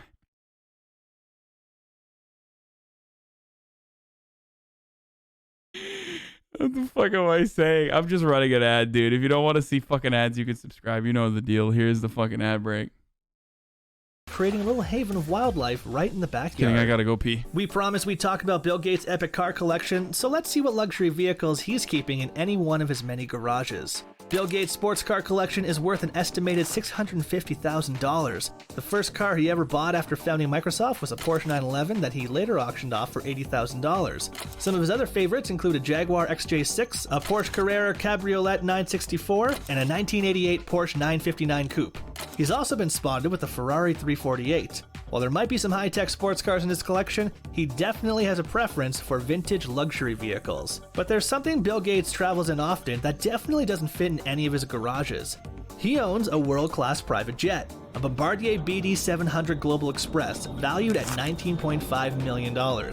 Bill Gates prides himself on not being too excessive with his money, but the man's got important places to be, so a private jet makes perfect sense. When it comes to luxury travel, he likes to take things up a notch. He's been spotted chartering the 439-foot super yacht Serene while on vacation in the Mediterranean with his family. This mega yacht rental costs $5 million a week and even comes with its own helicopter. Another place where Gates has given into some extra luxuries is the lakefront shore on his Medina property. The shore contains large quantities of important sand brought by a barge from St. Lucia each year. When he's too busy for a tropical vacation, he just brings the beaches right to his backyard.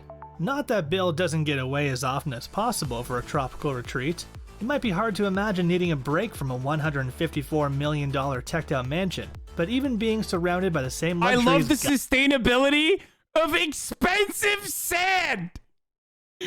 I love the sustainability of building my own beach with expensive sand, dude! From St. Lucia! Jesus Christ, dude. Oh my God, dude.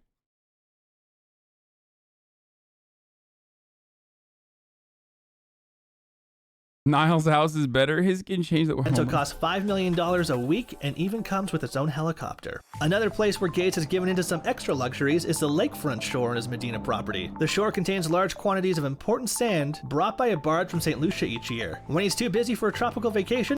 Dude, how the fuck is he... Yo, that shit is crazy.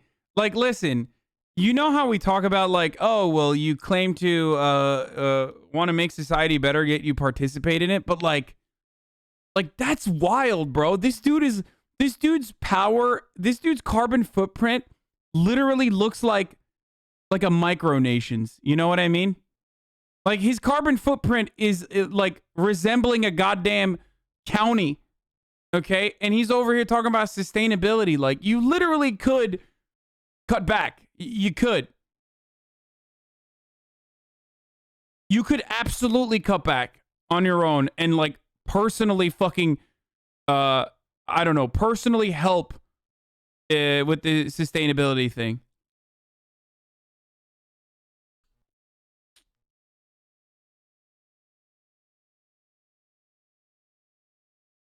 He just brings the beaches right to his backyard. Not that Bill doesn't get away as often as possible for a tropical retreat. It might be hard to imagine needing a break from a $154 million decked-out mansion, but even being surrounded by the same luxuries gotta get boring sometime. Luckily, according to CNBC... Hey guys, I'm sorry. You need to keep fucking sucking on a goddamn paper straw, okay? Because Bill needs his fucking St. Lucia sand, okay? You need to keep sucking on that paper straw that literally evaporates, okay? Paper and water do not work together, and yet we haven't been able to figure it out. You don't understand how much this mansion gives back to the environment? I mean, listen. It's not the mega corporations that are the problem. It's not the wealthy that are the problem. You are the problem. Keep sucking on that paper straw, motherfucker. Oh, Jesus Christ, dude. The best spawn point isn't British royalty. It's Bill Gates' kids. I mean, kind of. Bill owns his very own private island in Belize. Apparently, it's called Grand Bouquet, and he bought it for $25 million. The island spans 400 acres and is only a few miles away from Belize City. So Bill... I mean, low-key, $25 million does sound cheap for an island, though. Like, am I crazy? I feel like he kind of bought it on the cheap, dude.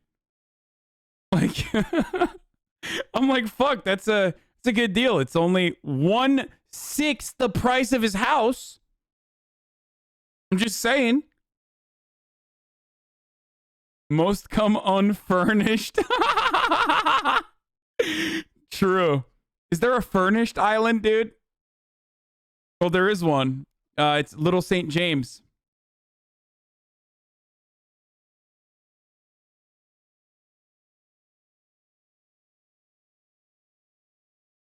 Bill isn't too isolated even when he and his family want some ultimate alone time.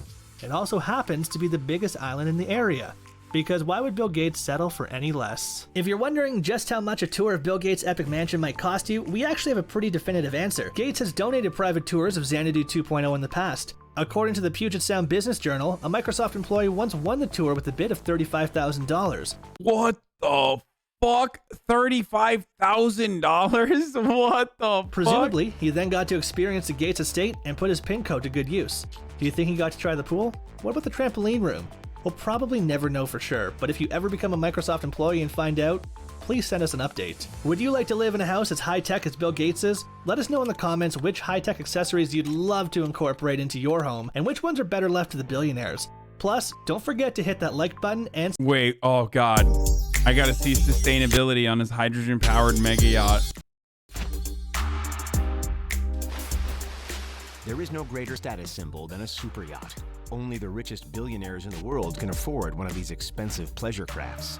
Billionaires like Jeff Bezos, Jay-Z, and James Cameron spend their free time relaxing on super yachts worth $250 million.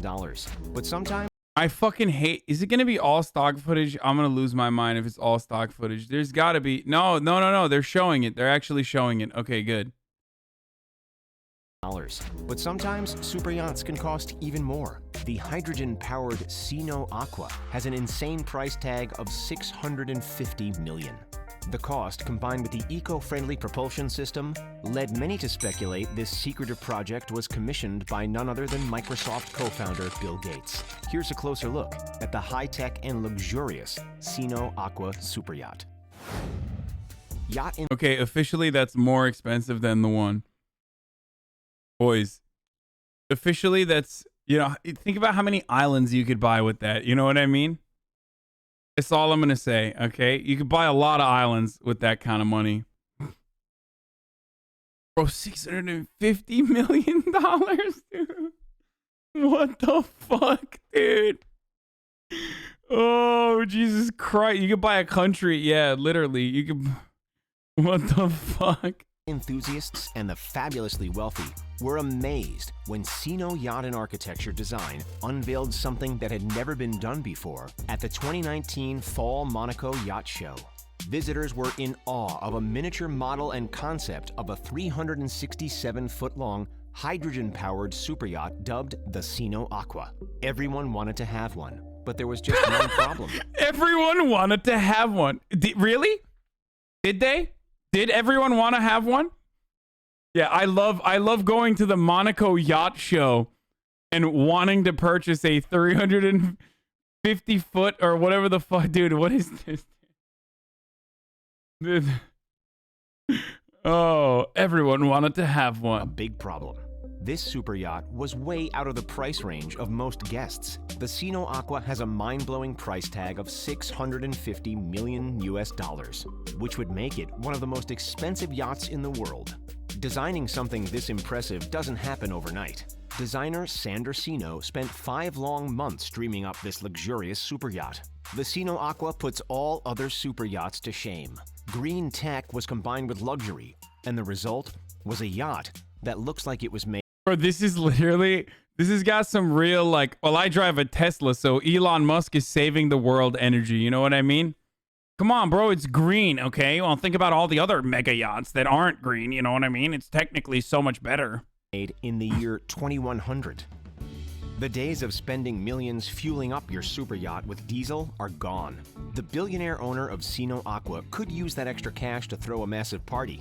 Spending less money filling the tank and more money filling the champagne flutes really is a good idea. The Sino Aqua will be propelled by 2 28-ton vacuum-sealed tanks of liquid hydrogen stored at negative 423 degrees Fahrenheit. That's the temperature that hydrogen needs to be cooled to exist as a liquid. There's your science lesson for the day. The tanks will be... Wait, doesn't that blow up? I'm kind of confused.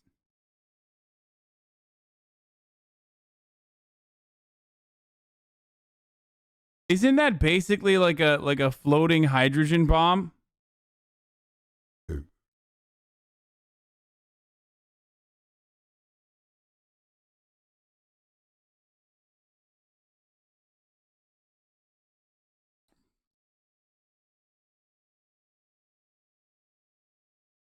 The irony of Twitch being owned by Jeff Bebo and my hammer and sickle emote getting approved. Well, it didn't get approved, so. Be viewable through a glass panel at the base of a luxurious spiraling staircase at the center of the vessel.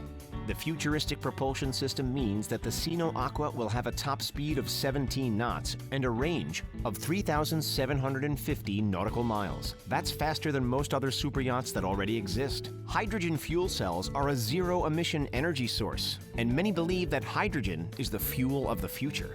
The propulsion system of the Aqua is simple on paper, but it's complex when it's put into action. Liquefied hydrogen is converted into electrical energy by proton exchange membrane fuel cells. There are zero emissions with this hydrogen propulsion system, and water is the only byproduct. However, there will be a backup diesel engine just in case. Hydrogen fuel stations are simply not commonplace yet, but hopefully one day a backup diesel engine won't be necessary. The owner of the Sino Aqua won't have to spend a bunch of money on diesel, but that doesn't mean operating this massive super yacht will be cheap. Far from it. Super yachts typically cost about 10% of the purchase price to operate per year. If that estimate is accurate, then that means that maintaining the Sino Aqua could cost as much as $65 million per year. The upkeep of the 590-foot super yacht Azam, which is owned by President Sheikh Khalifa bin Zayed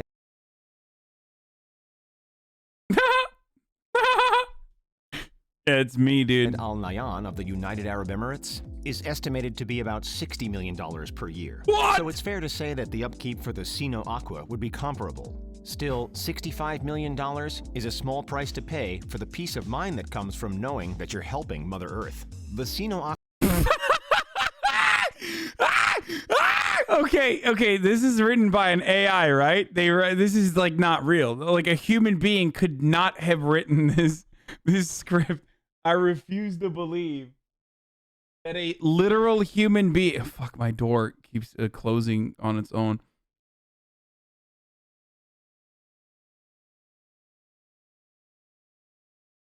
I love helping Mother Earth with my $650 million yacht. No, it's the doors keep opening and closing because of because of ghosts. That's why. No, it's because of wind. Aqua could usher in a new age of environmentally friendly super yachts. It will take a huge crew to run the Sino Aqua, 31 people to be exact. A crew that large also comes at a hefty price. Paying all of those expensive salaries adds up quickly. The crew could cost $5 million or more. That's job creation, dude. That's job creation, boys.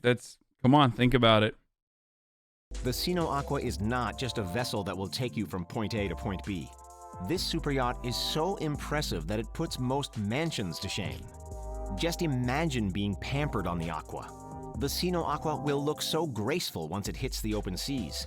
The stunning exterior was designed to look like the flow of ocean swells, and the curved exterior lines and massive glass band windows make the Aqua look like something right out of a science fiction movie.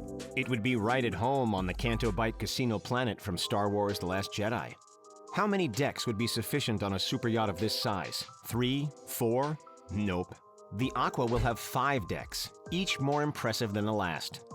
The billionaire playboy that purchases the Aqua can enjoy sumptuous beef tenderloin in the 14-seat formal dining area. After a long day lounging on the top deck or swimming in the cascading infinity pool, you can retire to one of the world-class Bro! I got an infinity pool on my mega yacht, dude. Quarters on board. The Aqua will feature a master pavilion, 2 VIP staterooms, and 4 regular staterooms. Each room will feature a minimalistic Japanese aesthetic. After all, what's more luxurious than a ryokan-inspired bedroom? We can't think of anything more classy. And clutter is not luxurious. If you need a place to burn off the calories from your mimosas and seafood tower, don't worry. The Sino Aqua comes complete with an expansive indoor health and wellness center featuring a gym, a hydro massage room, and a yoga studio. Hot yoga, anyone? Perhaps the most impressive feature of the Aqua is the owner's suite, which sits front and center on the upper deck. The suite is like an observatory of sorts thanks to the 180-degree view. You'll really feel like you're on top of the world in this fabulous suite. Oh my God, that's so weird, dude. I wonder if that's real or not.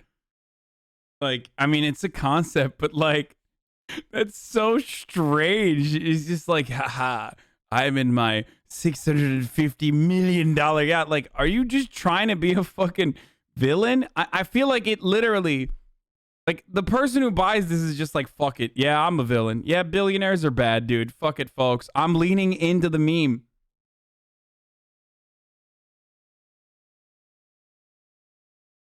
Straight up leaning into it.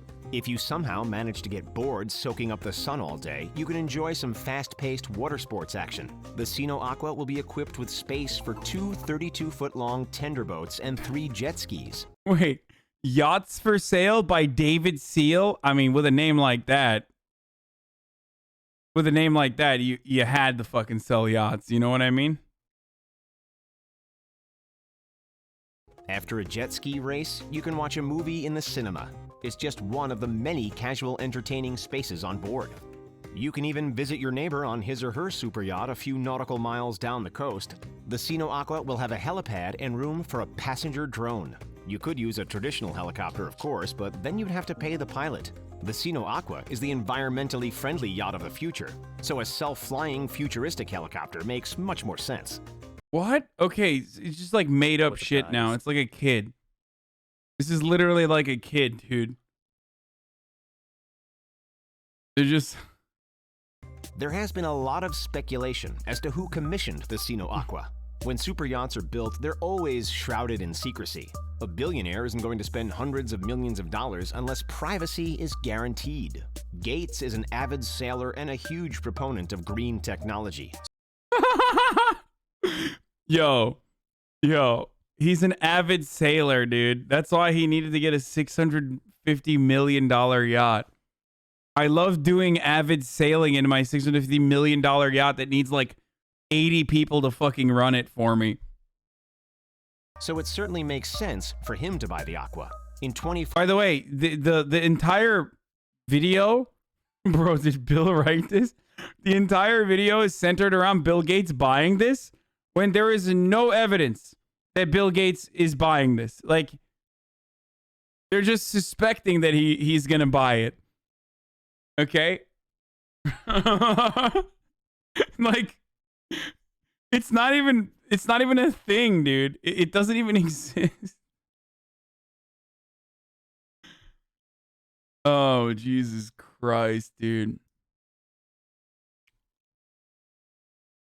2014, Gates vacationed off the coast of Sardinia, Italy in a $330 million super yacht, complete with a tennis court, 2 helipads, and a submarine.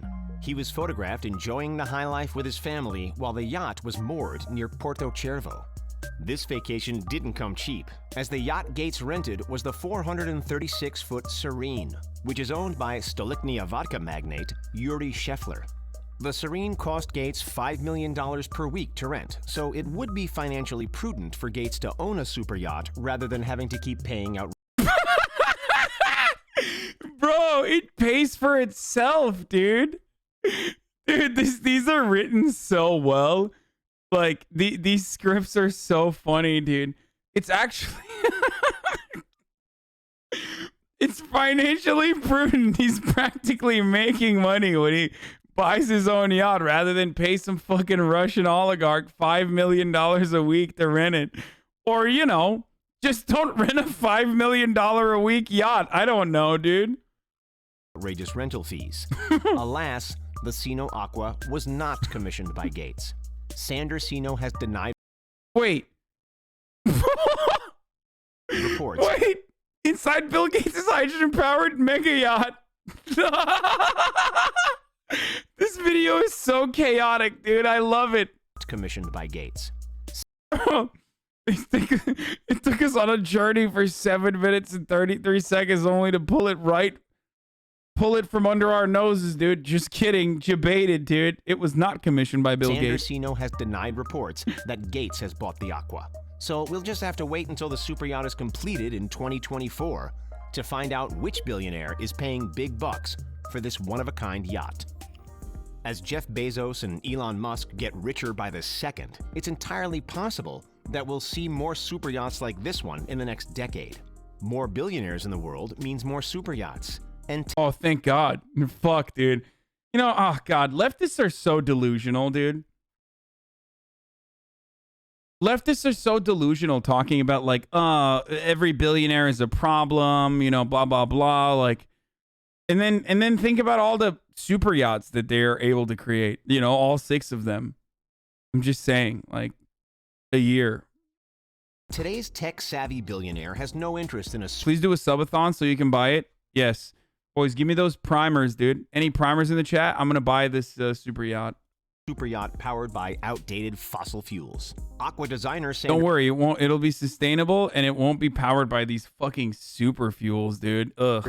Or not super fuels, fossil fuels. Ugh. Looking and discerning owner in mind when the Aqua concept was imagined. The technology is groundbreaking. And if it is a success, you can bet that it will be the gold standard in the future. That's it, folks. What do you think of the... You're dead ass, the next billionaire. Stop grifting as a poor. Says don't be sad alone. Yes. I am a billionaire. Hydrogen-powered Sino Aqua super yacht. If you had $650 million lying around, would you buy one of these bad boys? Would you pay $65 million just for maintenance? What would you do to christen the maiden voyage? Would you chill out in the infinity pool or just relax on the deck and soak up the sun? How would you christen it? By pooping in it, dude. Just off subs alone, it would only take you 5,200 years to afford it. Psh, gotta get those numbers up, dude.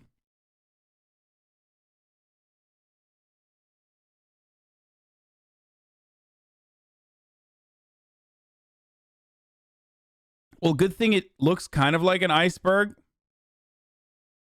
Because...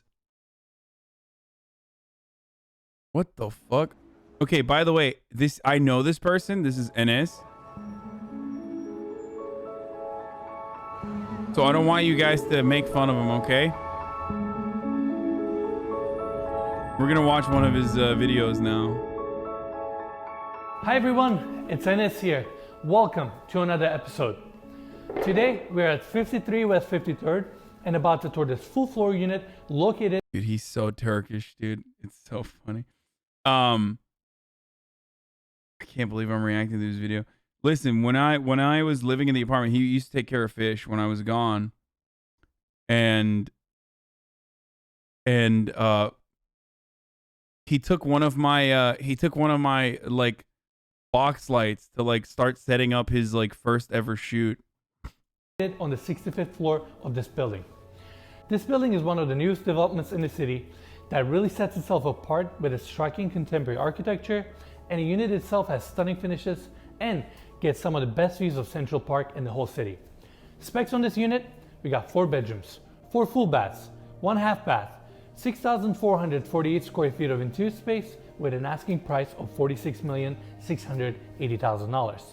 As always, we will leave more information about the property down in the description. And before we start our tour, I want to thank the developers, Heinz and Pontiac Land, for allowing us to tour their amazing development. Now let's begin.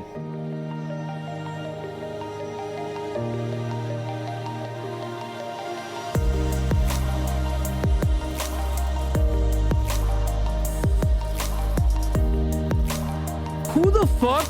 Wait, so the $46 million is like, what are you buying the entire apartment? Or does he mean just like, I don't get it. Like, do you buy the whole apartment at that point? Or are you just buying one fucking unit? Like,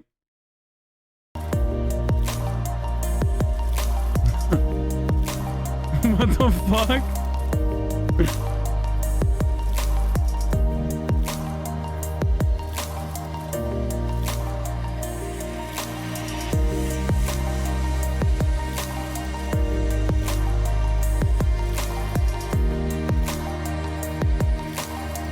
Wait, this entire building is roughly $400 million, really? All right, everyone, here we are at the entry gallery. These are the 2 elevators that comes up to this full floor unit. And as we go this way, this is where we have the freight elevator access. These double doors open up to the primary bedroom suite. We're gonna talk about that later. And Mikey, let's get a close up here. This is where we have the coat closet for the landing. Another thing, let's get... Dude, even in... Yo, New York is so funny, dude. even if you buy this shit, it's still like, it's still kind of whack. You know what I mean? It's still like $46 million for an apartment, and like, look at your fucking bitch ass like closet, dude. Get a close up on this door handle. These bronze door handles have the outline of the building, which is really unique. Now, as we continue our tour, we have 11-foot high ceilings here, tray ceiling details with cove lighting, beautiful chandeliers above, and the double doors in front of me open up to the grand living room. We have the seating. Like, look at how tiny those fucking hallways are and shit. You know what I mean? Like, it just sucks. God, New York is so ridiculous, dude. Yeah, $46 million, and it's like you're living in some bitch ass fucking apartment. Area right in front of us, dining table on the right hand side, walls of glass bringing a ton of natural light in, and of course the incredible views of the city and the Central Park. Right here, this is where we have the seating area, beautiful staging, gorgeous table in the center, and I really like how they kind of designed the ceiling here with wall sconces to kind of light up the ceiling. Not gonna lie, that's ugly as fuck. As we continue, we get the west views on this side, New Jersey, Hudson River. And as we go this way, this is where we have this. Bro, first of all, again, if I'm fucking paying $46 million for an apartment, I don't even want to see New Jersey, okay? Like, that's... I want to buy the one that doesn't show me the fucking Hudson River or New Jersey. I don't want to know New Jersey exists. If I'm... Imagine buying a $46 million apartment, you're like, well, we got beautiful views of New Jersey here. It's like, who the fuck wants that, the Central Park views, which is amazing. Let's get a close-up. What I like about this view is that we're high enough to clear all the buildings around us, but yet close enough to see the cars or even people walking at the Central Park. It snowed a few days ago, so we have this very charming and peaceful view to look at. Right in front of us, we have the Billionaires row, and again, amazing views all the way to Harlem. Now, there's two details I want to talk about here. Number one, in New York City, every room needs to have a fresh air supply.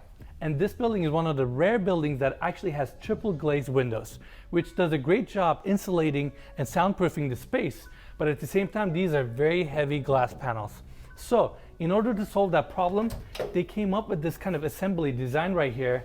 And once you open it, this is how you get your fresh air. What the fuck? Yeah, it's really cool. This is around the entire apartment, right? Exactly. Every single room has this opening design to get fresh air. Second detail I want to talk about are these diagrade concrete. Well, I mean, you can't, like, I don't think you can have a balcony there, guys. That's like, you literally, at that height, I'm pretty sure they don't want you to have fucking windows or balconies. You know what I mean?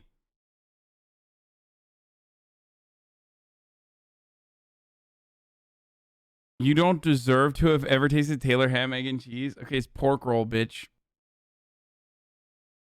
Dude, I would never go. I would literally never go into that balcony. At a height like that, if there was a balcony, I was like, fuck that, dude. Fuck that, dude. Are you kidding me? Oh my God. I'm getting weird tingly feelings in my hands right now just by thinking about what it would be like to be that high and in a fucking balcony. Pussy? Oh, dude, shut the fuck up, dude. Concrete columns that we're going to see throughout the unit. The way they constructed this building is actually very unique. They have a massive concrete core right in the center that runs the length of this building, and between the 74th and 76th floors, they have a 650-ton mass damper that helps the building stay straight during high winds. And to compensate for the traditional columns, which will take a lot of space on the inside of this unit, they came up with this diagram design that almost zigzags on the outside of the building that really gives architectural texture and also allows this unit to have less columns, which is amazing. This is one of the cool details. So on the inside, it's for structural support, but on the outside, it's kind of just like a design element, right? Well, I mean, this still helps the overall stability and structure of the building still. Yeah. But they came up with the zigzag design, and I think that allowed them to put less columns and less space, which is amazing. And of course, the incredible views. Now let's continue. Buildings bend, they move a couple inches at tall heights. Yeah, fuck that. I'm good, dude. $46 million to fucking shake on high winds. I'm good. I'm good on that, dude. Fuck that. I want to be stable. I want to be close to the ground, motherfucker. Above, seating for 12. Even from your dining area, you get incredible views. This time we're facing the east, which is amazing. Overall, This is an amazing space, and I feel like this is the wow factor of this apartment. Now, moving on through this hallway, this is where we have the eat-in kitchen. This has got to be one of the most sleek, timeless, all-white kitchens we've ever seen on this channel. I love the massive island design up front. We got a lot of details to talk about in this kitchen. Let's start with the island. We have a beautiful statuary Carrara marble with a waterfall edge on this side, beveled details. This is where we have the bar seating. And as we follow this island, we have the same waterfall edge also on this side. Mikey, I need you to, get close here. I want to show a detail. So I love that this cabinetry has a polished nickel, kind of trims and reveals. And right here, this is where they recess in the plug. So unique detail. Yeah, I really like how shiny that is too. It looks really nice. I mean, everything in this kitchen is so sleek, right? Let's get a close up. This is where we have the first Miele wine. Wait, how did they film Mike? Is there another wine fridge? Right here, ready? We love these. Miele dishwasher, this is the first one. And this is where we have the main sink with polished nickel Dornbach fixtures. Check this out, let's get a close up. Can you feel underdressed in your own house? Yeah, dude. If you're wearing just underwear, you're fucked. Dishwasher number 2. Why have one when you could have 2, That's right. And of course, right at the end, wine fridge number 2. I guess that goes for that as well. There you go. Also, thank God there's 2 wine fridges, dude. Oh my God. The outlet detail as well. Now let's focus on this side. We have this back painted glass cabinetry that looks super sleek. We have the same reveal details also on this side as well. This is where we have the first section of the built-ins, and I love how they went with the wider tones to kind of match the timeless look of this kitchen. We have the espresso maker here, and as we continue, this is where we have the cabinetry. There you go. I love these. Yeah, we'd love to see those. And by the way, they're everywhere, which is amazing. So effortless too. And they use the same Carrara marble also as a backlit backsplash here, which looks gorgeous. It's $46 million because it's in New York. That's it. That's literally it. This apartment would be like max 2 million everywhere else. You know what I mean? Or well, not everywhere that's not in like a fucking cosmopolitan. Here, this is where we have the outlets. And now I want to briefly talk about the cabinetry in this kitchen, which is amazing. 500K, nah, even in like fucking Nebraska, it would be, dude, all the equipment and shit. No, it's still a fucking 4-story, it's still 4 stories. Like, there's no way.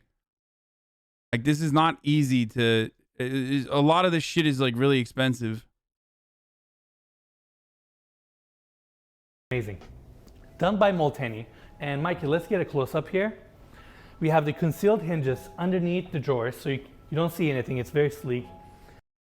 This is actually my field of work. Some of these towers that we design are ridiculously under-engineered to save costs, also incredibly tanky. All that home tech you see will break down eventually. Here's an interesting article that I had experience with. The downside of life in a super tall tower is leaks, creaks, and breaks. 432 Park, one of the wealthiest addresses in the world, faces some significant design problems and other luxury high-rises may share. What's going on? They just got like, I mean, it's fucking so New York to just like get a luxury high-rise and then have it be dog shit. Check this out. It actually lights up. This is the second time I see this detail, and look how nicely dressed the cabinets and the drawers are. Yeah, I love when things are really well organized, and it's very satisfying to look at. I mean, it's incredible, and of course everything is soft close. I can just feel the quality of the hardware. Same thing, and also staging in this unit is simply amazing. The Woolworth building. This is where we have the Miele gas cooktop, vent right above. Of course, we have the LED lighting underneath the cabinetry as well. And wait, sorry, so you've been I just in want to this show apartment? like everything. No. Okay, this sucks.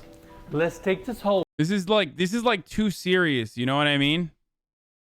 I mean, it's good if you're like, it's like if you're like actually a fucking billionaire and like in the market for wanting to buy one of these, then it's good. But what I want is like the fucking psychotic owner of the dislike it. No. He's just too good. He's too good at his job. You're not understanding what I'm saying. I want to watch like something that doesn't make me want to buy the house. I want to watch something that is the opposite. And that's the point. Do you feel me? Craziest thing billionaires buy?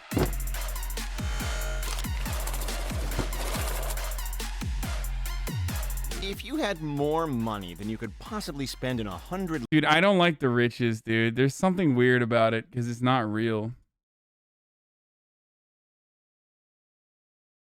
Trump is live. Gators Daily. Gator meme. Okay, Gators Daily. Chill.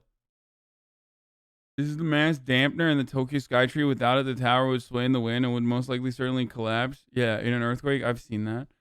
The Richest kind of sucks, dude. Because it's like... I don't know. It just like doesn't show the real shit.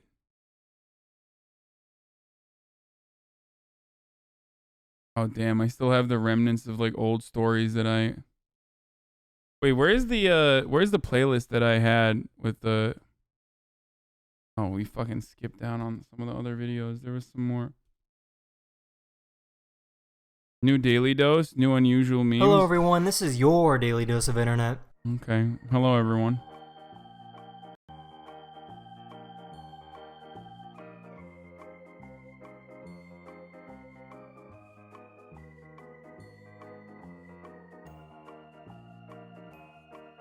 Wait, hold on. This sheep was stuck in a trench and got rescued. Умничка, умничка, за обе ноги. Молодец, Света, умничка, умничка. Все, операция удалась. Дурак! In case you didn't know, toucans have transparent skin that allows you to see their bones and veins. What? Ugh! Ugh! Burn it with fire! Oh god, fuck that shit, dude. That is so nasty. Yo, nature is so gross sometimes, dude. What the fuck? That is, I'm sorry, dude. That is so fucking weird. And so gross. God, birds are so strange. They're fucking dinosaurs. All right, you want to see it again? You want to see it again? Check this shit out. Ah! It's okay to see the insides of sea life, but not birds. No, I find that to be weird too, but it's especially weird when it's a fucking... It's...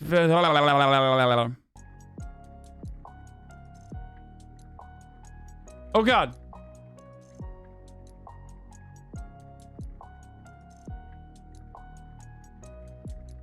Ah!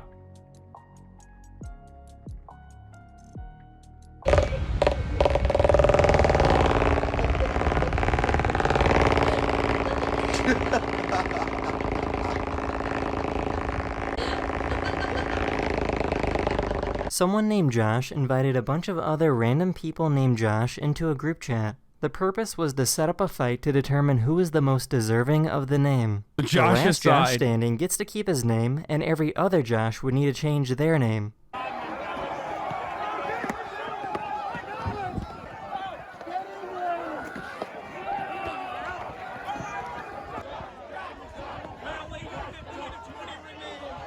In the end, the smallest Josh was named the winner.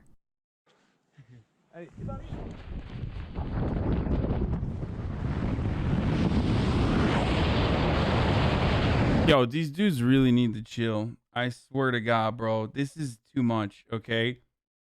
You need to calm down, okay? Just stop. Just jumping off the side of mountains and shit. It's just fucking crazy, okay? What the fuck is this? This?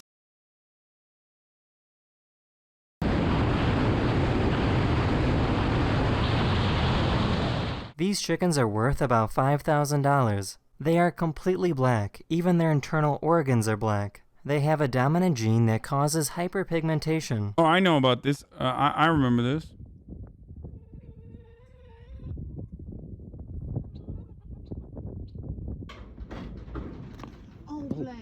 Yo, even my chicken's matte black, dude. Fucking matted out, dude. Oh, I love it.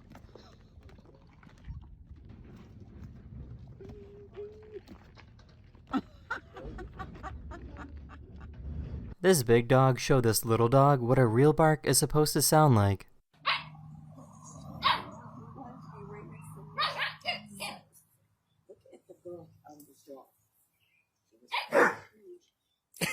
There was a large flood in Australia a few years ago, and a camera captured the time-lapse video footage.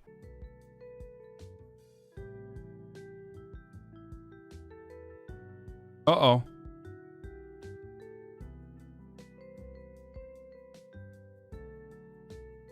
That's the end of this video. I really hope you enjoyed, and I'll see you guys again very, very soon. Later. Wait, I wanted to see the rest of it. Okay.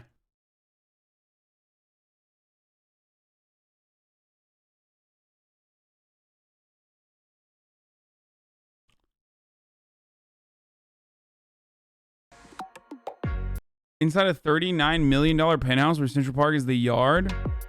Yeah, that's what I want. I want some architectural digest. They always have some fucking clown asses that... Welcome to 11 East 68th Street on the Upper East Side in Manhattan. This penthouse has over 6,200 square feet and 2,600 square foot of terraces. In this unique penthouse, we have 3 floors on top of the Marcon, which is a pre-war condominium that... What a fucking ratio, dude. 6.9K likes versus 6.9K dislikes. If you ever want to get mad, watch the first 2 minutes of this. No. Originally was a mansion, so the location here could not be better. We are just steps from Central Park, Madison Avenue, beautiful boutiques and restaurants. So this penthouse has 5 bedrooms, 4 full bathrooms, 4 fireplaces, 3 terraces, and of course my favorite, the beautiful outdoor barbecue. Dude, $39 million and it's like you spend $39 million and you have like a little crevice as a terrace, dude.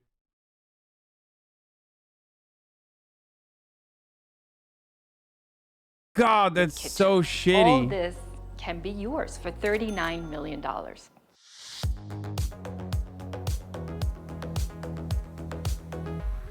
So we're gonna start the tour here on the 2nd floor. I low-key feel like New York, there's like sick fucking apartments in New York, but I don't know. A lot of this is not, it's just not great for me. I don't know. It doesn't speak to me at all. Like, I feel like if you're going to spend $39 million, like, you should be able to at least have like a functional fucking barbecue where you don't have to literally hang on the side of it like this with all 6 of your friends as your knee keeps getting scraped up against the fucking sharp corners of the barbecue. You know what I mean? It's like what are you doing? It's just fucking don't put a barbecue there, dude. Or the fireplace. Sorry, not the barbecue. The fucking one I was thinking of is the fucking fireplace. I mean, look at this shit, dude. Literally, look at this.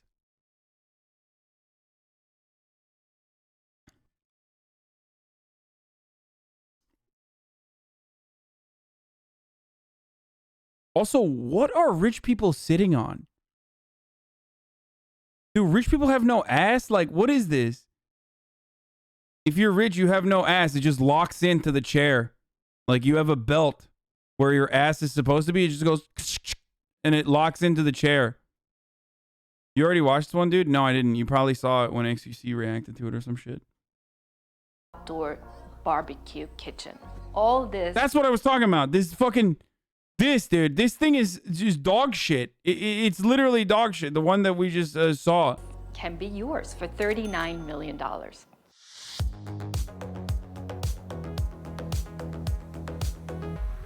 So we're going to start the tour here on the 2nd floor. This is the entertaining area of the 3 floors. I happen to love this floor. The flow is so beautiful. Blue. A great room over here where you have your nice full bar with ice maker, wine refrigerator, and it's clad in this very beautiful onyx. The onyx is also backlit with lighting. So in the evening, this really stands out. Now, one of my favorite things here in the beautiful entertaining room is this monumental 3-story staircase that is clad in marble. It is... Yo, that story, that fucking staircase is more expensive than every single Chatter's homes.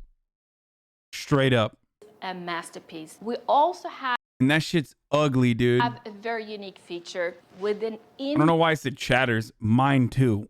Like, literally, mine as well. I don't know why I excluded myself weirdly from this argument as though I'm living in like a fucking mansion or some shit. Outdoor fireplace.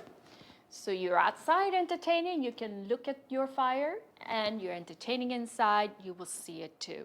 Now, I'm going to show you what entertaining here in the Penthouse is really about. Follow me to the terrace.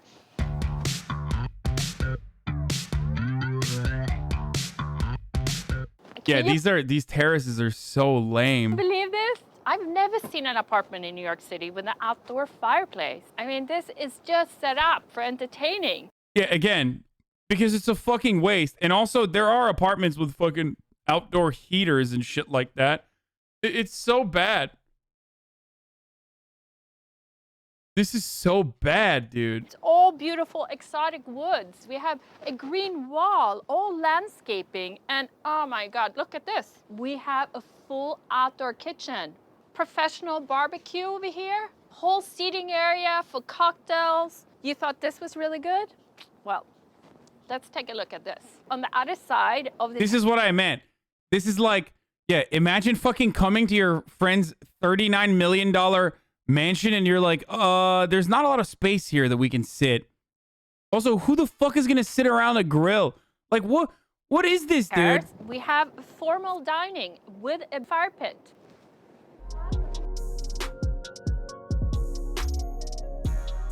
This primary bedroom is unbelievable.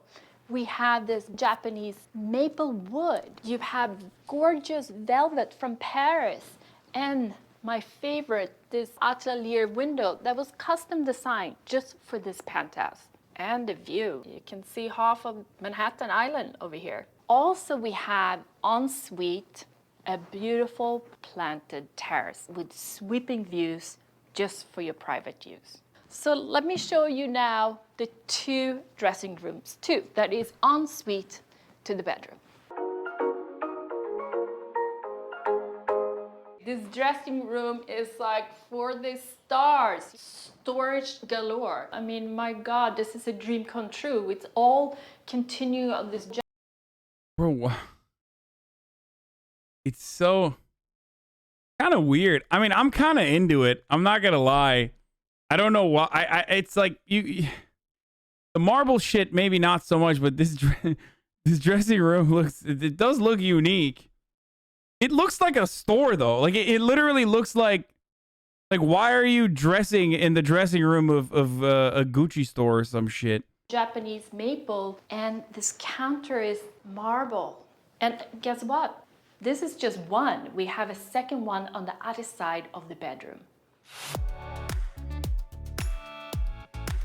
Terrace is unusable in the winter because there's no covering. Hey, also come to the second realization. It's literally unusable in the summer too because pigeon shit is going to be covering it. I'm sure they power wash the fuck out of it so that they could make it look like it's sustainable, but there is no fucking shot anyone goes up there all the time and sits on that marble and shit. No, this house sucks. It's just like, it's so bad.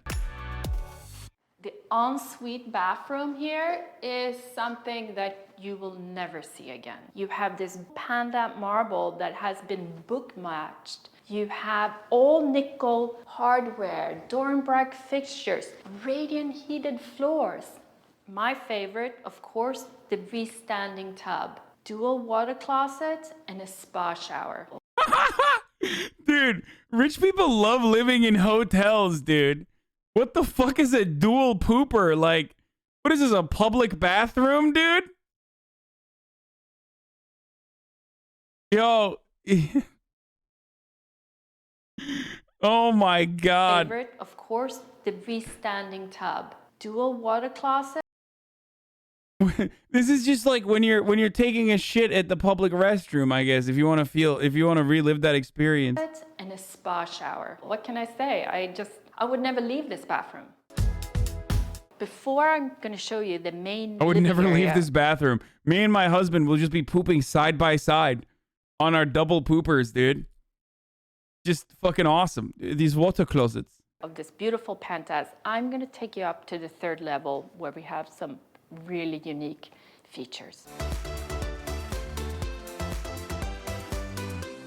Now we're up here on the 3rd level, which is a nice solarium that is actually set up as a gym right now, but this could be a nice art studio.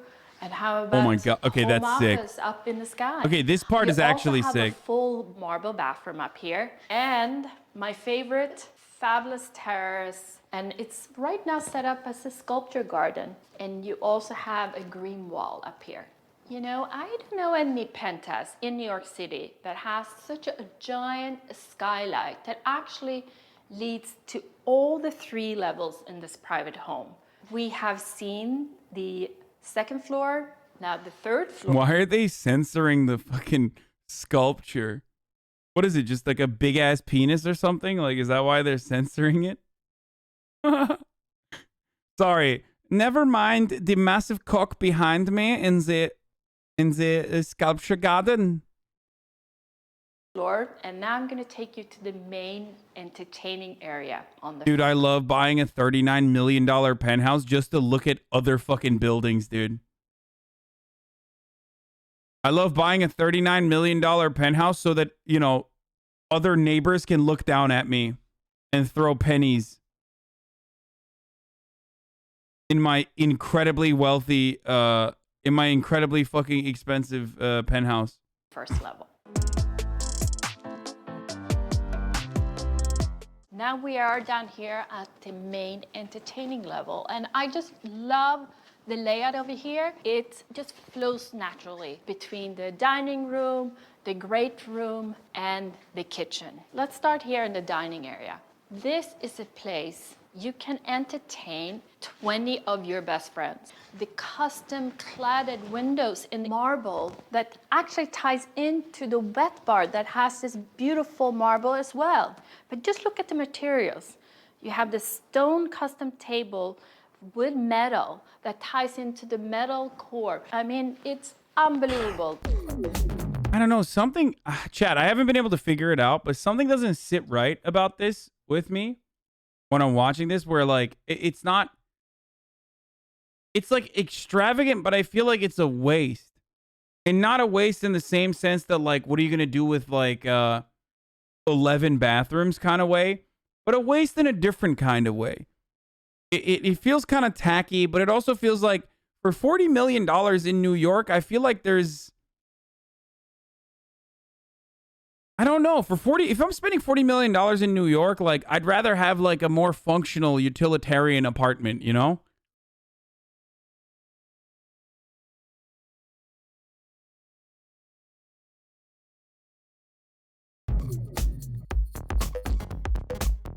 Now the flow is so great over here. We have the dining room right next door, and we are now in great room. So the great room here, there was a lot of thought that was put in. The views are unbelievable. You have full city views, and you also have, which is very unique, Central Park views. The continuation of the beautiful attributes you just saw in the dining room, we also have all custom designed furniture just for this space that is so unique and make the space so lavish. Now let's take a look at this. We have the breakfast room right behind me. What the fuck what is a breakfast room? Damn, what a flex, dude. Hey, I'm so rich. I got different rooms for different meals, motherfucker. That's what we're talking about. Get at my level, bitch. I got my breakfast room. And then I got my dinner room. The current homeowner actually designed for 2 purposes. Casual dining, as well as for big entertaining when she put a buffet style dinner here and that you can... Bro, that is so whack, dude. Oh my God, it's fucking triggering me, dude. Like, imagine having to eat on a fucking bar like that. That's just not, that seems so uncomfortable, dude. $40 million house to eat on a fucking bar like that. What the fuck is wrong with people, dude? I feel like it's so... It's just like sticking out. It's so fucking uncomfortable.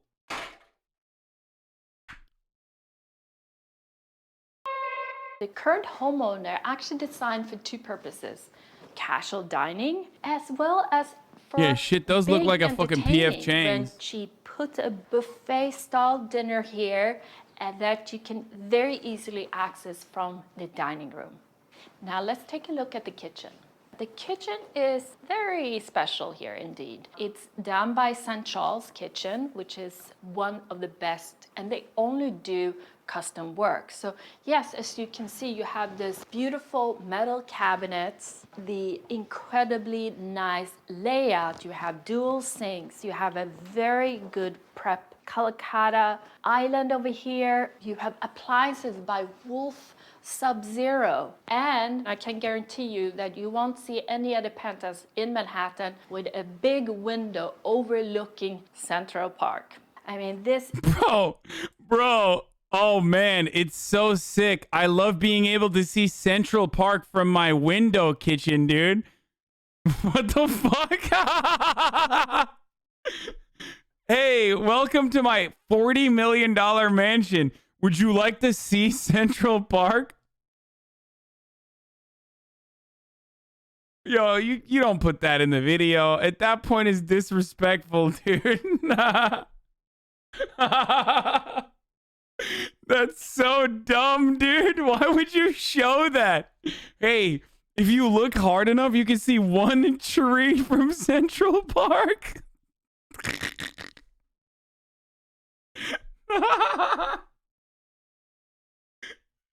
Why does she keep this in the video, dude? A big selling feature of this apartment is when you see... You can kind of see, if you squint hard enough, you can see Central Park. Also, they put it in the title too. Oh, that's so bad. Oh my God, it's literally in the title, dude.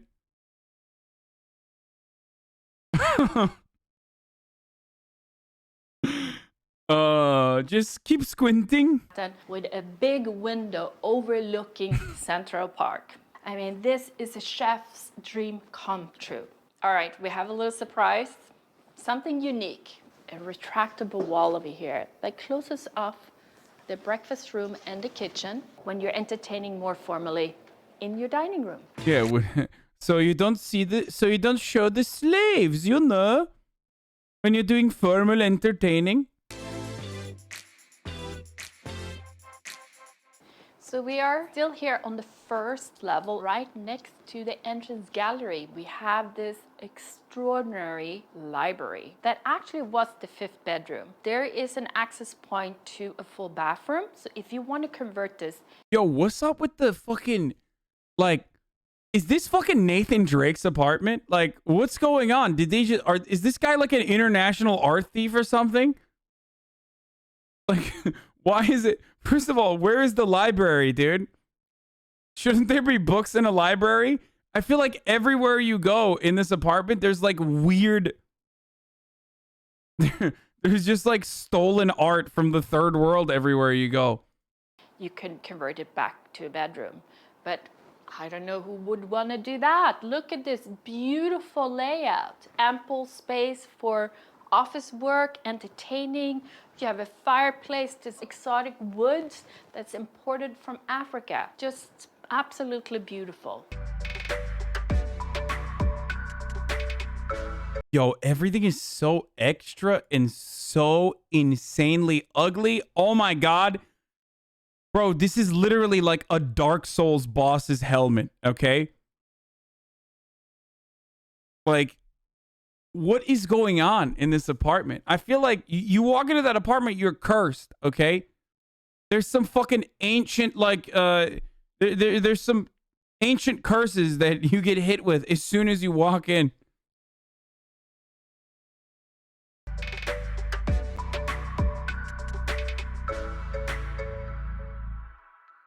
This room is really interesting. You have these two chaises that are custom designed, beautiful metals, onyx, and they're just gorgeous. Now this room actually was a bedroom originally, so if you want to convert it back to a bedroom, you can easily do so. And right next to the media room, we have the home office.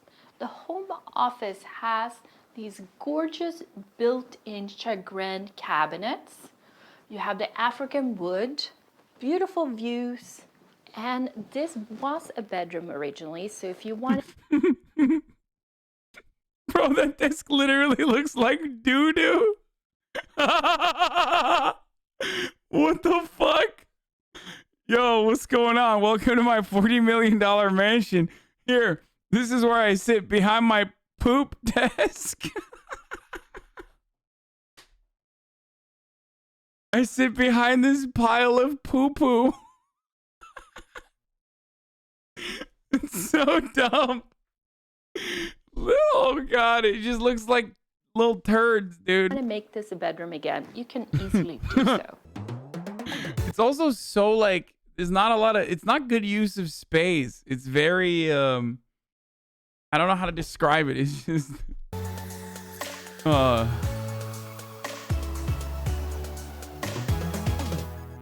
We are in the bedroom wing now, where we have dual bedrooms. They are pretty identical. They're really cozy, tons of storage, and gorgeous ensuite bathroom. What is that, a TV? What the fuck? What? Why is it up there, dude? How are you gonna watch it, dude? What is it? Just for... It's like, here is a TV we created just for Kareem Abdul-Jabbar, okay? When he comes around, he can watch TV. If you're normal size, you can't see TV from anywhere near. What kind of... This is an airport television, dude. Just ensuite bathrooms, all clad in marble. Now, what I really think is great here with the bedroom wings, they're tucked away, very private. So when you have your guests stay over or your family members, they have their privacy in their own little world.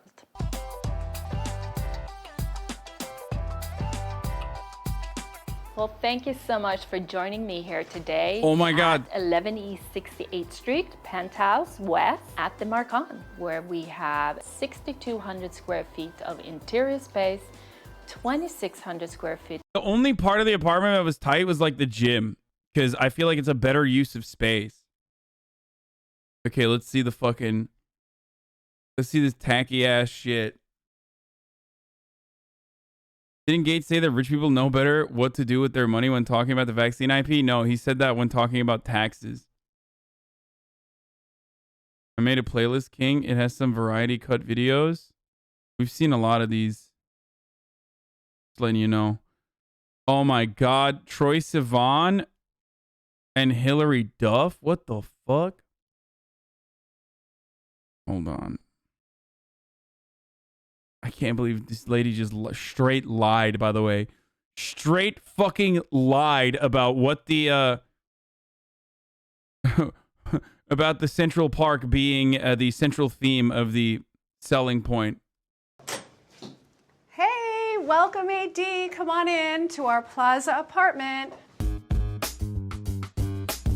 You gonna do the tour? Why don't you start the tour? Why don't you start the tour? All right, I'll start the tour. Okay. She's better at it.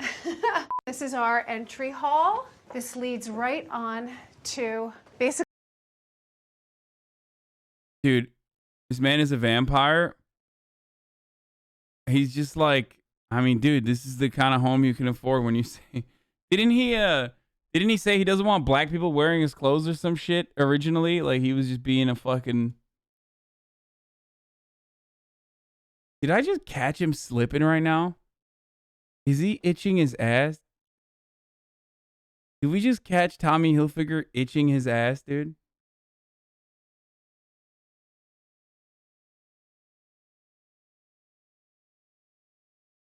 Bro, what is going on? This is so busy. This is crazy. This is like 2001: A Space Odyssey ending room right here.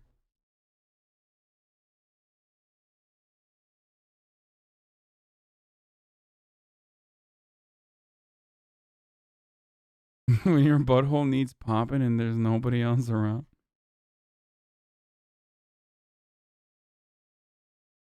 Basically our living room. Oh, never mind. He was just putting his hand in his pocket. This is one of my favorite. Okay, hold up. We got to hit a fucking ad break right here, boys.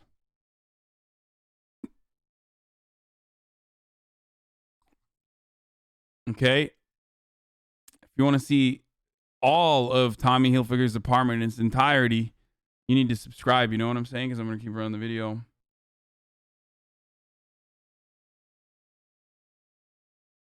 Here's the ad now.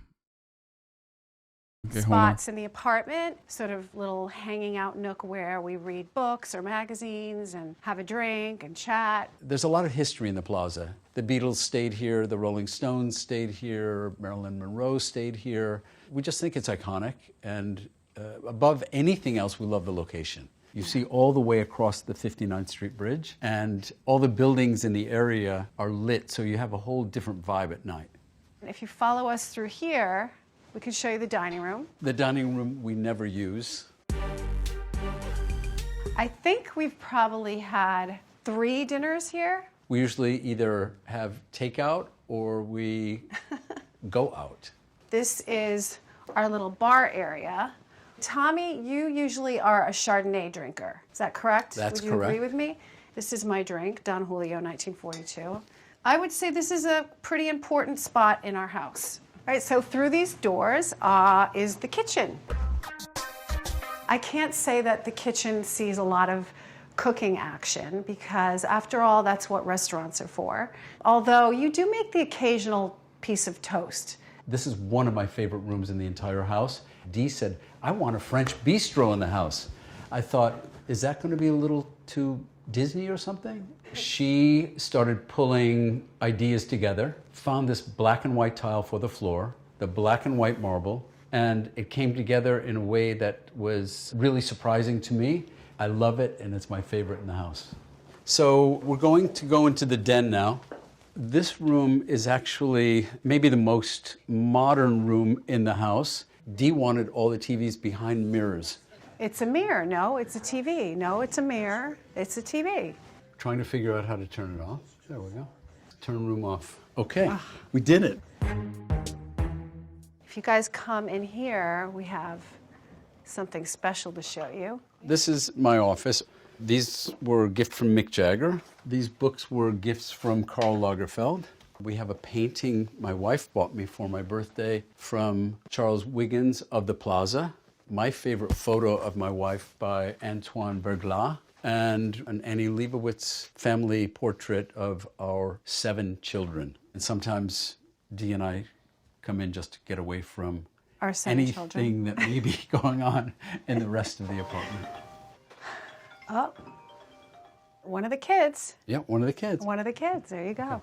This sign was one of the original New York Times signs on 43rd Street at their headquarters, and we bought it specifically for this room.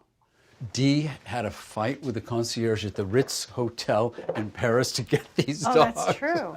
I forgot about that. That was incredible. That was incredible. Where are we going now? Where are we going? Are we going upstairs? Let's go upstairs. If you guys follow us this way, this is the master suite, which we have to clean. Yeah. Cut. Here is our master bedroom. I love it because it's so airy and light. It's cozy, but it's elegant. This is one of the features that I love that I think everybody must have. We have our own mini bar. We have our own little mini bar coffee station. When you wake up, you don't have to go down to the kitchen. And another favorite part of the apartment is the terrace overlooking the park. Once you get your coffee over there, you can just move over here and... How the fuck do you get to be a designer and then you got no design in your fucking house, dude? I feel like it should bother you. Like you should have an eye for aesthetics, and it should bother you when the aesthetics are dog shit.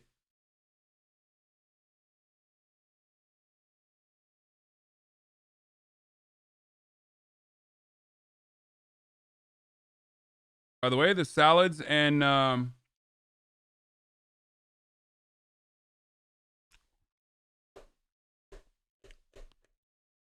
these salads and chicken are back. Please rewind and react. I can't. Chicken is burning currently.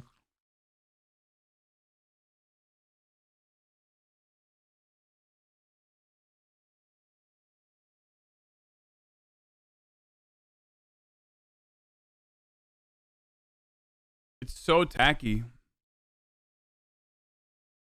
Hold on. I'm gonna run back and then run back again. Miss the Mirror TV? Yeah. I want to watch this James Bond $100 million Pierce Brosnan Mansion 2 in Malibu. That actually looks fucking sick.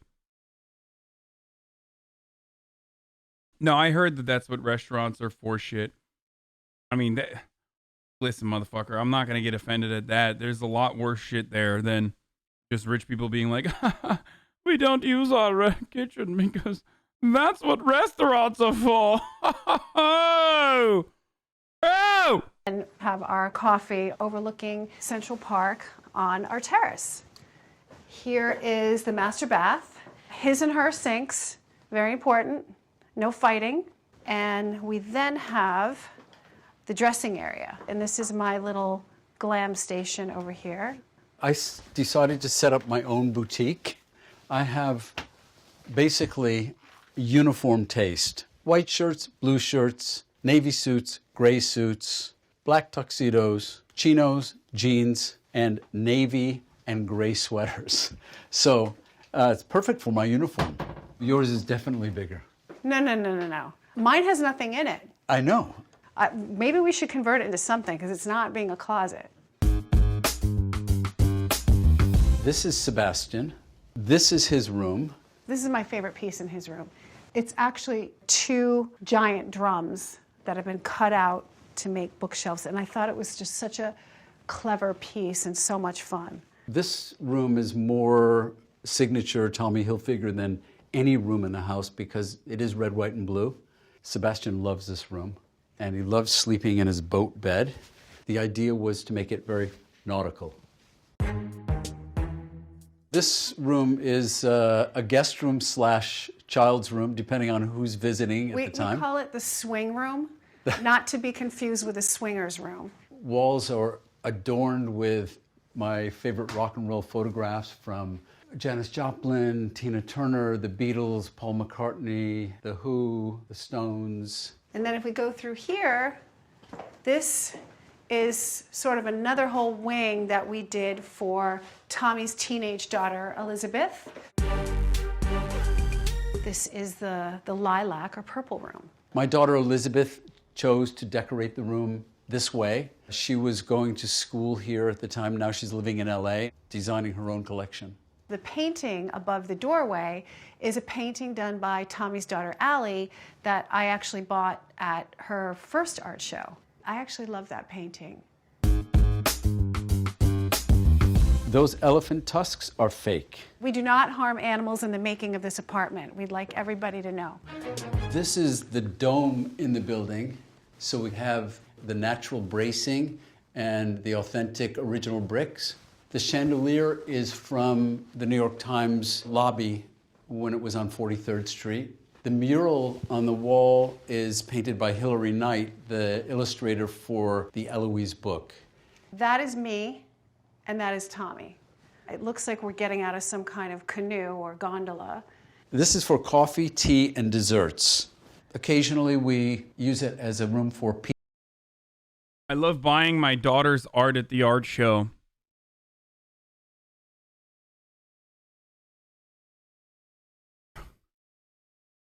This is normal things I like to do. I also love referring to I also love... Bro, he's so fucking whack. He's like, he's a fucking fashion designer. He's like, I just have uniform style. But the worst part about it is this is the child's room, also known as the swing room, but not to be confused with the swinger's room. If you're a wealthy fucking person, you should just never have those two things ever near one another, okay? Like, you should just never, just stay very far away on purpose. Just deliberately stay very far away from matching those concepts with one another, even on an accident, okay? Pizza? It's a pizza tea room. Here, you have to pick up your cup. Okay. Pick up your cup. And no, you have to have it, your pinky has Ding. Ding the pinky up is the proper, that's right. Let's see, a little more angle. There you go, good. And then sip. Perfect. Thank you for coming. Thanks for coming, bye.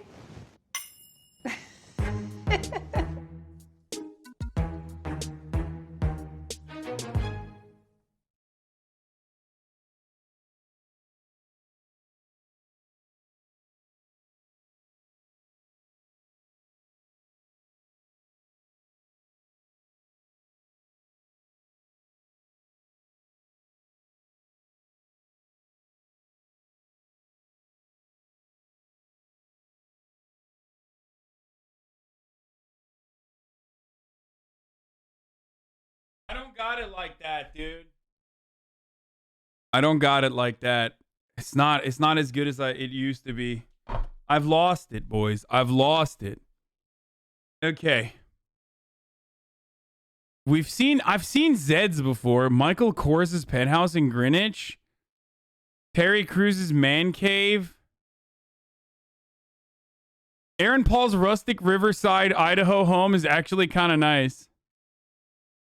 Inside Robert Downey Jr.'s Windmill home in the Hamptons. What Hi, the we're the fuck? Downeys. This is Susan's house. The reason that it's situated exactly where it is because they want to be able to see that church spire back in the late 19th century. I can't tell you which direction we are from the church because that would be security breach. Please come in.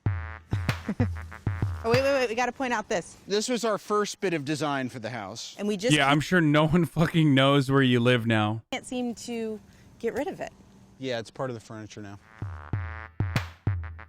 It doesn't get much more cozy in this joint. Right off the bat, I'll show you. I tend to do art projects for Christmas. So this one was when it all started. It gives you something to look at when you're dropping a deuce.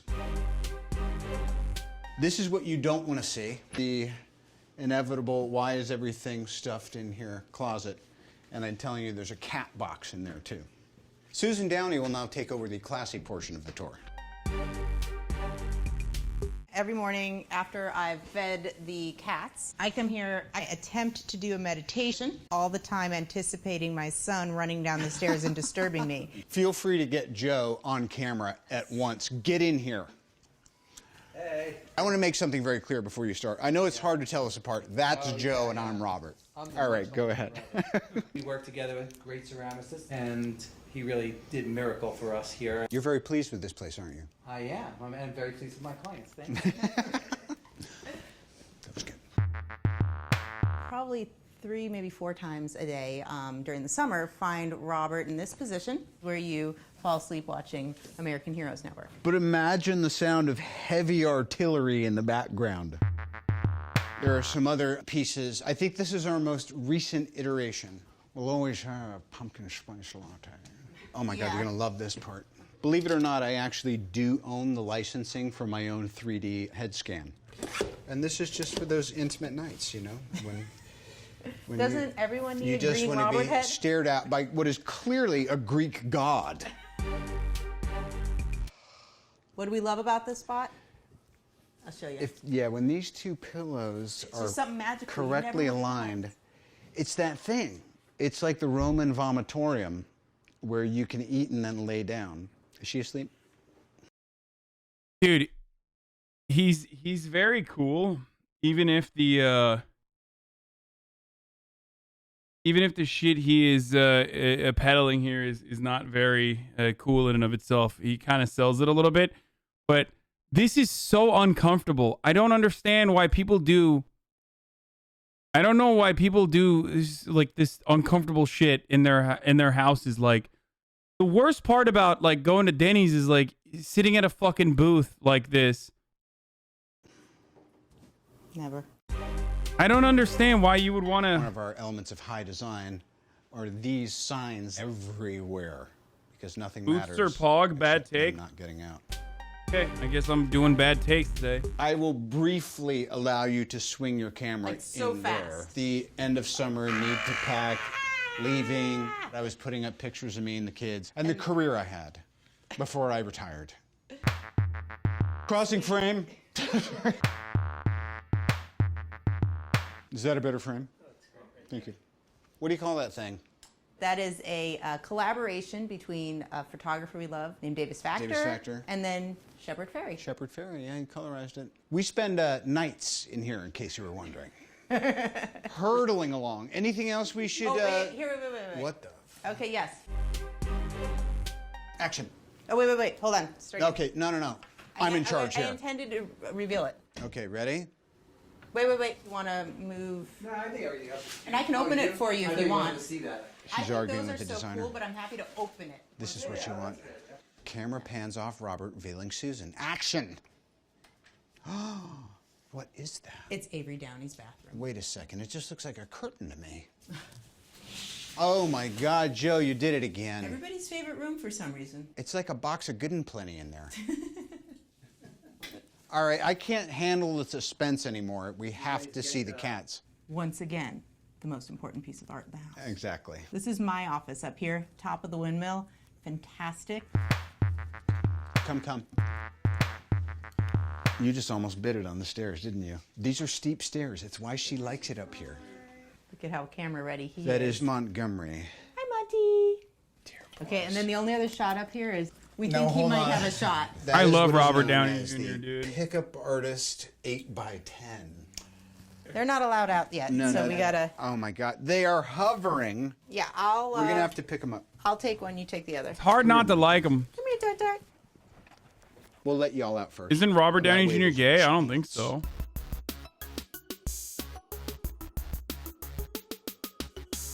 Well, there's your unprecedented where did that come from? access. Thank you for joining us. And as they say in Hollywood, don't let the door hit your ass.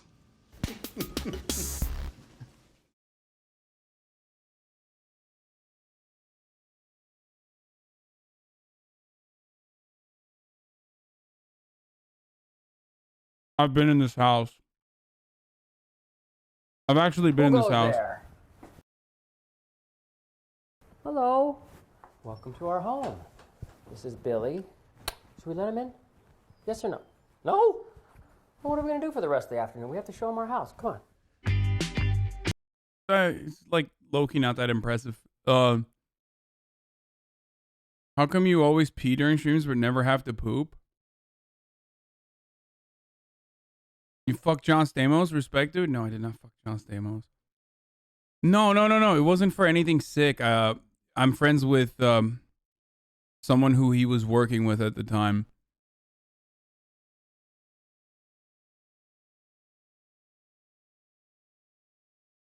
I forget what we had to pick up.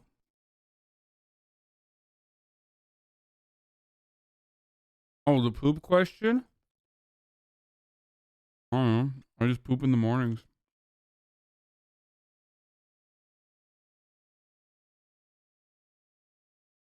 Fucking weirdos. Is the 2020 Rolls-Royce Cullinan Black Badge.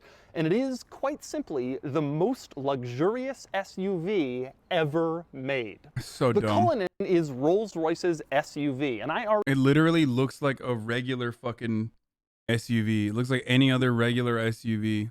reviewed a regular Cullinan when it came out about a year and a half ago.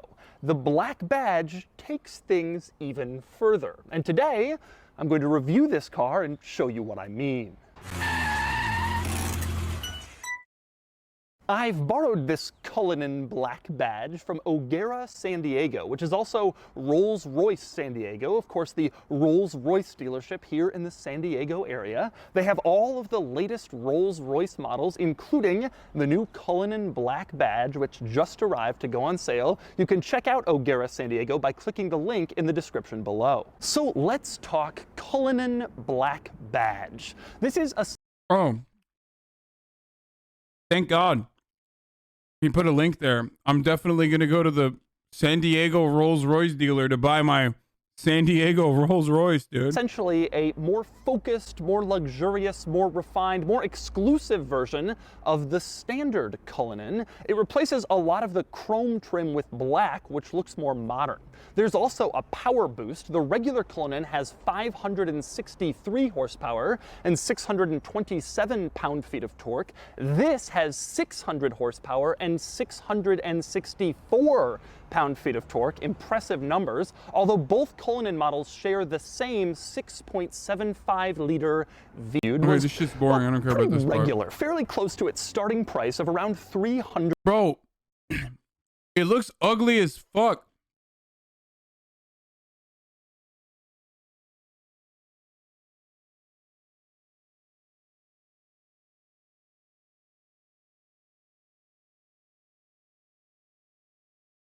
It looks like a regular SUV that you put like really expensive rims on and made it look stupid.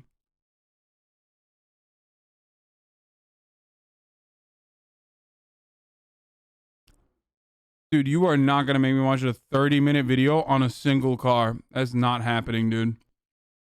Okay? It's wet.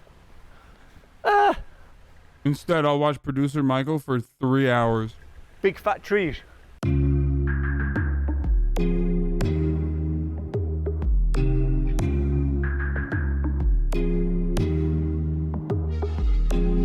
I will watch producer Michael for 3.5 hours on a single house every day. Every day of the week.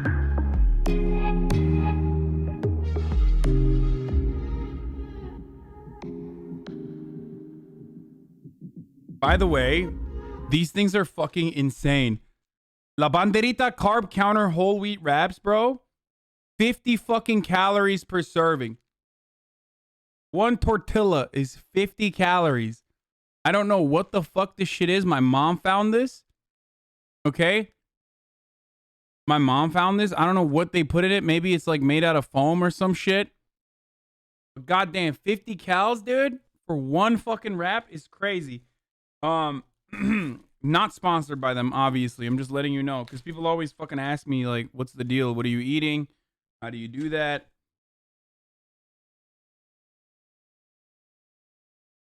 La Banderita carb counter whole wheat wraps.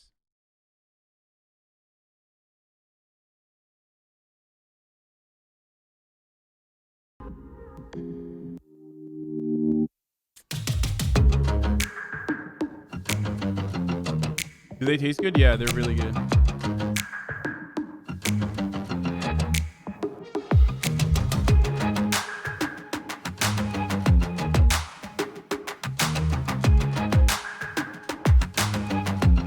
Today is, I'm kind of lost for words.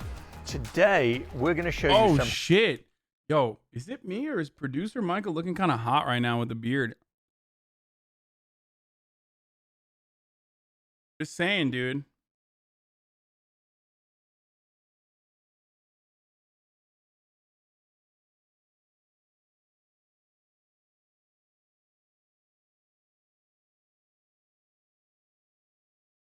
Thing that blew my mind away.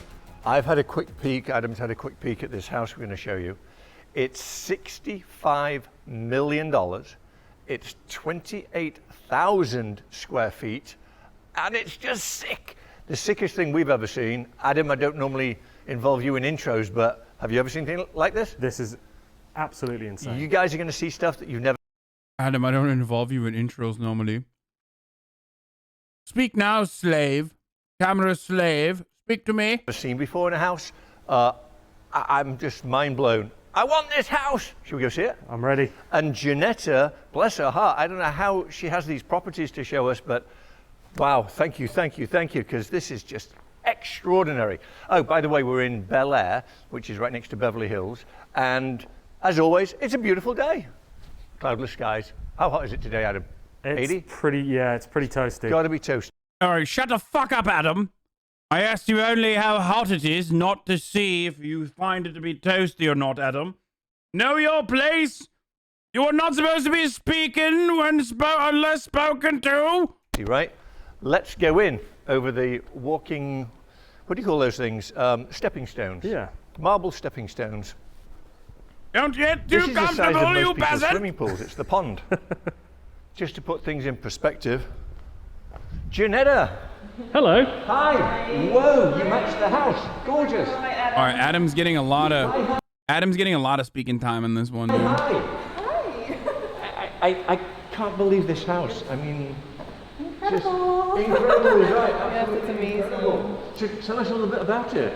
So this house is, you really have to be here to believe it, but it's 9 bedrooms, 17 bathrooms, 28. Sorry, 17 bathrooms? Yes, 17 bathrooms. 17 bathrooms. Okay. And Bro, she's the worst real estate agent. What the fuck? She's already fucking up. 17 bathrooms? Did she say 17 bathrooms? There is no way that there's 17 bathrooms. Who the fuck? Why do you need 17 bathrooms? 28,000 square feet. They are asking $65 million. And worth every penny, right? It's beautiful. Some of the amenities include a wellness spa with a facial studio and a massage studio and a yoga studio, so you can relax. Yes, it's really beautiful. And you have a hair salon, a private hair salon to get your hair. Bro, imagine having a wellness spa with no facial studio. What am I, fucking poor, dude? Obviously, it's worth $65 million. I mean, seriously, dude. For a second, I thought you were a fucking pleb. Done in your house.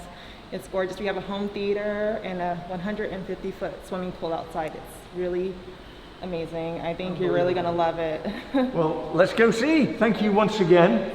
You're very welcome. We'll be a while. Yes, thank you. Enjoy. Ready? Thank you. I'm taking off my mask. Let me fix myself.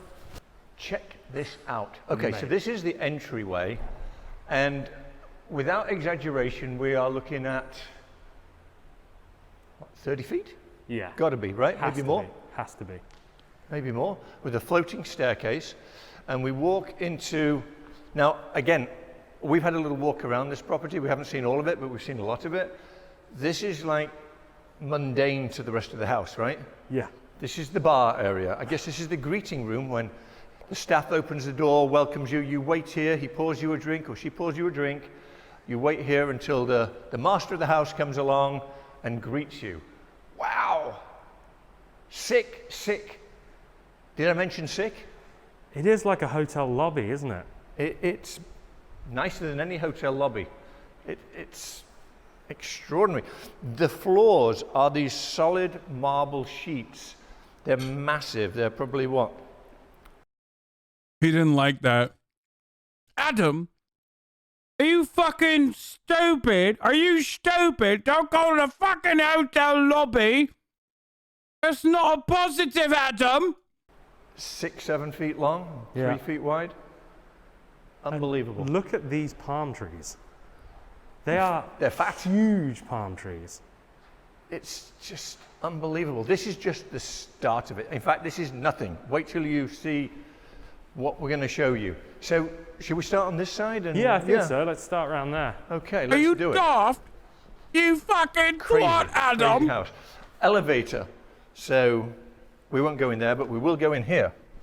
Oh, it's nice and cool. So this is the theatre. 1, 2, 3, 4, 5, 6, 7, 8, 9, 10, 11, 12, 14 incredibly comfortable chairs. They're huge. Look at the width of these chairs. I mean, seriously. Did you have to go downstairs to get to the 14-seat theater? No? Then that's good. If you have to go downstairs to get to the theater, I'm not going there. You know what I mean? I'll never go to the theater if it's in the basement. Adam, I mean, this is big enough for 2 people by themselves. Yeah, it really is. This is by far the biggest screen we've ever seen in a house. Go down there and stand next to it. I am for, so for jealous. Scale. I want this house. This is sick. Okay, so I might as well be in an AMC movie theater here, right? Yeah, seriously. Can you even see me? Just about. This screen has to be, let's see, let's pace it out. 1, 2, 3, 4, 5, 6, 7, 8. So that's 21 feet. 24 feet? 24 feet, really. 3 feet is a stride, right? Yeah, so 24. Yeah. Thanks for the math. So 24.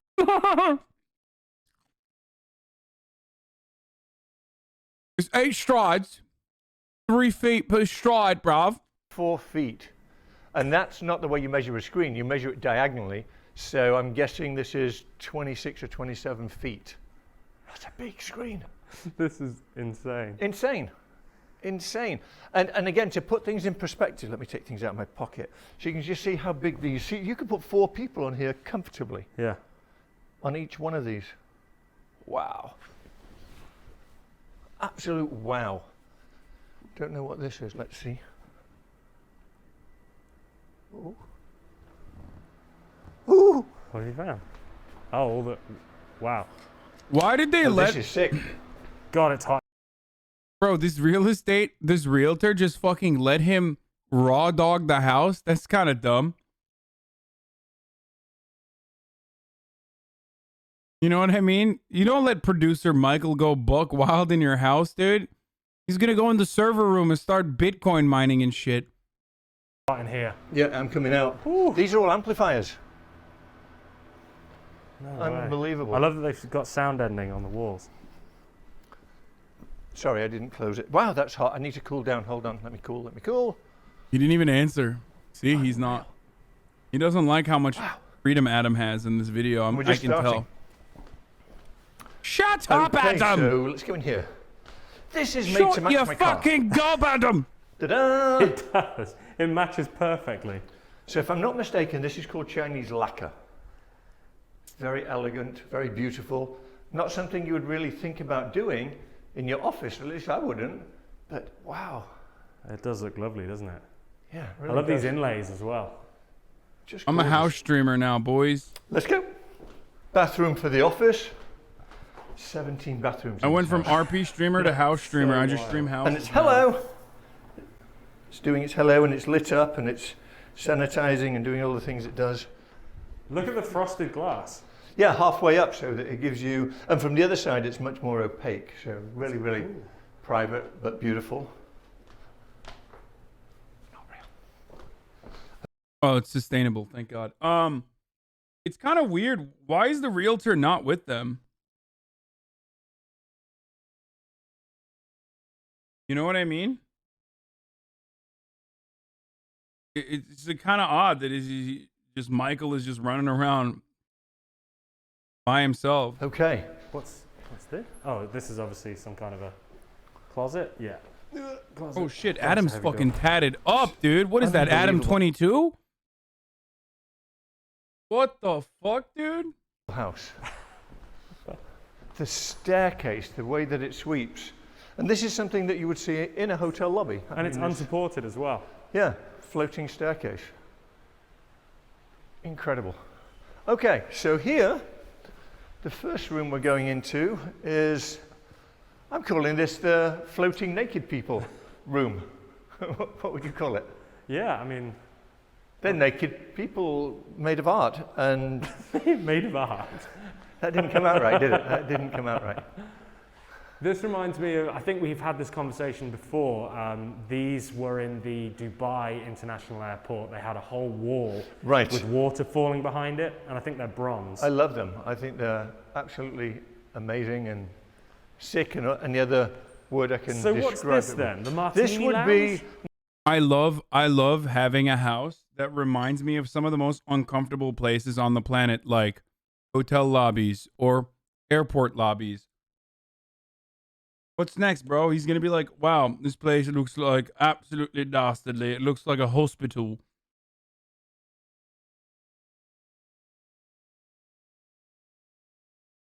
I love this house. It looks like, it reminds me of a hospital, bruv. It reminds me of the dentist office, the waiting room, you know, with the magazines all laid out perfectly.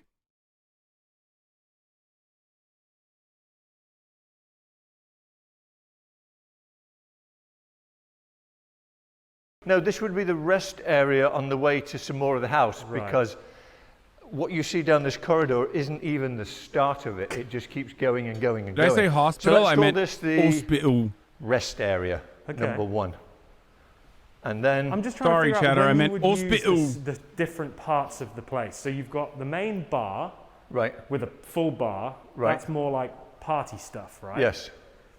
When's this? When do you use this? This is for when the main party bar's full and you need an overflow Okay, area, all when right. you're throwing a grand party. Okay. Right? And then this is...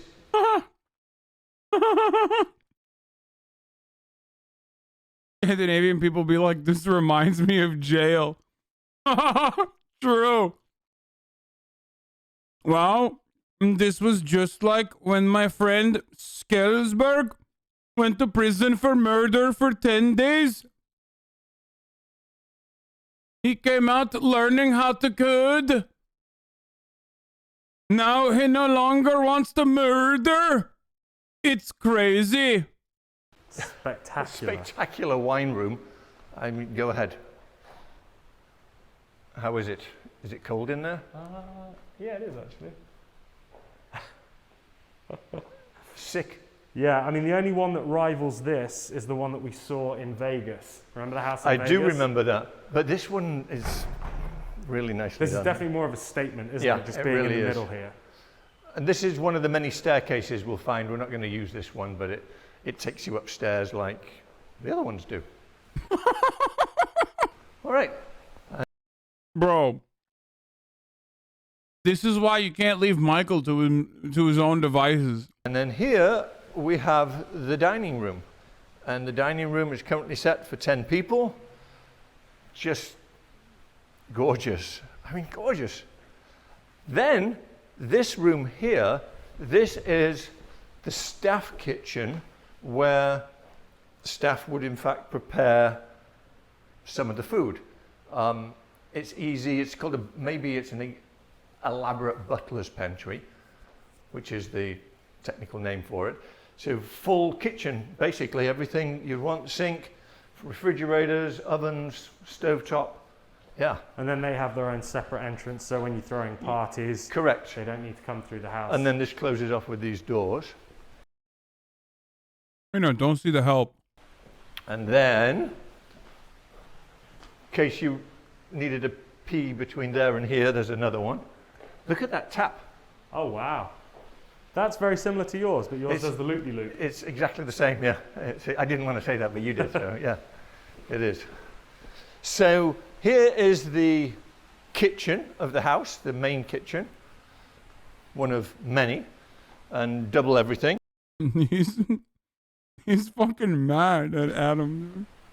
It's really gorgeous. Whoa, isn't it? what's this? This is a tap. It's a faucet. I think it might be sensor controlled, so no, maybe not.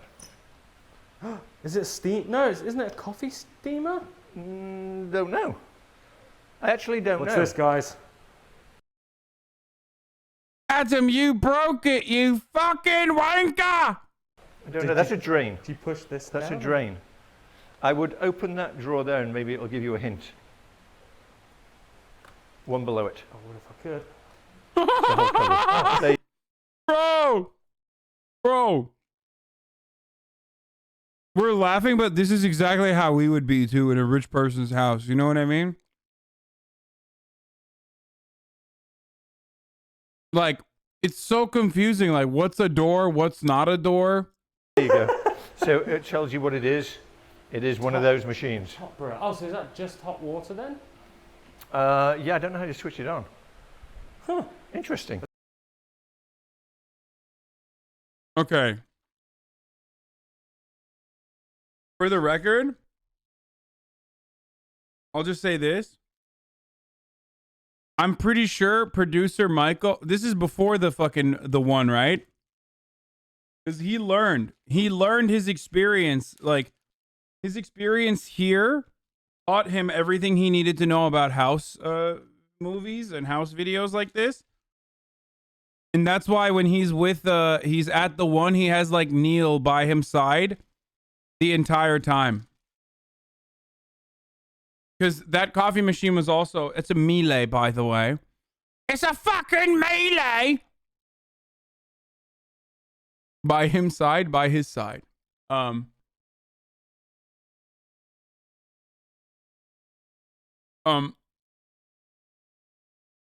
He learned everything he needed to know, and that's why he didn't make those mistakes.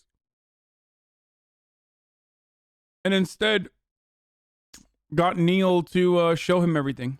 That's cool, though. Freezer or fridge? Freezer, that's freezer. I agree. It is freezer, and it's nice and cold in here, and I'm just going to stand here a second because all the doors are open and it's hot. Is Adam actually Mike's son, really? The fridge.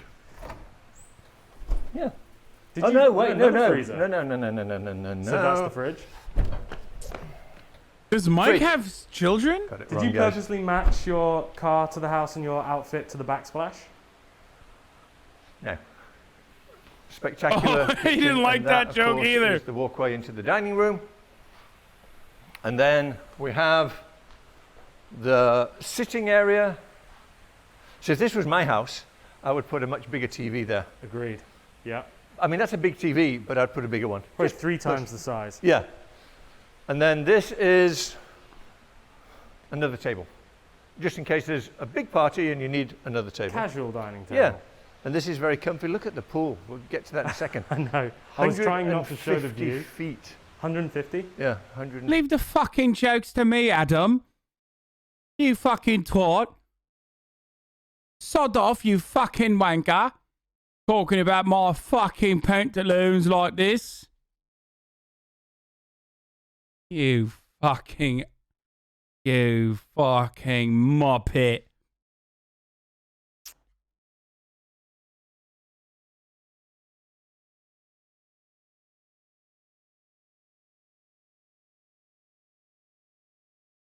He looks like a retired wrestler. They look like they broke into the house. Yeah, literally, dude.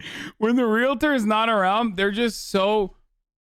I need like parts where the realtor is around so she can explain stuff. Because otherwise, they're just two idiots walking around, being like, "Oh, well, that's the TV. This is where you watch entertaining sequences that other." Directors and other producers, not me, producer Michael, but other producers have created. Like, they're like breaking the coffee machine and shit.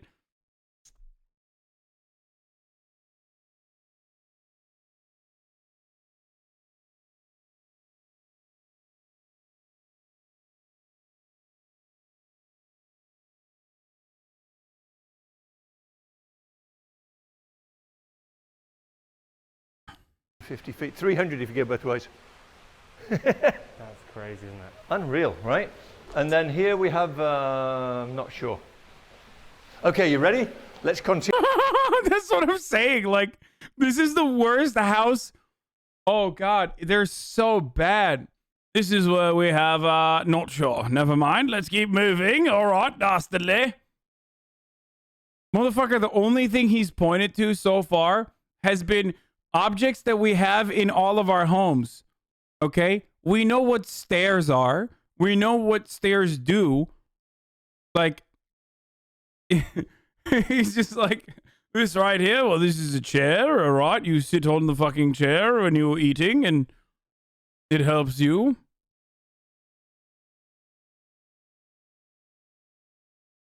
Continue. This is where it really is appropriate to say, let's continue.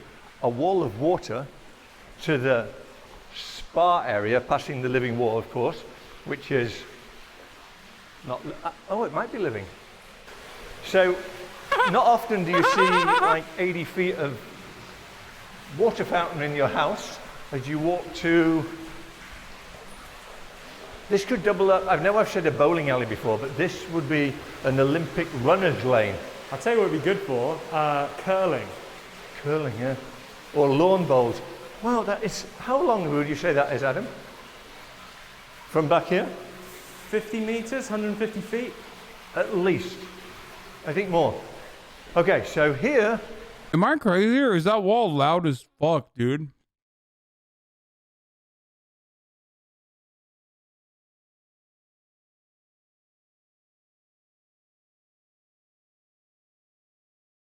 Like the waterfall wall is like low-key loud. We have a rest area so that we can rest after doing this insane walk. Some Christopher Nolan and now we shit. enter the spa area. See, if Christopher Nolan was directing this instead of producer Michael, we would not be able to make out what they were saying there, and we would only hear how loud the wall is. And then everyone could say, wow, that's art. I love art like this.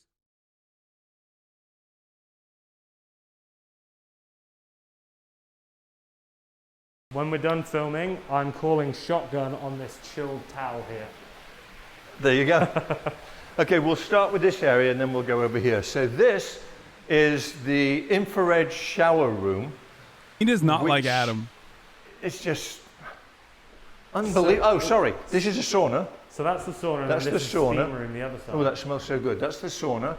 And then this is the steam room. It is a steam room. Nothing like having producer Michael come to your house to smell your steam room.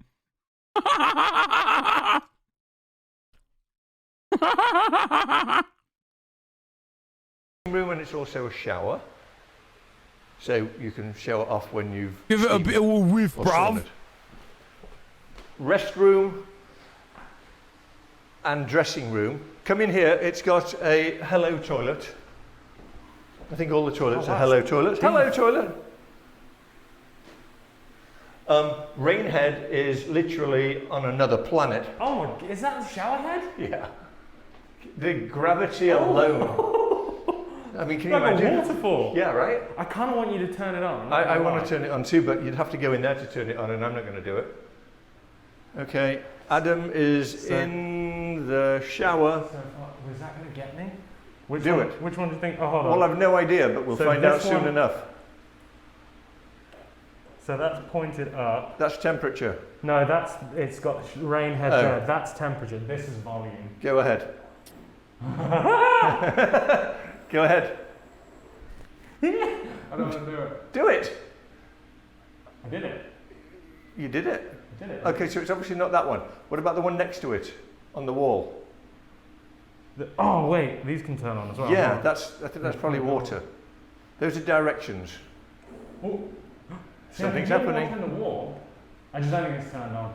Turn. Oh, there's a body sprays on the. This is the dumbest fucking video, dude. No. There probably is water in the house. There's probably no water in the house. Motherfucker, did you not see the 80-foot wall? That was a waterfall? There's definitely water in the house, dude.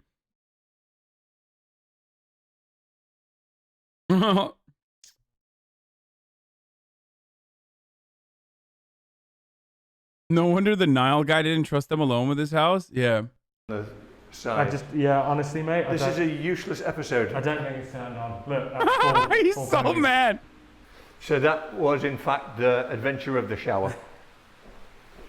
Now, this way. Here we have a treatment room. Don't know what you get treated for, but it looks very medical. Here we have what the fuck? A yoga room. I think this is yoga, right? Yeah. It's very zen. Wow. Then we have... Spoiler alert, this is my favourite part of the house. Which part? The massage room? All of this out here. Looks very inviting, doesn't it? Look at this. Spa. With your TV in the wall. And then this. Should we do this now? Yeah, we're here. Yeah, why not? We're here, right? This is ridiculous. Let me put my glasses on because it's very bright. This is So I'm going to come all the way to the end to do the full reveal. Shower and another shower and stuff. Wow. Fireplace. You ready? I'm gonna do the. Is he better walk on the fucking grass, bruv? It's producer Michael. He never walks on fucking grass, bruv. He only walks on fucking grass when it comes to the fucking one, bruv. Whip pan reveal. Show people how long this is. Yeah, I think this is longer than 150 feet. This. My God. Can I do it? Do it. Jesus Christ. Look at that. Will they even see how long? Shall I walk to the end so you see how long it takes? Okay, so come back here. Okay. I think the 150. I love casually bringing two British grown adults into my house so they can walk around and randomly try to guess how much things how tall things are and how long things are. You know what I mean?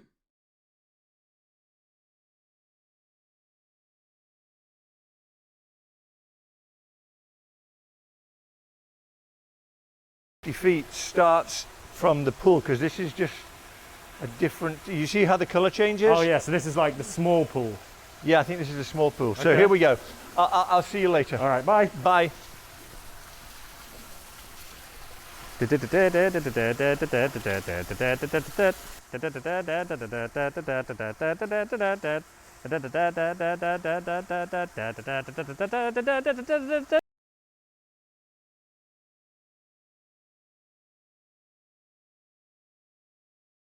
Bro, what is producer Michael produced? Because this motherfucker can't even produce a halfway decent YouTube video, okay? Like, what is he? Is he like Niall, who calls himself like a homeowner when the bank owns his home?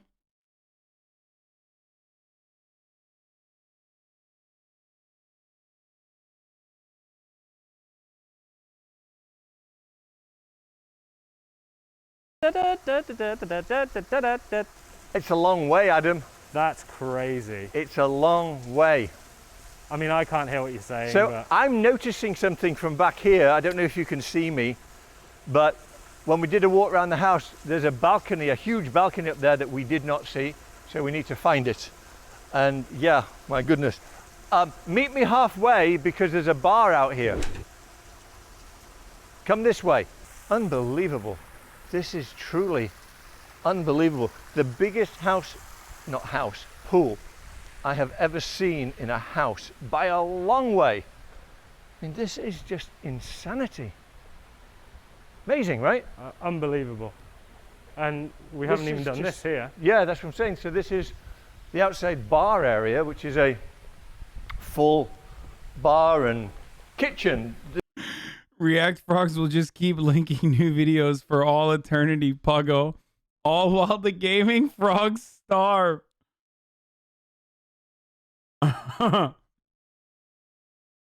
Oh, Jesus Christ.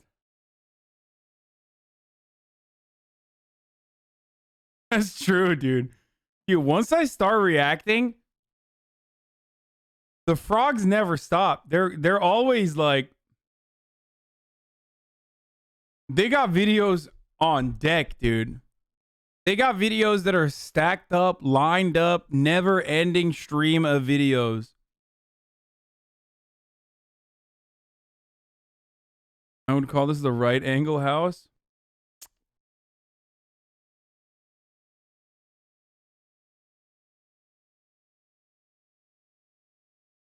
Yeah, be an everything frog. The real Haas buff is the everything frog.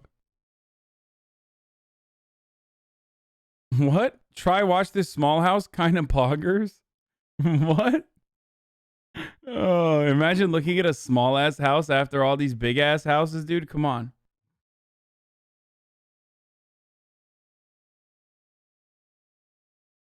This is not like your normal barbecue. Look back here.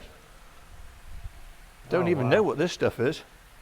Okay, dude, I'm sick of him just fucking being like walking around. Everything frogs make up 15K of the 30K viewers. That's true. We got 15K everything frogs in here. Straight up. Small house frogs are starving. This house seems small after watching the one. Yeah. Well, the one could put this. This is the one's like backyard, dude. This house could fit in the one's pocket. To be real. You joke about small houses, but you know we're gonna spend the next 1.7 hours. What a weird time. What a weird way. 1.7 hours.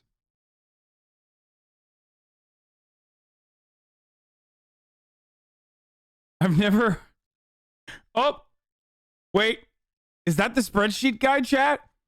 Chat, that might be the spreadsheet guy. We found him.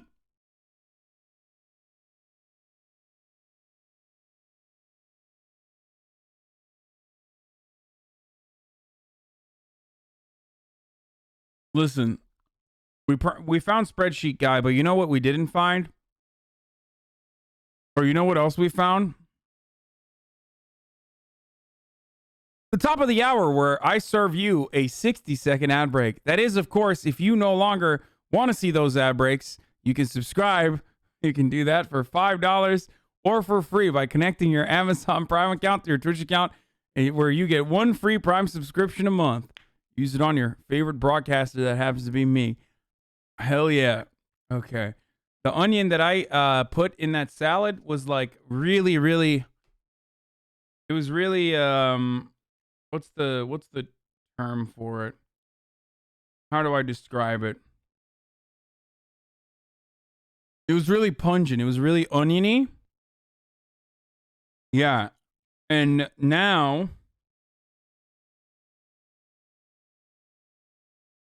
I feel like I have a tummy ache. Wait, his @ was manbearpig696969, but he's no longer online. Wait, that was the spreadsheet Andy? What? No, it's not. Just believe in everything frogs hoss buff. What are you, crazy? No, it's definitely not. That was just the guy who just joked about the 1.7 hours. It's not actually the spreadsheet guy. Yeah, it's very sharp.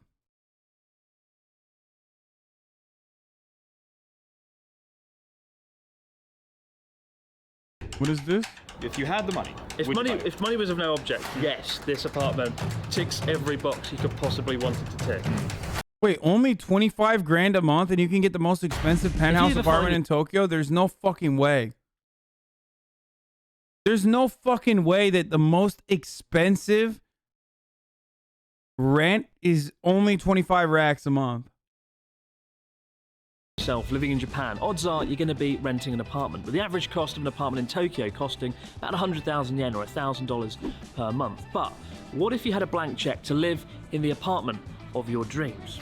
Last month, my good friend Alex, who runs a luxury real estate company in Tokyo, took us around a $20,000 per month apartment in central Tokyo, which came with 4 bedrooms and even a secret rooftop garden.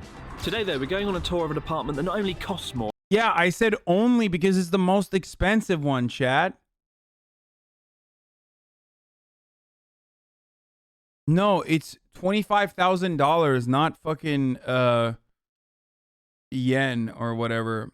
And I find it really weird. It's cheaper than you would expect.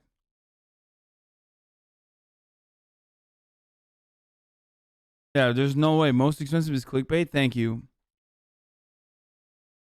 See, this is a pure React frog, okay? This guy purely is here for the reacts. Doesn't know. Only subbed for 1 month. Actually, he's following since July 26th. Never mind. Can you stop pausing every... Yeah, see? This is it. This is the React guy. He wants to tell me what to react to. Only is in here while we're reacting. Gifted sub.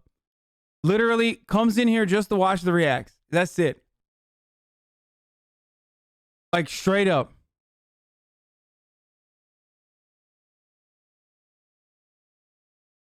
Let's look. Oh, never mind. He's actually here for politics too. I feel bad.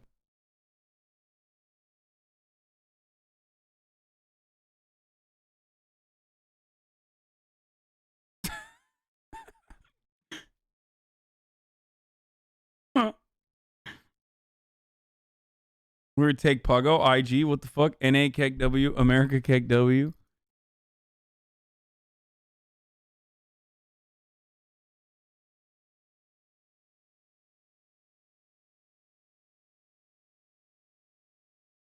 Why these morons spamming hugs? Ban them, please. Jesus, that chest full of freaks and idiots paints champ. I like this guy. He's funny. EU React Frog.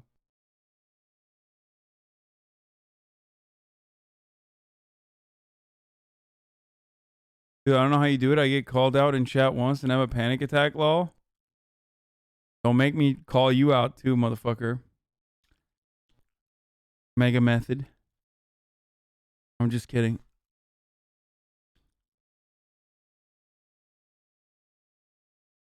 It's a cute dog. I love pulling up people's logs. It's my favorite thing.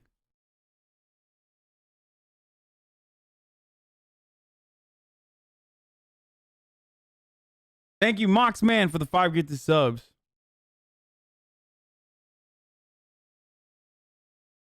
I gave you advice in Hades last night and you yelled at me. Check my mod comments. Call me out, Hasan. What you looking at, Moncaste? Rig the Hasino. Never forget. Belgium is fake. Belgium doesn't exist. Yes, it does. Why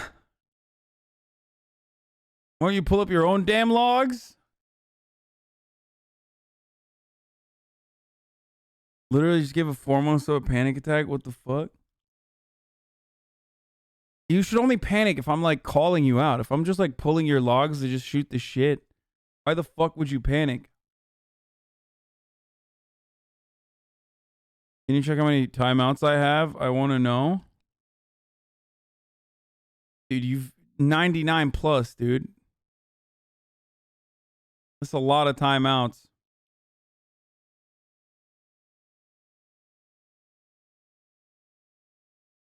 Small house frogs.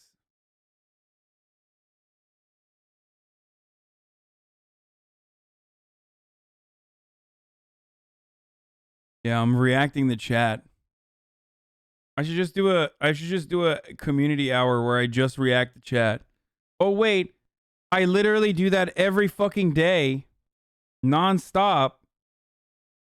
And chat abuses it by being a dick sometimes.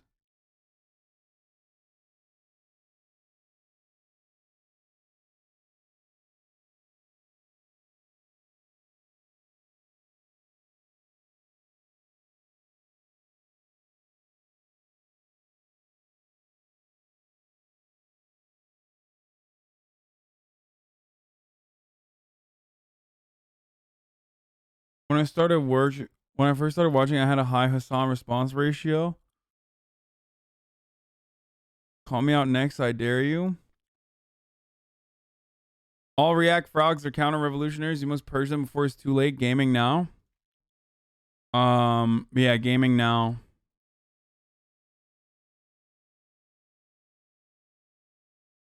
Before, let's see if there's anything good. Is there anything good on LSF? And if Fisher shows the state of Twitch and how they sexualize their content? So normally I would be afraid to show this because like Moncatius, but this girl was doing this on stream, so you know she's not banned, which means that Twitch thinks it's okay. So this girl is in like some kind of, I don't know what to call the clothing, and she's doing like yoga and like jumping on trampolines, and she's calling this a Tifa cosplay, I guess because it's black bottom and white top. And this is on Twitch, you know? And normally I'd be a bit like, oh shit, I can't show this on stream, but like this is on Twitch. And it's so obviously sexualizing that I What kind of Tifa? Antifa? I don't know, like we're I mean, it's like it is like it is sexual content. It is meant to see this as normal things IRL. Like we're not, this is like no big deal, right? And I think when we have, so why won't she show whose stream it is? You know, I want to do further research. I don't know what to call the clothing, and she's doing. What? You don't want to do further research? I want to know. I want to know so I can get mad at it, chat.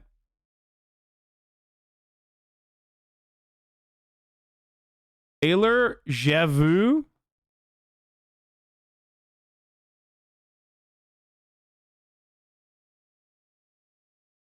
Listen, do your own research, dude. Do your own research. Do your own research, pilled. Okay. Let's look at the comments real quick. She follows you on Twitter? Wait, who does?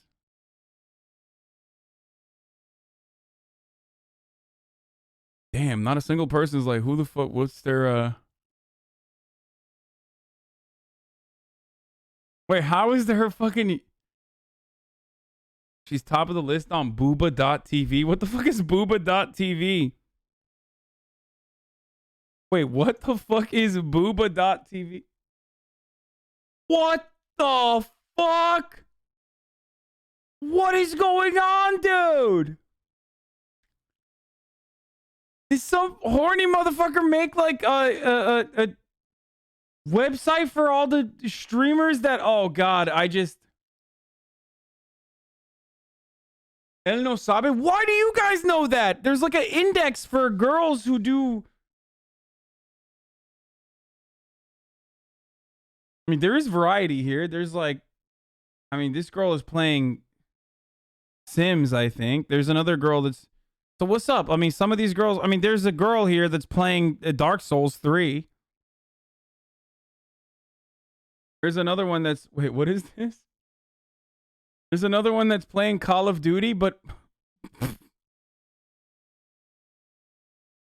What the fuck? Okay, I don't want to click on... I don't want to click on it. I don't want to click on it. She's so big on the stream, dude. What the fuck? I gotta click on it. Look, I have no problem with this, for the record. I'm just gonna say it. But this is so funny. Why is she so large on the screen?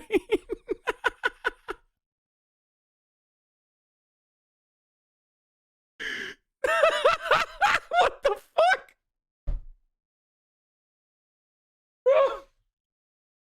And show Twitch on stream. Okay, well, I was a little worried. Like, not that I'm worried that it's gonna be like TOS. I'm worried because, like, you know, I'm not like making fun of them, is what I'm saying. I'm not like bullying them or harassing them or anything like that.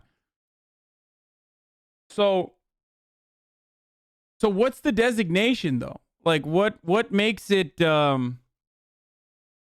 portrait mode stream? Like, do they, whoever picked like the booba.tv, they just pick off of what? Like, girls? Rule of thirds, cover 1/3 of the screen with your webcam. I'm sure Coomers have already fucking infiltrated her chat. Please don't do that. Don't do that. Don't do that. Don't do that. If you're creepy and you do that, I will ban you. I'm just letting you know, okay? I will literally ban you.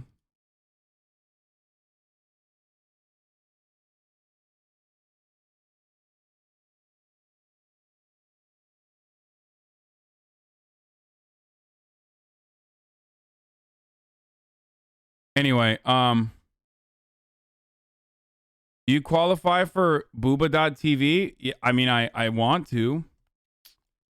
Already subbed and followed. Dude, I love that. I'm just... What's going on, guys? Today we're doing some reaction. Today we're going to be doing some reacts.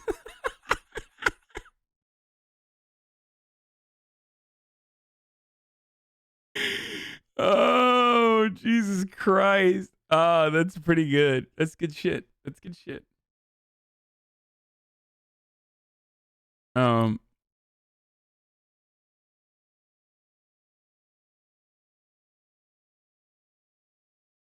So it's not just hot tub streamers though. Like it's not just streamers in a hot tub on booba.tv. There are just like fucking non-hot tub streamers as well.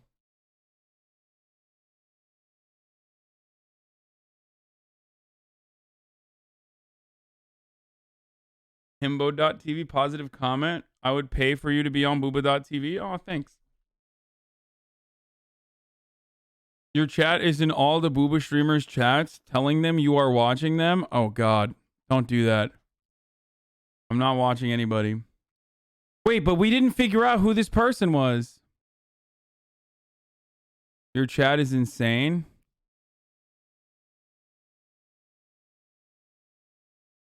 What? Why? Can you tell Hasan he needs to beat the nameless king, Hustle? Oh my God, dude, stop.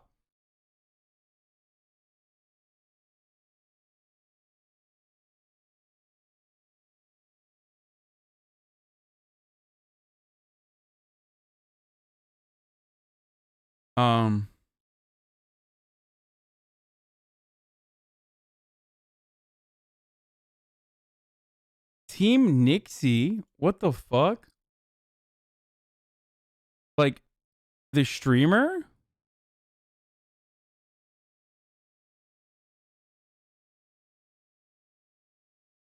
Wait, I think I know this person. No, I don't know. I don't know why I said that.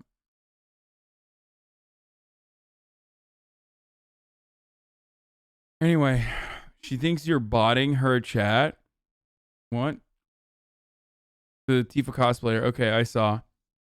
Not interested. All right, let's keep going.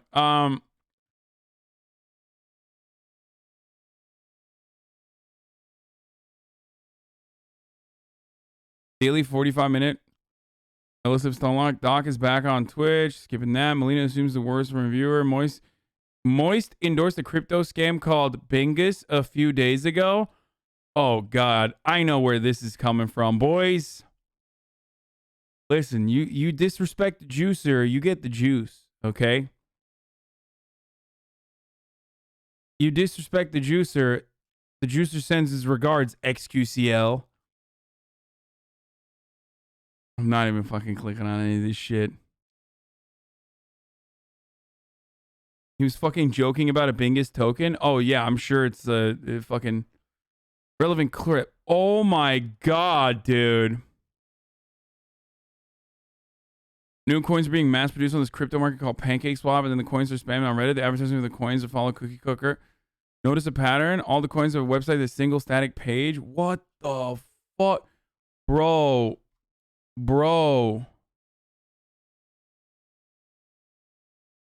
What do I always tell you, dude? When you write an essay on Reddit, like, you've already lost.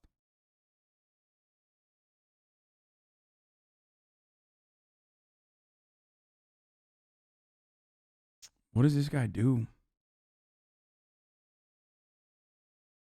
He's always in crypto moonshots. What the fuck? Some coins have posted their source code. Does that look familiar? It's the same exact template for all the other coins.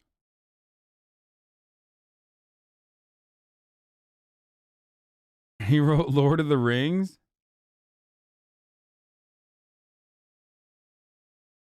Wait, let's watch the clip. Let's see the relevant clip here. But everyone in chat the other night was talking about Bingus token, so I looked into that. That actually slaps. So I did research on that, and then I got in touch with like the team behind it, and they seem to really want to help like animals and shit. So I'm fully on board Bingus now. Fucking Bingus to the moon. So thanks chat for telling me about that. I really like that. That's like the only crypto I've seen that has a tangible real world element to it. So I'm super on. So what is this? Like, he got duped by a pump and dump guy? Is that what happened? He got duped by some pump and dump dudes who duped him into thinking that they like fucking believe in or are doing it for animals or some shit.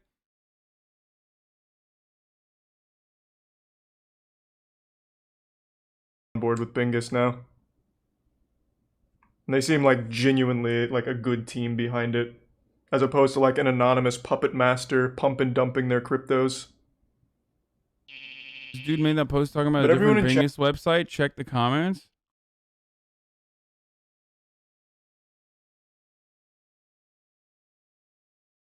It wasn't a Bitcoin, therefore it failed. He was wrong, therefore he's a liar. The person who posted that probably.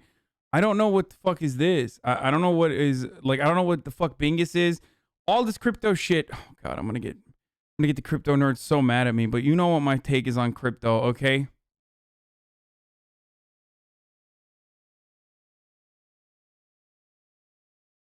Probably the same guy that made the post was bait. I came here to watch the most expensive penthouse in Japan, and now we are LSF. It's a valid altcoin, and it isn't a fucking scam, dude.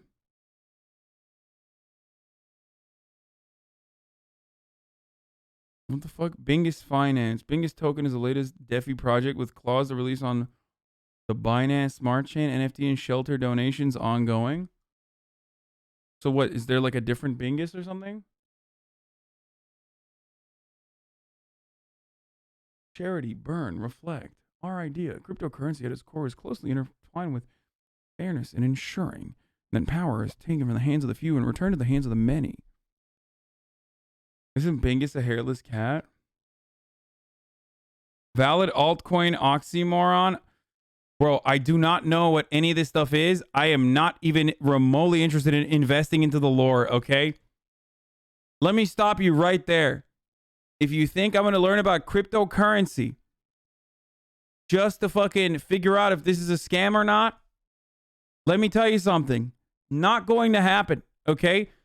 Like, for me, cryptocurrency is like trying to figure out what a fucking path of exile skill tree looks like to me, okay? I am not interested. I will not be reading your Reddit essays on crypto. I do not think crypto is changing the world. And I also do not think it's a revolutionary form of that will finally destroy fiat currency, okay? To the moon or whatever. Wherever it goes. Path of Exile is a good game. Listen, man. Listen. Path of Exile might be a pogger's game. It's just very confusing for me. I see that skill tree and I'm like, nope, not interested. Too much.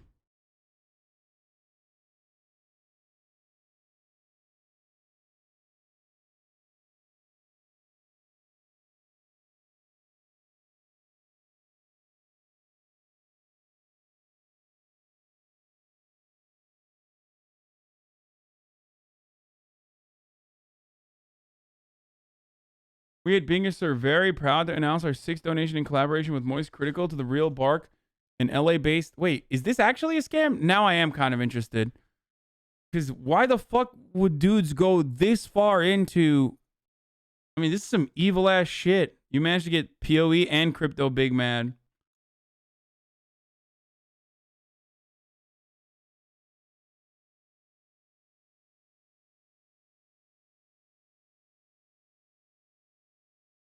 The Real Bark?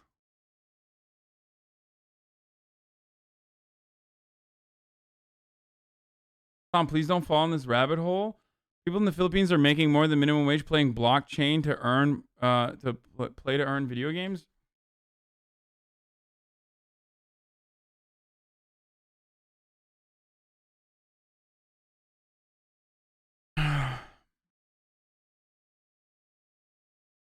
Like, okay, so there's two different scams here, right? There's like scam as in like cryptocurrencies are scams until they're not. You know what I mean? Because like it's all built on confidence. Or is it like, so all crypto is technically a scam, you know what I mean? That's the hairless cat. It's a corpse husband meme thing.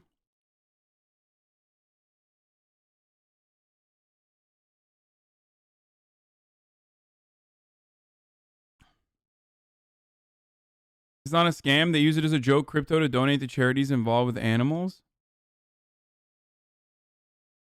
Bitcoin alone is estimated to draw over 120. What the fuck is this? Terawatts? Which is more power than Algeria, Libya, Morocco, and Tunisia combined? Jesus fucking Christ.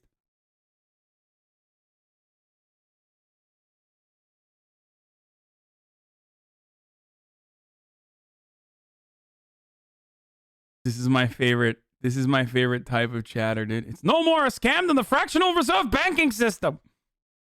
We need to bring back the gold standard or bust. Motherfucker, the older version of you just used to advocate for the gold standard. Okay? Why is the new version of you so weird? Just be like the old version, you know? Collect silver or some shit. Waiting for the end of times.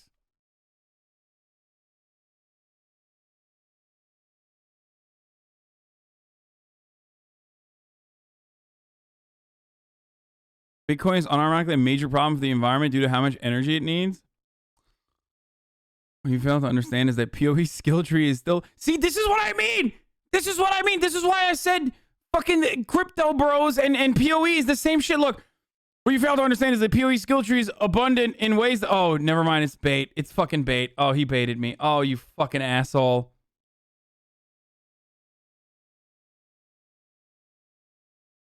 Oh, I got. I fucking got. I got, dude. Let's take on cryptos in general. Not interested. You are talking to a motherfucker who doesn't even have a credit card, okay?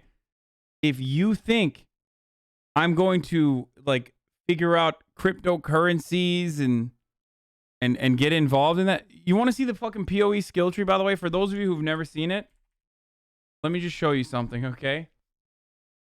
Bro, when I say I can't get into Path of Exile because the skill tree looks like this, and then dudes actually fucking are like, dude, what are you talking about? It's actually pretty easy to... It's quite simple to understand, idiot.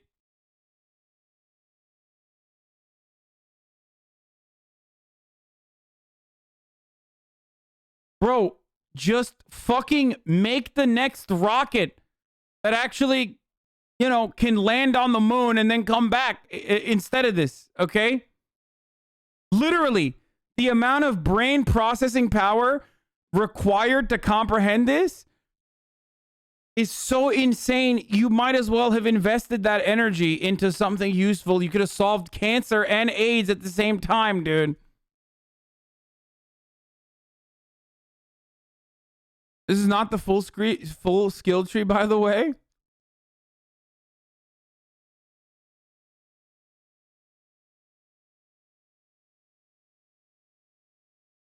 Men will literally learn the PoE skill tree instead of going to therapy. Oh, Jesus Christ, dude. This is the old tree? Oh, there's a new one?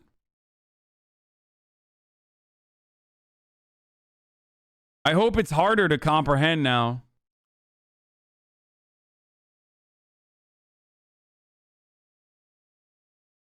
This isn't even the game. This is a program to map out your skill tree? What?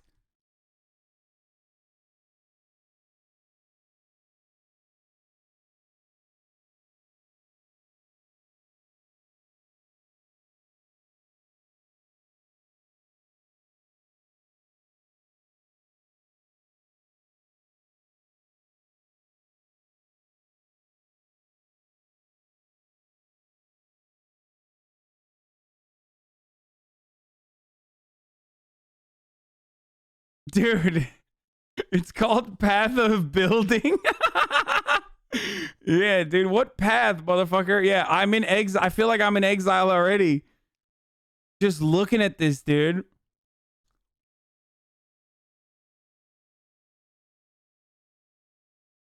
Dude, you could have mapped out what stars look like, okay?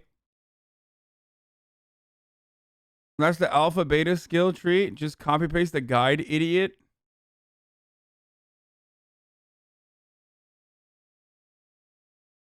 There's an entire website dedicated to planners.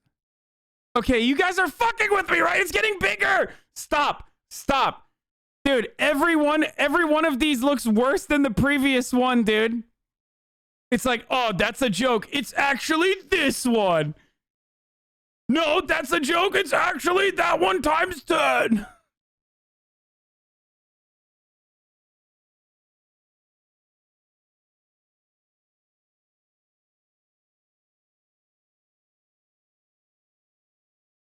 Motherfuckers mapping out Path of Exiles, but won't map out their journey with Allah.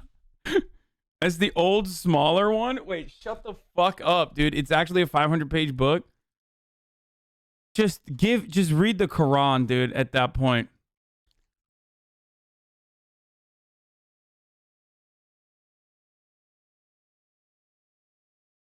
I've played over 400 hours and I still need guides to play the game. You can add items into the skill tree that adds more nodes.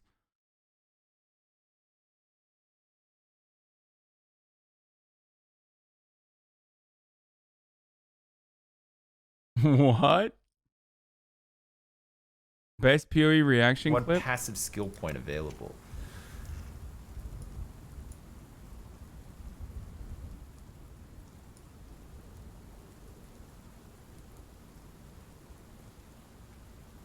Motherfuckers be like, bro, I can't believe you're playing Inventory Simulator when I'm playing Rust, and then literally watch this. Literally watch DNA, dude. Literally watch streamers look through fucking genetic code, dude.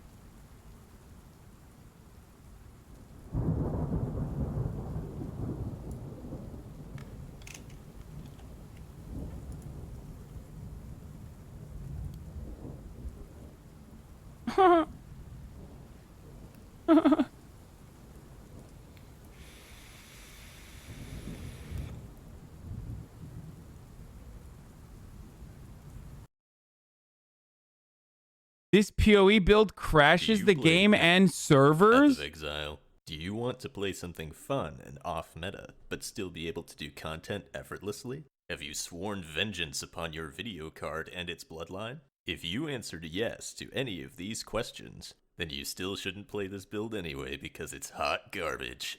This build attempts to do as much damage as possible while still being as fun as possible. It accomplishes this by absolutely flooding the screen with spellcasts, using the Eye of Innocence unique amulet, 2 Yamahu's Sign unique rings, and a liberal application of cast when damage taken gems. This means that every time we ignite an enemy, we take 100 damage, reduced to 25 by our 75% fire resistance, but heal 60 life. This technically heals us by 35 life, but counts 25 damage towards our cast when damage taken gems. With so many spellcasts that then also ignite, we can potentially create a feedback loop that casts spells infinitely. This also heals us for 35 life hundreds of times per second, which far outperforms most other healing sources in the game. This part of the build has been done before using an elementalist with 100% chance to ignite, using many 5% chance to ignite jewels. I think watching this much and trying to understand PoE just made me a dumber person. It might have melted a part of my brain.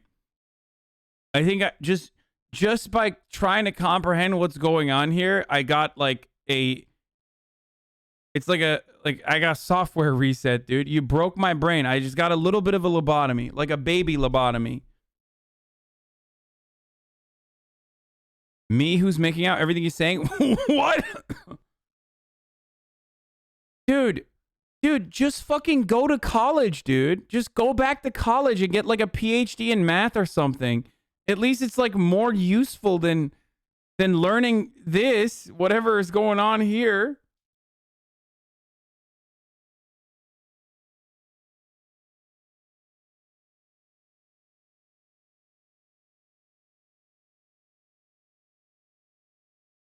However, that build has a maximum. Yeah, watching this restored my virginity. Virginity restored.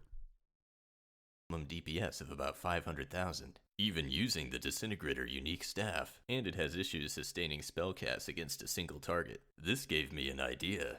The Disintegrator unique staff adds hundreds of base physical damage to spells. Oh my god! This is excellent base damage, For poison, with the assassin ascendancy and venomous toxins unique circlet, we can achieve 100% chance to poison and 5% increased poison duration per poison applied recently, as well as a lot of critical strike chance to facilitate ignite. Bro, what is happening? The amount of reading. Oh my God, the amount of reading required, the amount of understanding required to learn this fucking game, dude. This one is basically all the Hades boons combined. Oh.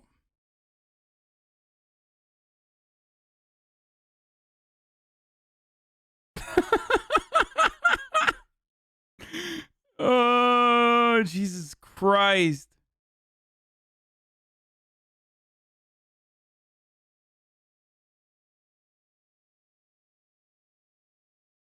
Damn, Grand Theft Auto 5 is that big? No, that's not scaled because RDR is a massive map too.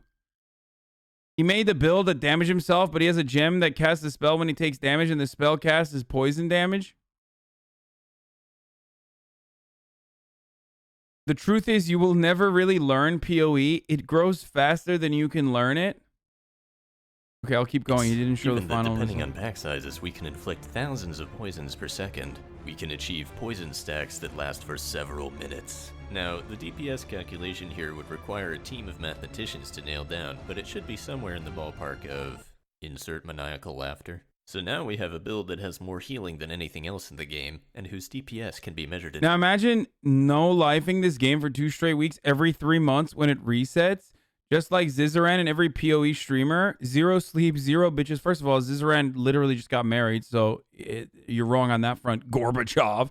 All my brain power devoted to picking between the +5 HP node and the +5% HP node on the big tree. ...in bosses per second. However, this is not enough. For you see, it is not enough to simply defeat the monsters in Path of Exile. We must now turn our fight to the game server itself. Truly a worthy... Oh, there's so much reading required. It's like even when you're killing motherfuckers, there's like hella shit going on, dude.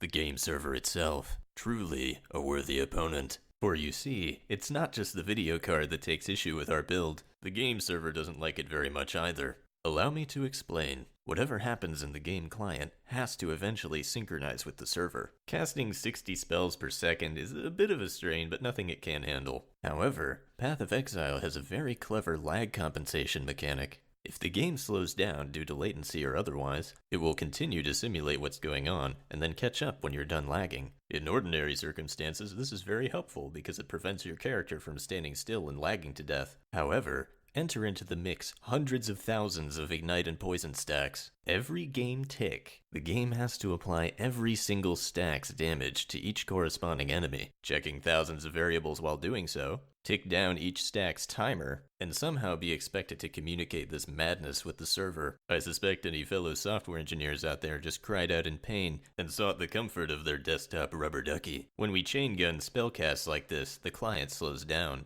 However, our stacks are still being built up in simulated real time. The client and server build up a bigger and bigger buffer of actions to take once you finally stop melting your video card and let the client catch up. Eventually, there are so many actions to take and so many calculations to perform that the server just says, nah, you're done. The instance crashes. Any remaining portals are gone. Say goodbye to your high quant red tier map. You can lower your graphics settings all you like. You can even pull up your atlas mid-combat to prevent the spells from rendering. But you cannot defeat mathematics. There is only one solution to this problem, and it is not to give up and play something else. Okay, dude. Okay, dude. Literally, this is what I mean, dude. This is what I mean. When you find yourself invested doing this, like, just immediately stop and reinvest into something. Just, hey, let me use it in terms that you will understand. You need to respec, okay? Because you beefed up int, okay? I'm going to use, like, very simple terms, like a fucking pleb. Because the only RPG games I play, you got like fucking, 5-6 different skills that you need to pay attention to, all right? So now you need to respec. You need to hit the respec and like take a lot of that and then level it out evenly across the board. Because you got plenty, dude. You got a lot of fucking, you can have some base damage. You can add into endurance. You can fucking add into carry. Like you will have so much.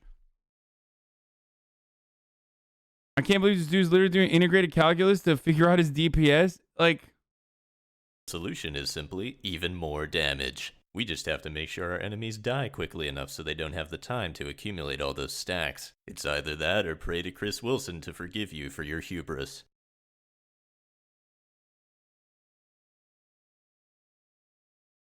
It takes regret to orbs. It takes regret orbs to respec.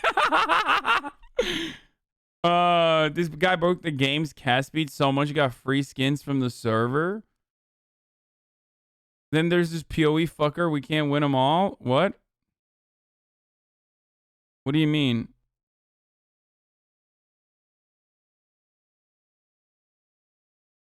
What, he plays Path of Exile and he's fucking shredded? Jesus Christ, dude. Is that what you're talking about?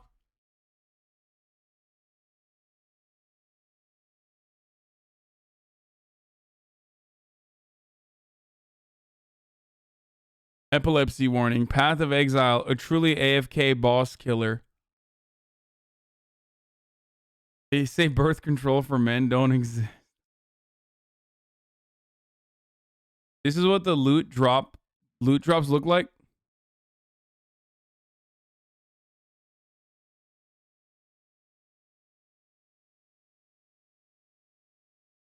Here's what the screen looks like when a streamer killed a boss and got a ton of drops.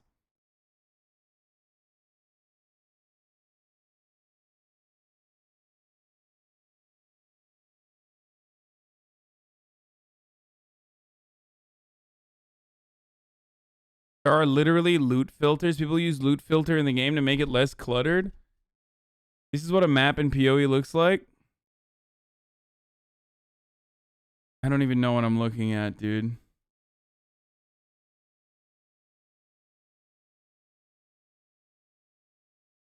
You have to create filters in a website to fix their filter in game. This is what spell descriptions look like.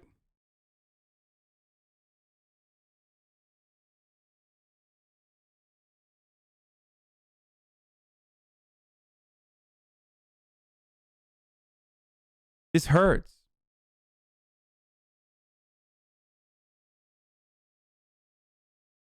This actually hurts. This hurts my soul. Looking at this stuff, like, breaks my brain, dude. This is...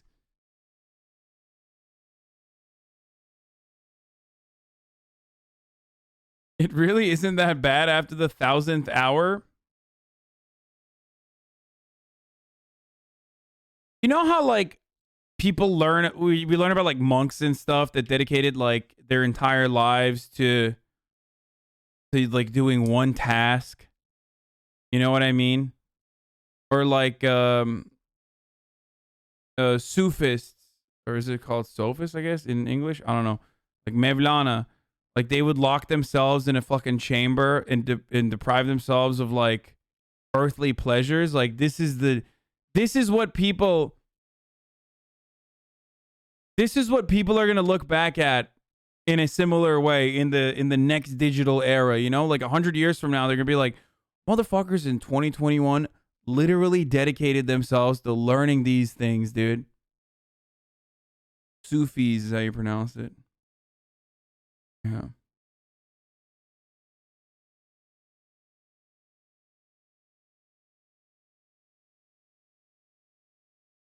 It feels like an AI got fed a bunch of RPGs to make PoE, but just went unhinged.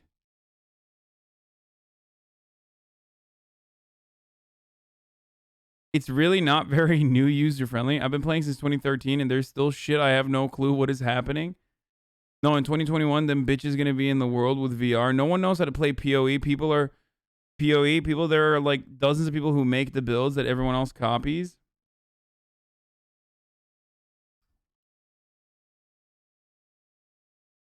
The basics of Path of Exile, PoE 101, PoE for beginners by Zizeron. And it's 1 hour long. It's fucking 1 hour long, dude. Oh my god, he literally made a fucking league selection. Why hardcore? Why softcore? Temporary league or standard? Benefits and downsides of trade.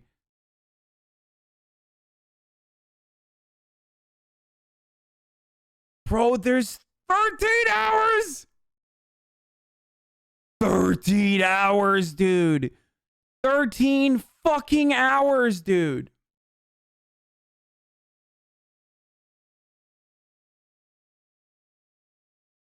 You can see here that like every class has their starter. So this is the witch. Here you have Templar. Here you have Marauder.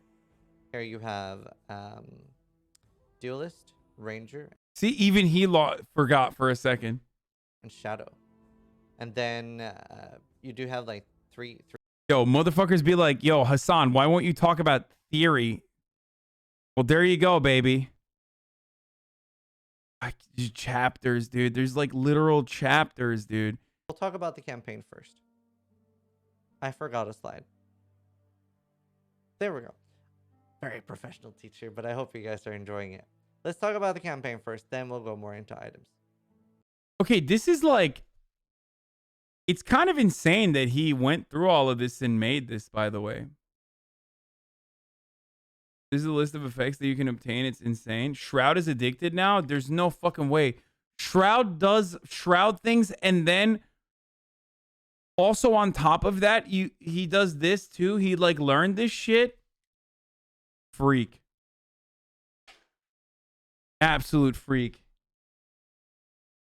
Crusader Kings 2 tutorial for beginner series is like 50 hours. 13 isn't bad. Oh, yeah. Yeah. Remember when you guys were like, oh, dude, Hasan, you should play Crusader Kings. And then like, I mean, this is harder than Crusader Kings probably.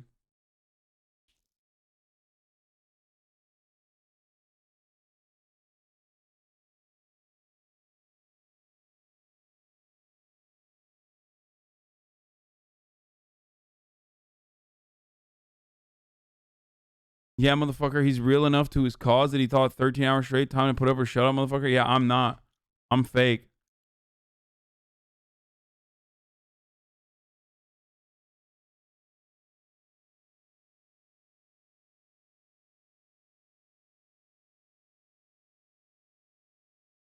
Can be fun at first, but can get very frustrating. There are enemies that can just one-shot you and you lose hours of progress to it.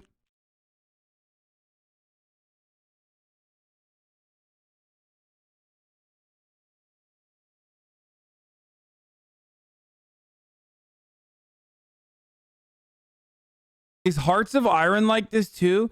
Wait, why do you guys always want me to play these fucking games, dude? I can't tell if you guys are fucking with me or not now. Like, Hearts of Iron is another game that you guys are always like, dude, you should play that. The real game doesn't even start till you go through 9 acts, which is about 8 hours.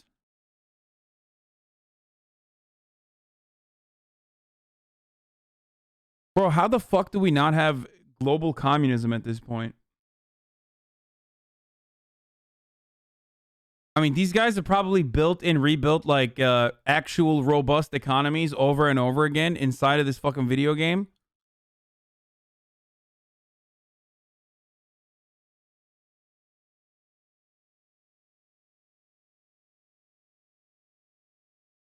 Because people are too busy learning the PoE skill tree instead. This is the character list. Haha. See, this is what I like. There you go. The 5 male archetypes, social and sexual hierarchy. Social status is strongly correlated with sexual success in the totally unfair winner-take-all sexual market. Alpha, the self-assured leader of men whose swagger and aloofness makes him very successful with women. The Sigma, the lone wolf antithesis of the alpha, defies placement in the social hierarchy and yet is successful with women. The Beta, the worker bees of society. Women will tolerate them if they have ample resources. Otherwise, they are discarded. The Gamma. Gammas are bitter or clueless about women. Often they can't grasp red pill concepts and check out of the mating game. The Omega, the hopeless. Omegas are correlated with violent outbursts like shooting sprees because of their total rejection by women. What the fuck? Bro, the person who made this thinks they're a Sigma, probably are a Beta, but you know, are worried that they're an Omega or something. It's outdated. Sigmas think they're above alphas.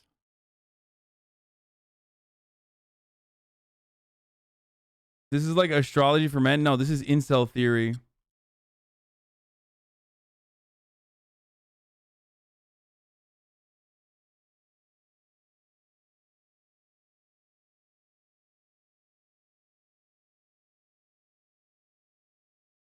What the fuck are Nintendo stands so weird? No, this is not a Nintendo stand. This is a fucking incel.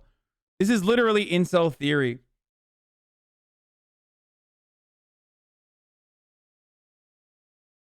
Economy website for Path. Welcome to PoE.Ninja, an economic build overview of the action role-playing game Path of Exile. Bro, if this is roleplay, then every other fucking roleplay game was just like a linear shooter, dude. Path of Exile makes every other fucking roleplay game that came before it look like it's just like Doom or something. Actually, no, even Doom has like different guns and stuff and different builds, I guess, technically. So it's like early Call of Duty. Click on currency.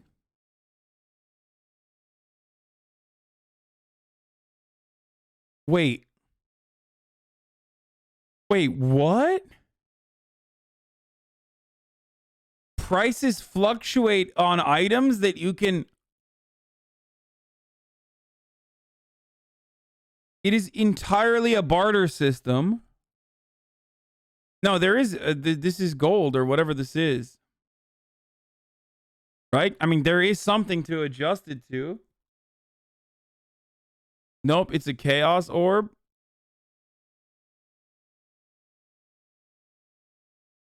All of the currency are usable items. They use items for currency. What? RuneScape had this 10 years ago. What's the deal? Wait. So, but there is something that like connects. There is something to connect, to associate with that adjusts to every single.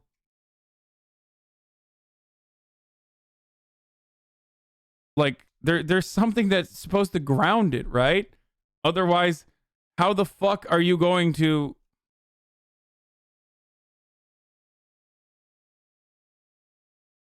How do you assign value? There's something that needs to be a price, right? Yes, the Chaos Orb is basically the gold standard for this game. Thank you, Gorbachev. Everyone is fucking being purposely obtuse, I think. Chaos Orb is the most stable, like a gold... Yeah.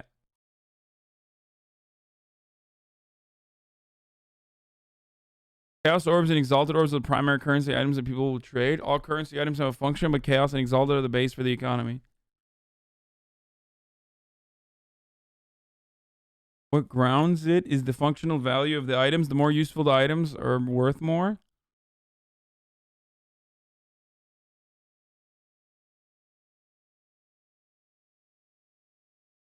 No, Chaos Orbs are the items, but like...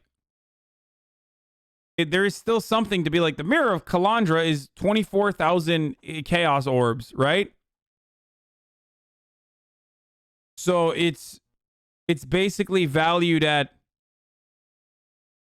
I don't know, is there something for 1,000 Chaos Orbs that I could point to and be like, I would need 24.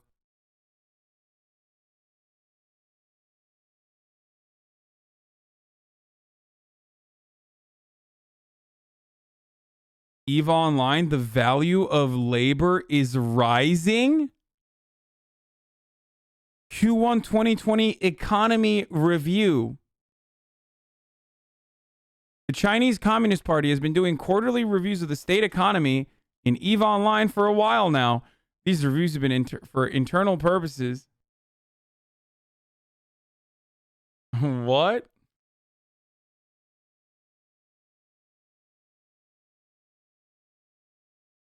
EVE Online is the Exile in Space, the game.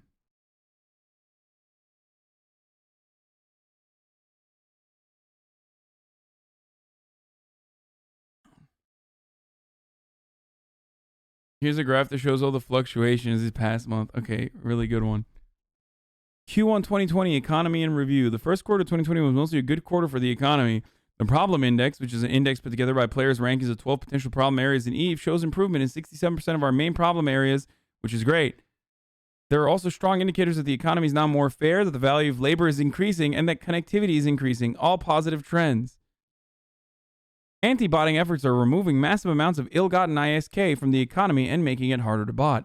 This seems to correlate with the lower Plex prices, which makes sense since massive bot farms are no longer constantly driving up Plex prices with their cheap ISK.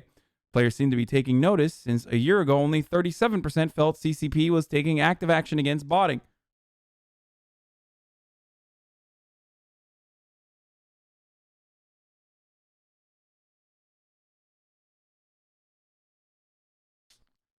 I don't understand why you would do that. Exploring the state of Venezuela and how it affects Before the video RuneScape? starts, I want to note that all revenue, including sponsorship revenue from this video, is being donated. More on that later. If you play RuneScape, the Venezuelan economic and humanitarian crisis is relevant to you. I'll explain how if you don't know already, and it's kind of a long story. In 2013, Maduro became president of Venezuela. At that time, there was already some economic instability. I don't want to get into politics too much, but basically Venezuela has lots of oil, and its economy and currency were heavily dependent on the price of oil, which dropped dramatically in 2015. Lots of countries wanted to buy Venezuelan oil, which was purchased in Venezuela's currency, the bolivar. As oil prices fell, foreign demand for oil and therefore for the bolivar dropped. When a currency weakens, foreign goods get relatively more expensive, so Venezuela's economy suffered. The government's response to this was to borrow and spend a lot of money, and then to print a lot of money to pay for the borrowed money. This caused inflation to rapidly increase. In 2018, the inflation rate was 130,000%. Since 2016, the overall inflation rate is roughly 54 million%. Venezuela's currency is now basically worthless. The average daily income of someone in Venezuela in 2019 in US dollars was 72 cents. This is how much cash it actually takes to buy a roll of toilet paper, and it changes every hour. Economists estimate 96% of Venezuelans live in poverty and 70% live in extreme poverty. Since 2016, over 4.6 million people have fled Venezuela. The government has basically denied the existence of the crisis and violently repressed any vocal opposition. There's also a ton of corruption in the government. Lots of governments and people are calling Maduro a dictator. This isn't everything that happened and is just a very brief overview. There's plenty of other contributing factors, and I apologize if I've confused any facts. I'm not an expert on this. We'll get into how this all connects to RuneScape, but first a quick word from the sponsor of today's video. Thanks to the sponsor of today's video, Opera. What the fuck?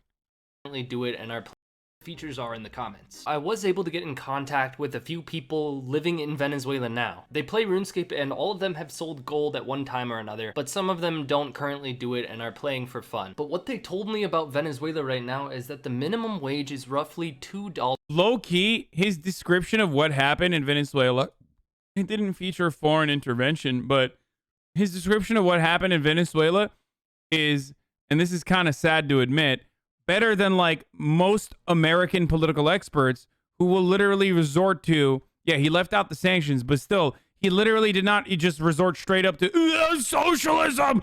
I'd fucking ruin the country because socialism. Like he, what the fuck?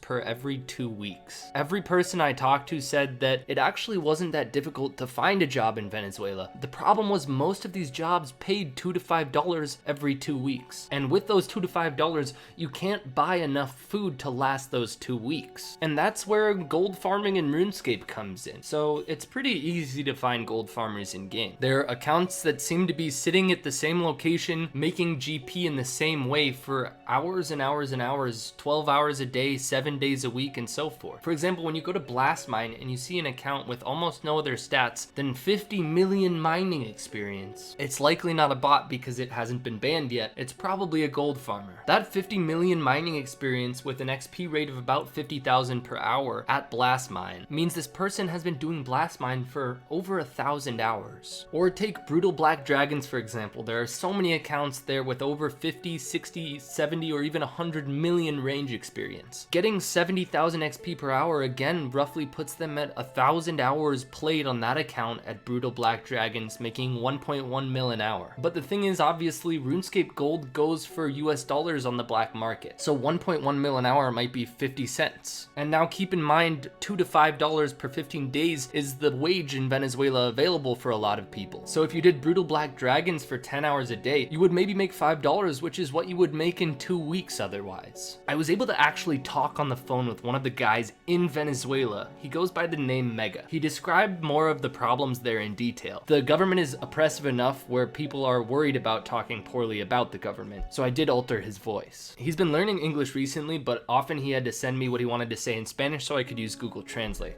I'm Venezuela, and I still live in Venezuela. Got it. And can you tell me a little bit more of what it's like there now? It's too depressing, man, because the politics, the people, there is so much issues with this country. Actually, I had months without food, literally, yeah. There was a such a long time, like 2-3 years ago, where I can just have breakfast and dinner, just that, and read the comments for all the people saying, go get a job, or go leave this country, man, leave this country, it's so difficult. Only the passport, it's like $200.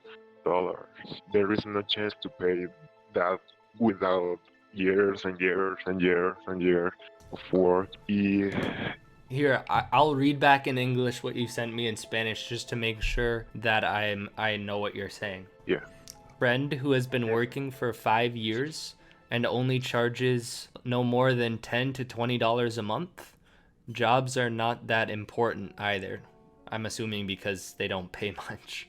Yeah. And examples like medicine are very poorly paid. It's almost dominated with RuneScape, honestly. It's just sad and crazy at the same time. Personally, I know about 20 or 30. Mega was saying that a lot of different people play RuneScape in Venezuela to support themselves. He said he personally knows roughly 20 to 30 people. How long does it... That daily rate he said that guy gets on RuneScape is basically the minimum wage here in Brazil, by the way. It take to work there to then be able to pay for dinner? A month, you have food for at least 2 or 3 weeks, almost a month. It's not too bad, but you work only for food. Mega and I talked for a while longer, and he told me that he wanted to study medicine in university, which usually takes about 5 years. Bro, just normal, dude, just normal world stuff, dude. You know what I mean? I think everything's going well, guys. I think our international economic organization of society is pretty solid. So you have some people literally fucking power farming all day in a video game to sustain themselves and their family. God damn, this is totally fine, dude. But universities there right now have almost no resources and aren't being maintained, and lots of professors and doctors have left the country because of the low wages and unrest. It was really insightful to talk to him, and I really appreciated him responding and talking to me. He said he doesn't actively farm gold on RuneScape, but he had sold gold before. He also typed to me that he understands it hurts the game and didn't really want to do it because he also had... Turks in the chat looking at the situation like, fuck, I gotta download RuneScape, I guess. Can I do some shit with CSGO in a similar way? Literally, one of the Turkish dudes said this. Has a RuneScape account that he plays just for fun that's close to maxing. I hope you guys can see how it's just a really bad situation all around. Now, I want to be very clear. I don't support gold farming in RuneScape, and in the past I've pointed out lots of accounts that were likely gold farmers and called them out. Going forward, I still don't support gold farming, and I understand that Jagex... Motherfucker! Bro, this guy just literally said, I'm feeding my fucking family. And he's like, I still don't support the gold farmers because it's ruining the economy. What the fuck, dude?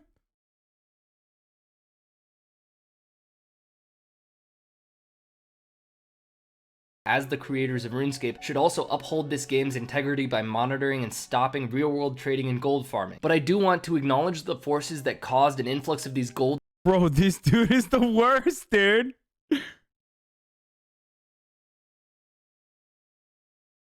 What the fuck?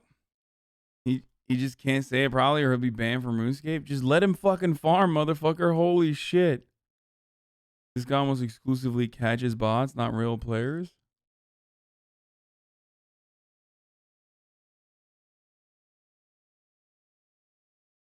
I'm close friends with someone in Cali who sold billions in GP for dollars to support themselves during the pandemic.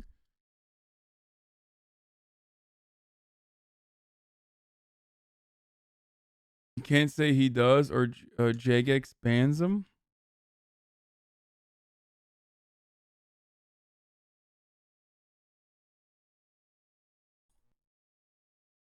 He's a huge lib.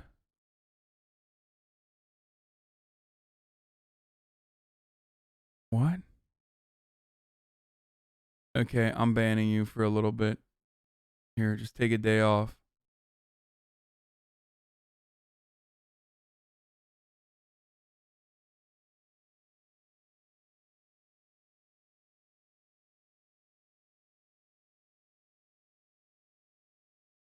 Farmers in RuneScape. And what I do support is helping end the crisis that caused all of this, which is why I've selected a charity and started a fundraiser for that charity, the International Rescue Committee. They provide relief to crises all around the world, including the one currently going on in Venezuela and the surrounding area where refugees from Venezuela have fled. They do a Okay, he's like, yo, y'all Venezuelan gold farmers are gonna need this, so I'm now that I did this video and your main source of income is fucking pee-pee poofed.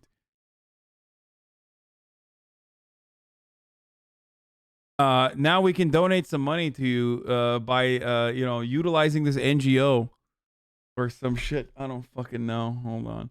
Oh shit, it's top of the hour, boys. It's time for a 60-second ad break coming to you right now. If you no longer want to see the ads, all you need to do is subscribe. You know what I'm saying?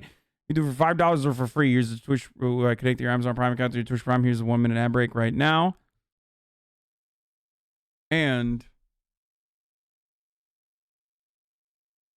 wait, motherfuckers, were RP time? You guys really want me to play RP instead of Hades? All right, I'll play RP. There's a lot of people who are fucking screaming about RP all day, dude. Let's go fucking fix my car and shit. Hopefully it has not been taken away already. Okay.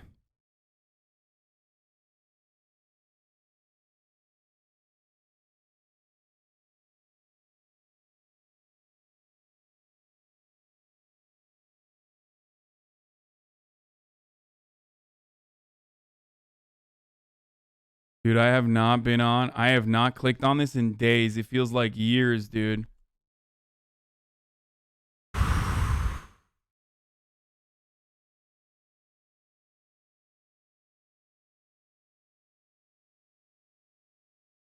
What the fuck? I have to update 5M.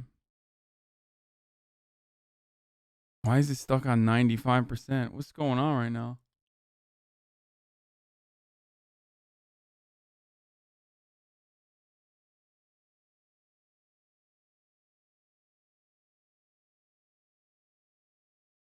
After your Rust stream, no joke, I put in, no joke, 500 hours on Rust. You were making me a degenerate gaming addict again. Yes, I downloaded Hades. Well, it's not, I can't even get on RP right now, because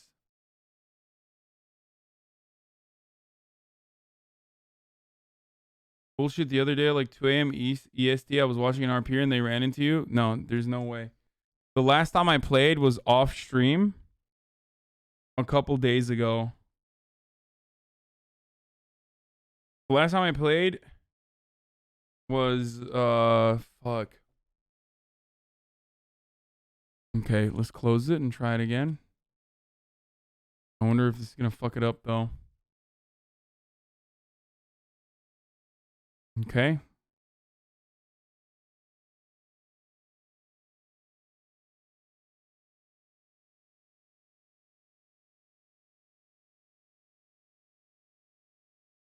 What's gonna be the RP reason why you were gone? I don't know. That I went to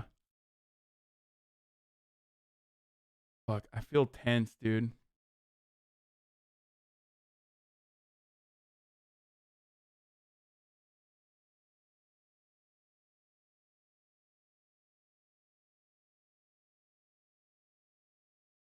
You missed Hoa Court? I mean, I'm down to do it. I'm down to do the court now. I don't know if they'll redo the case. I wonder what, or how does that work?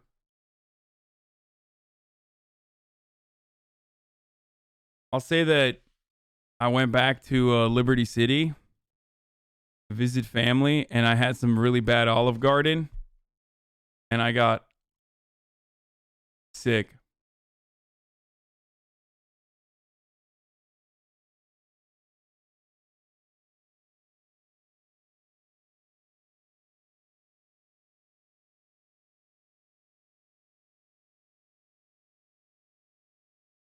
How does that sound?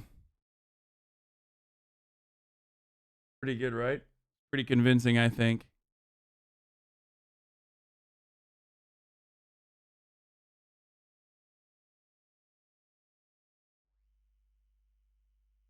What? Scotland killed you? What? No, I'm not dead, dude. What do you mean? Why would I be back if I'm dead?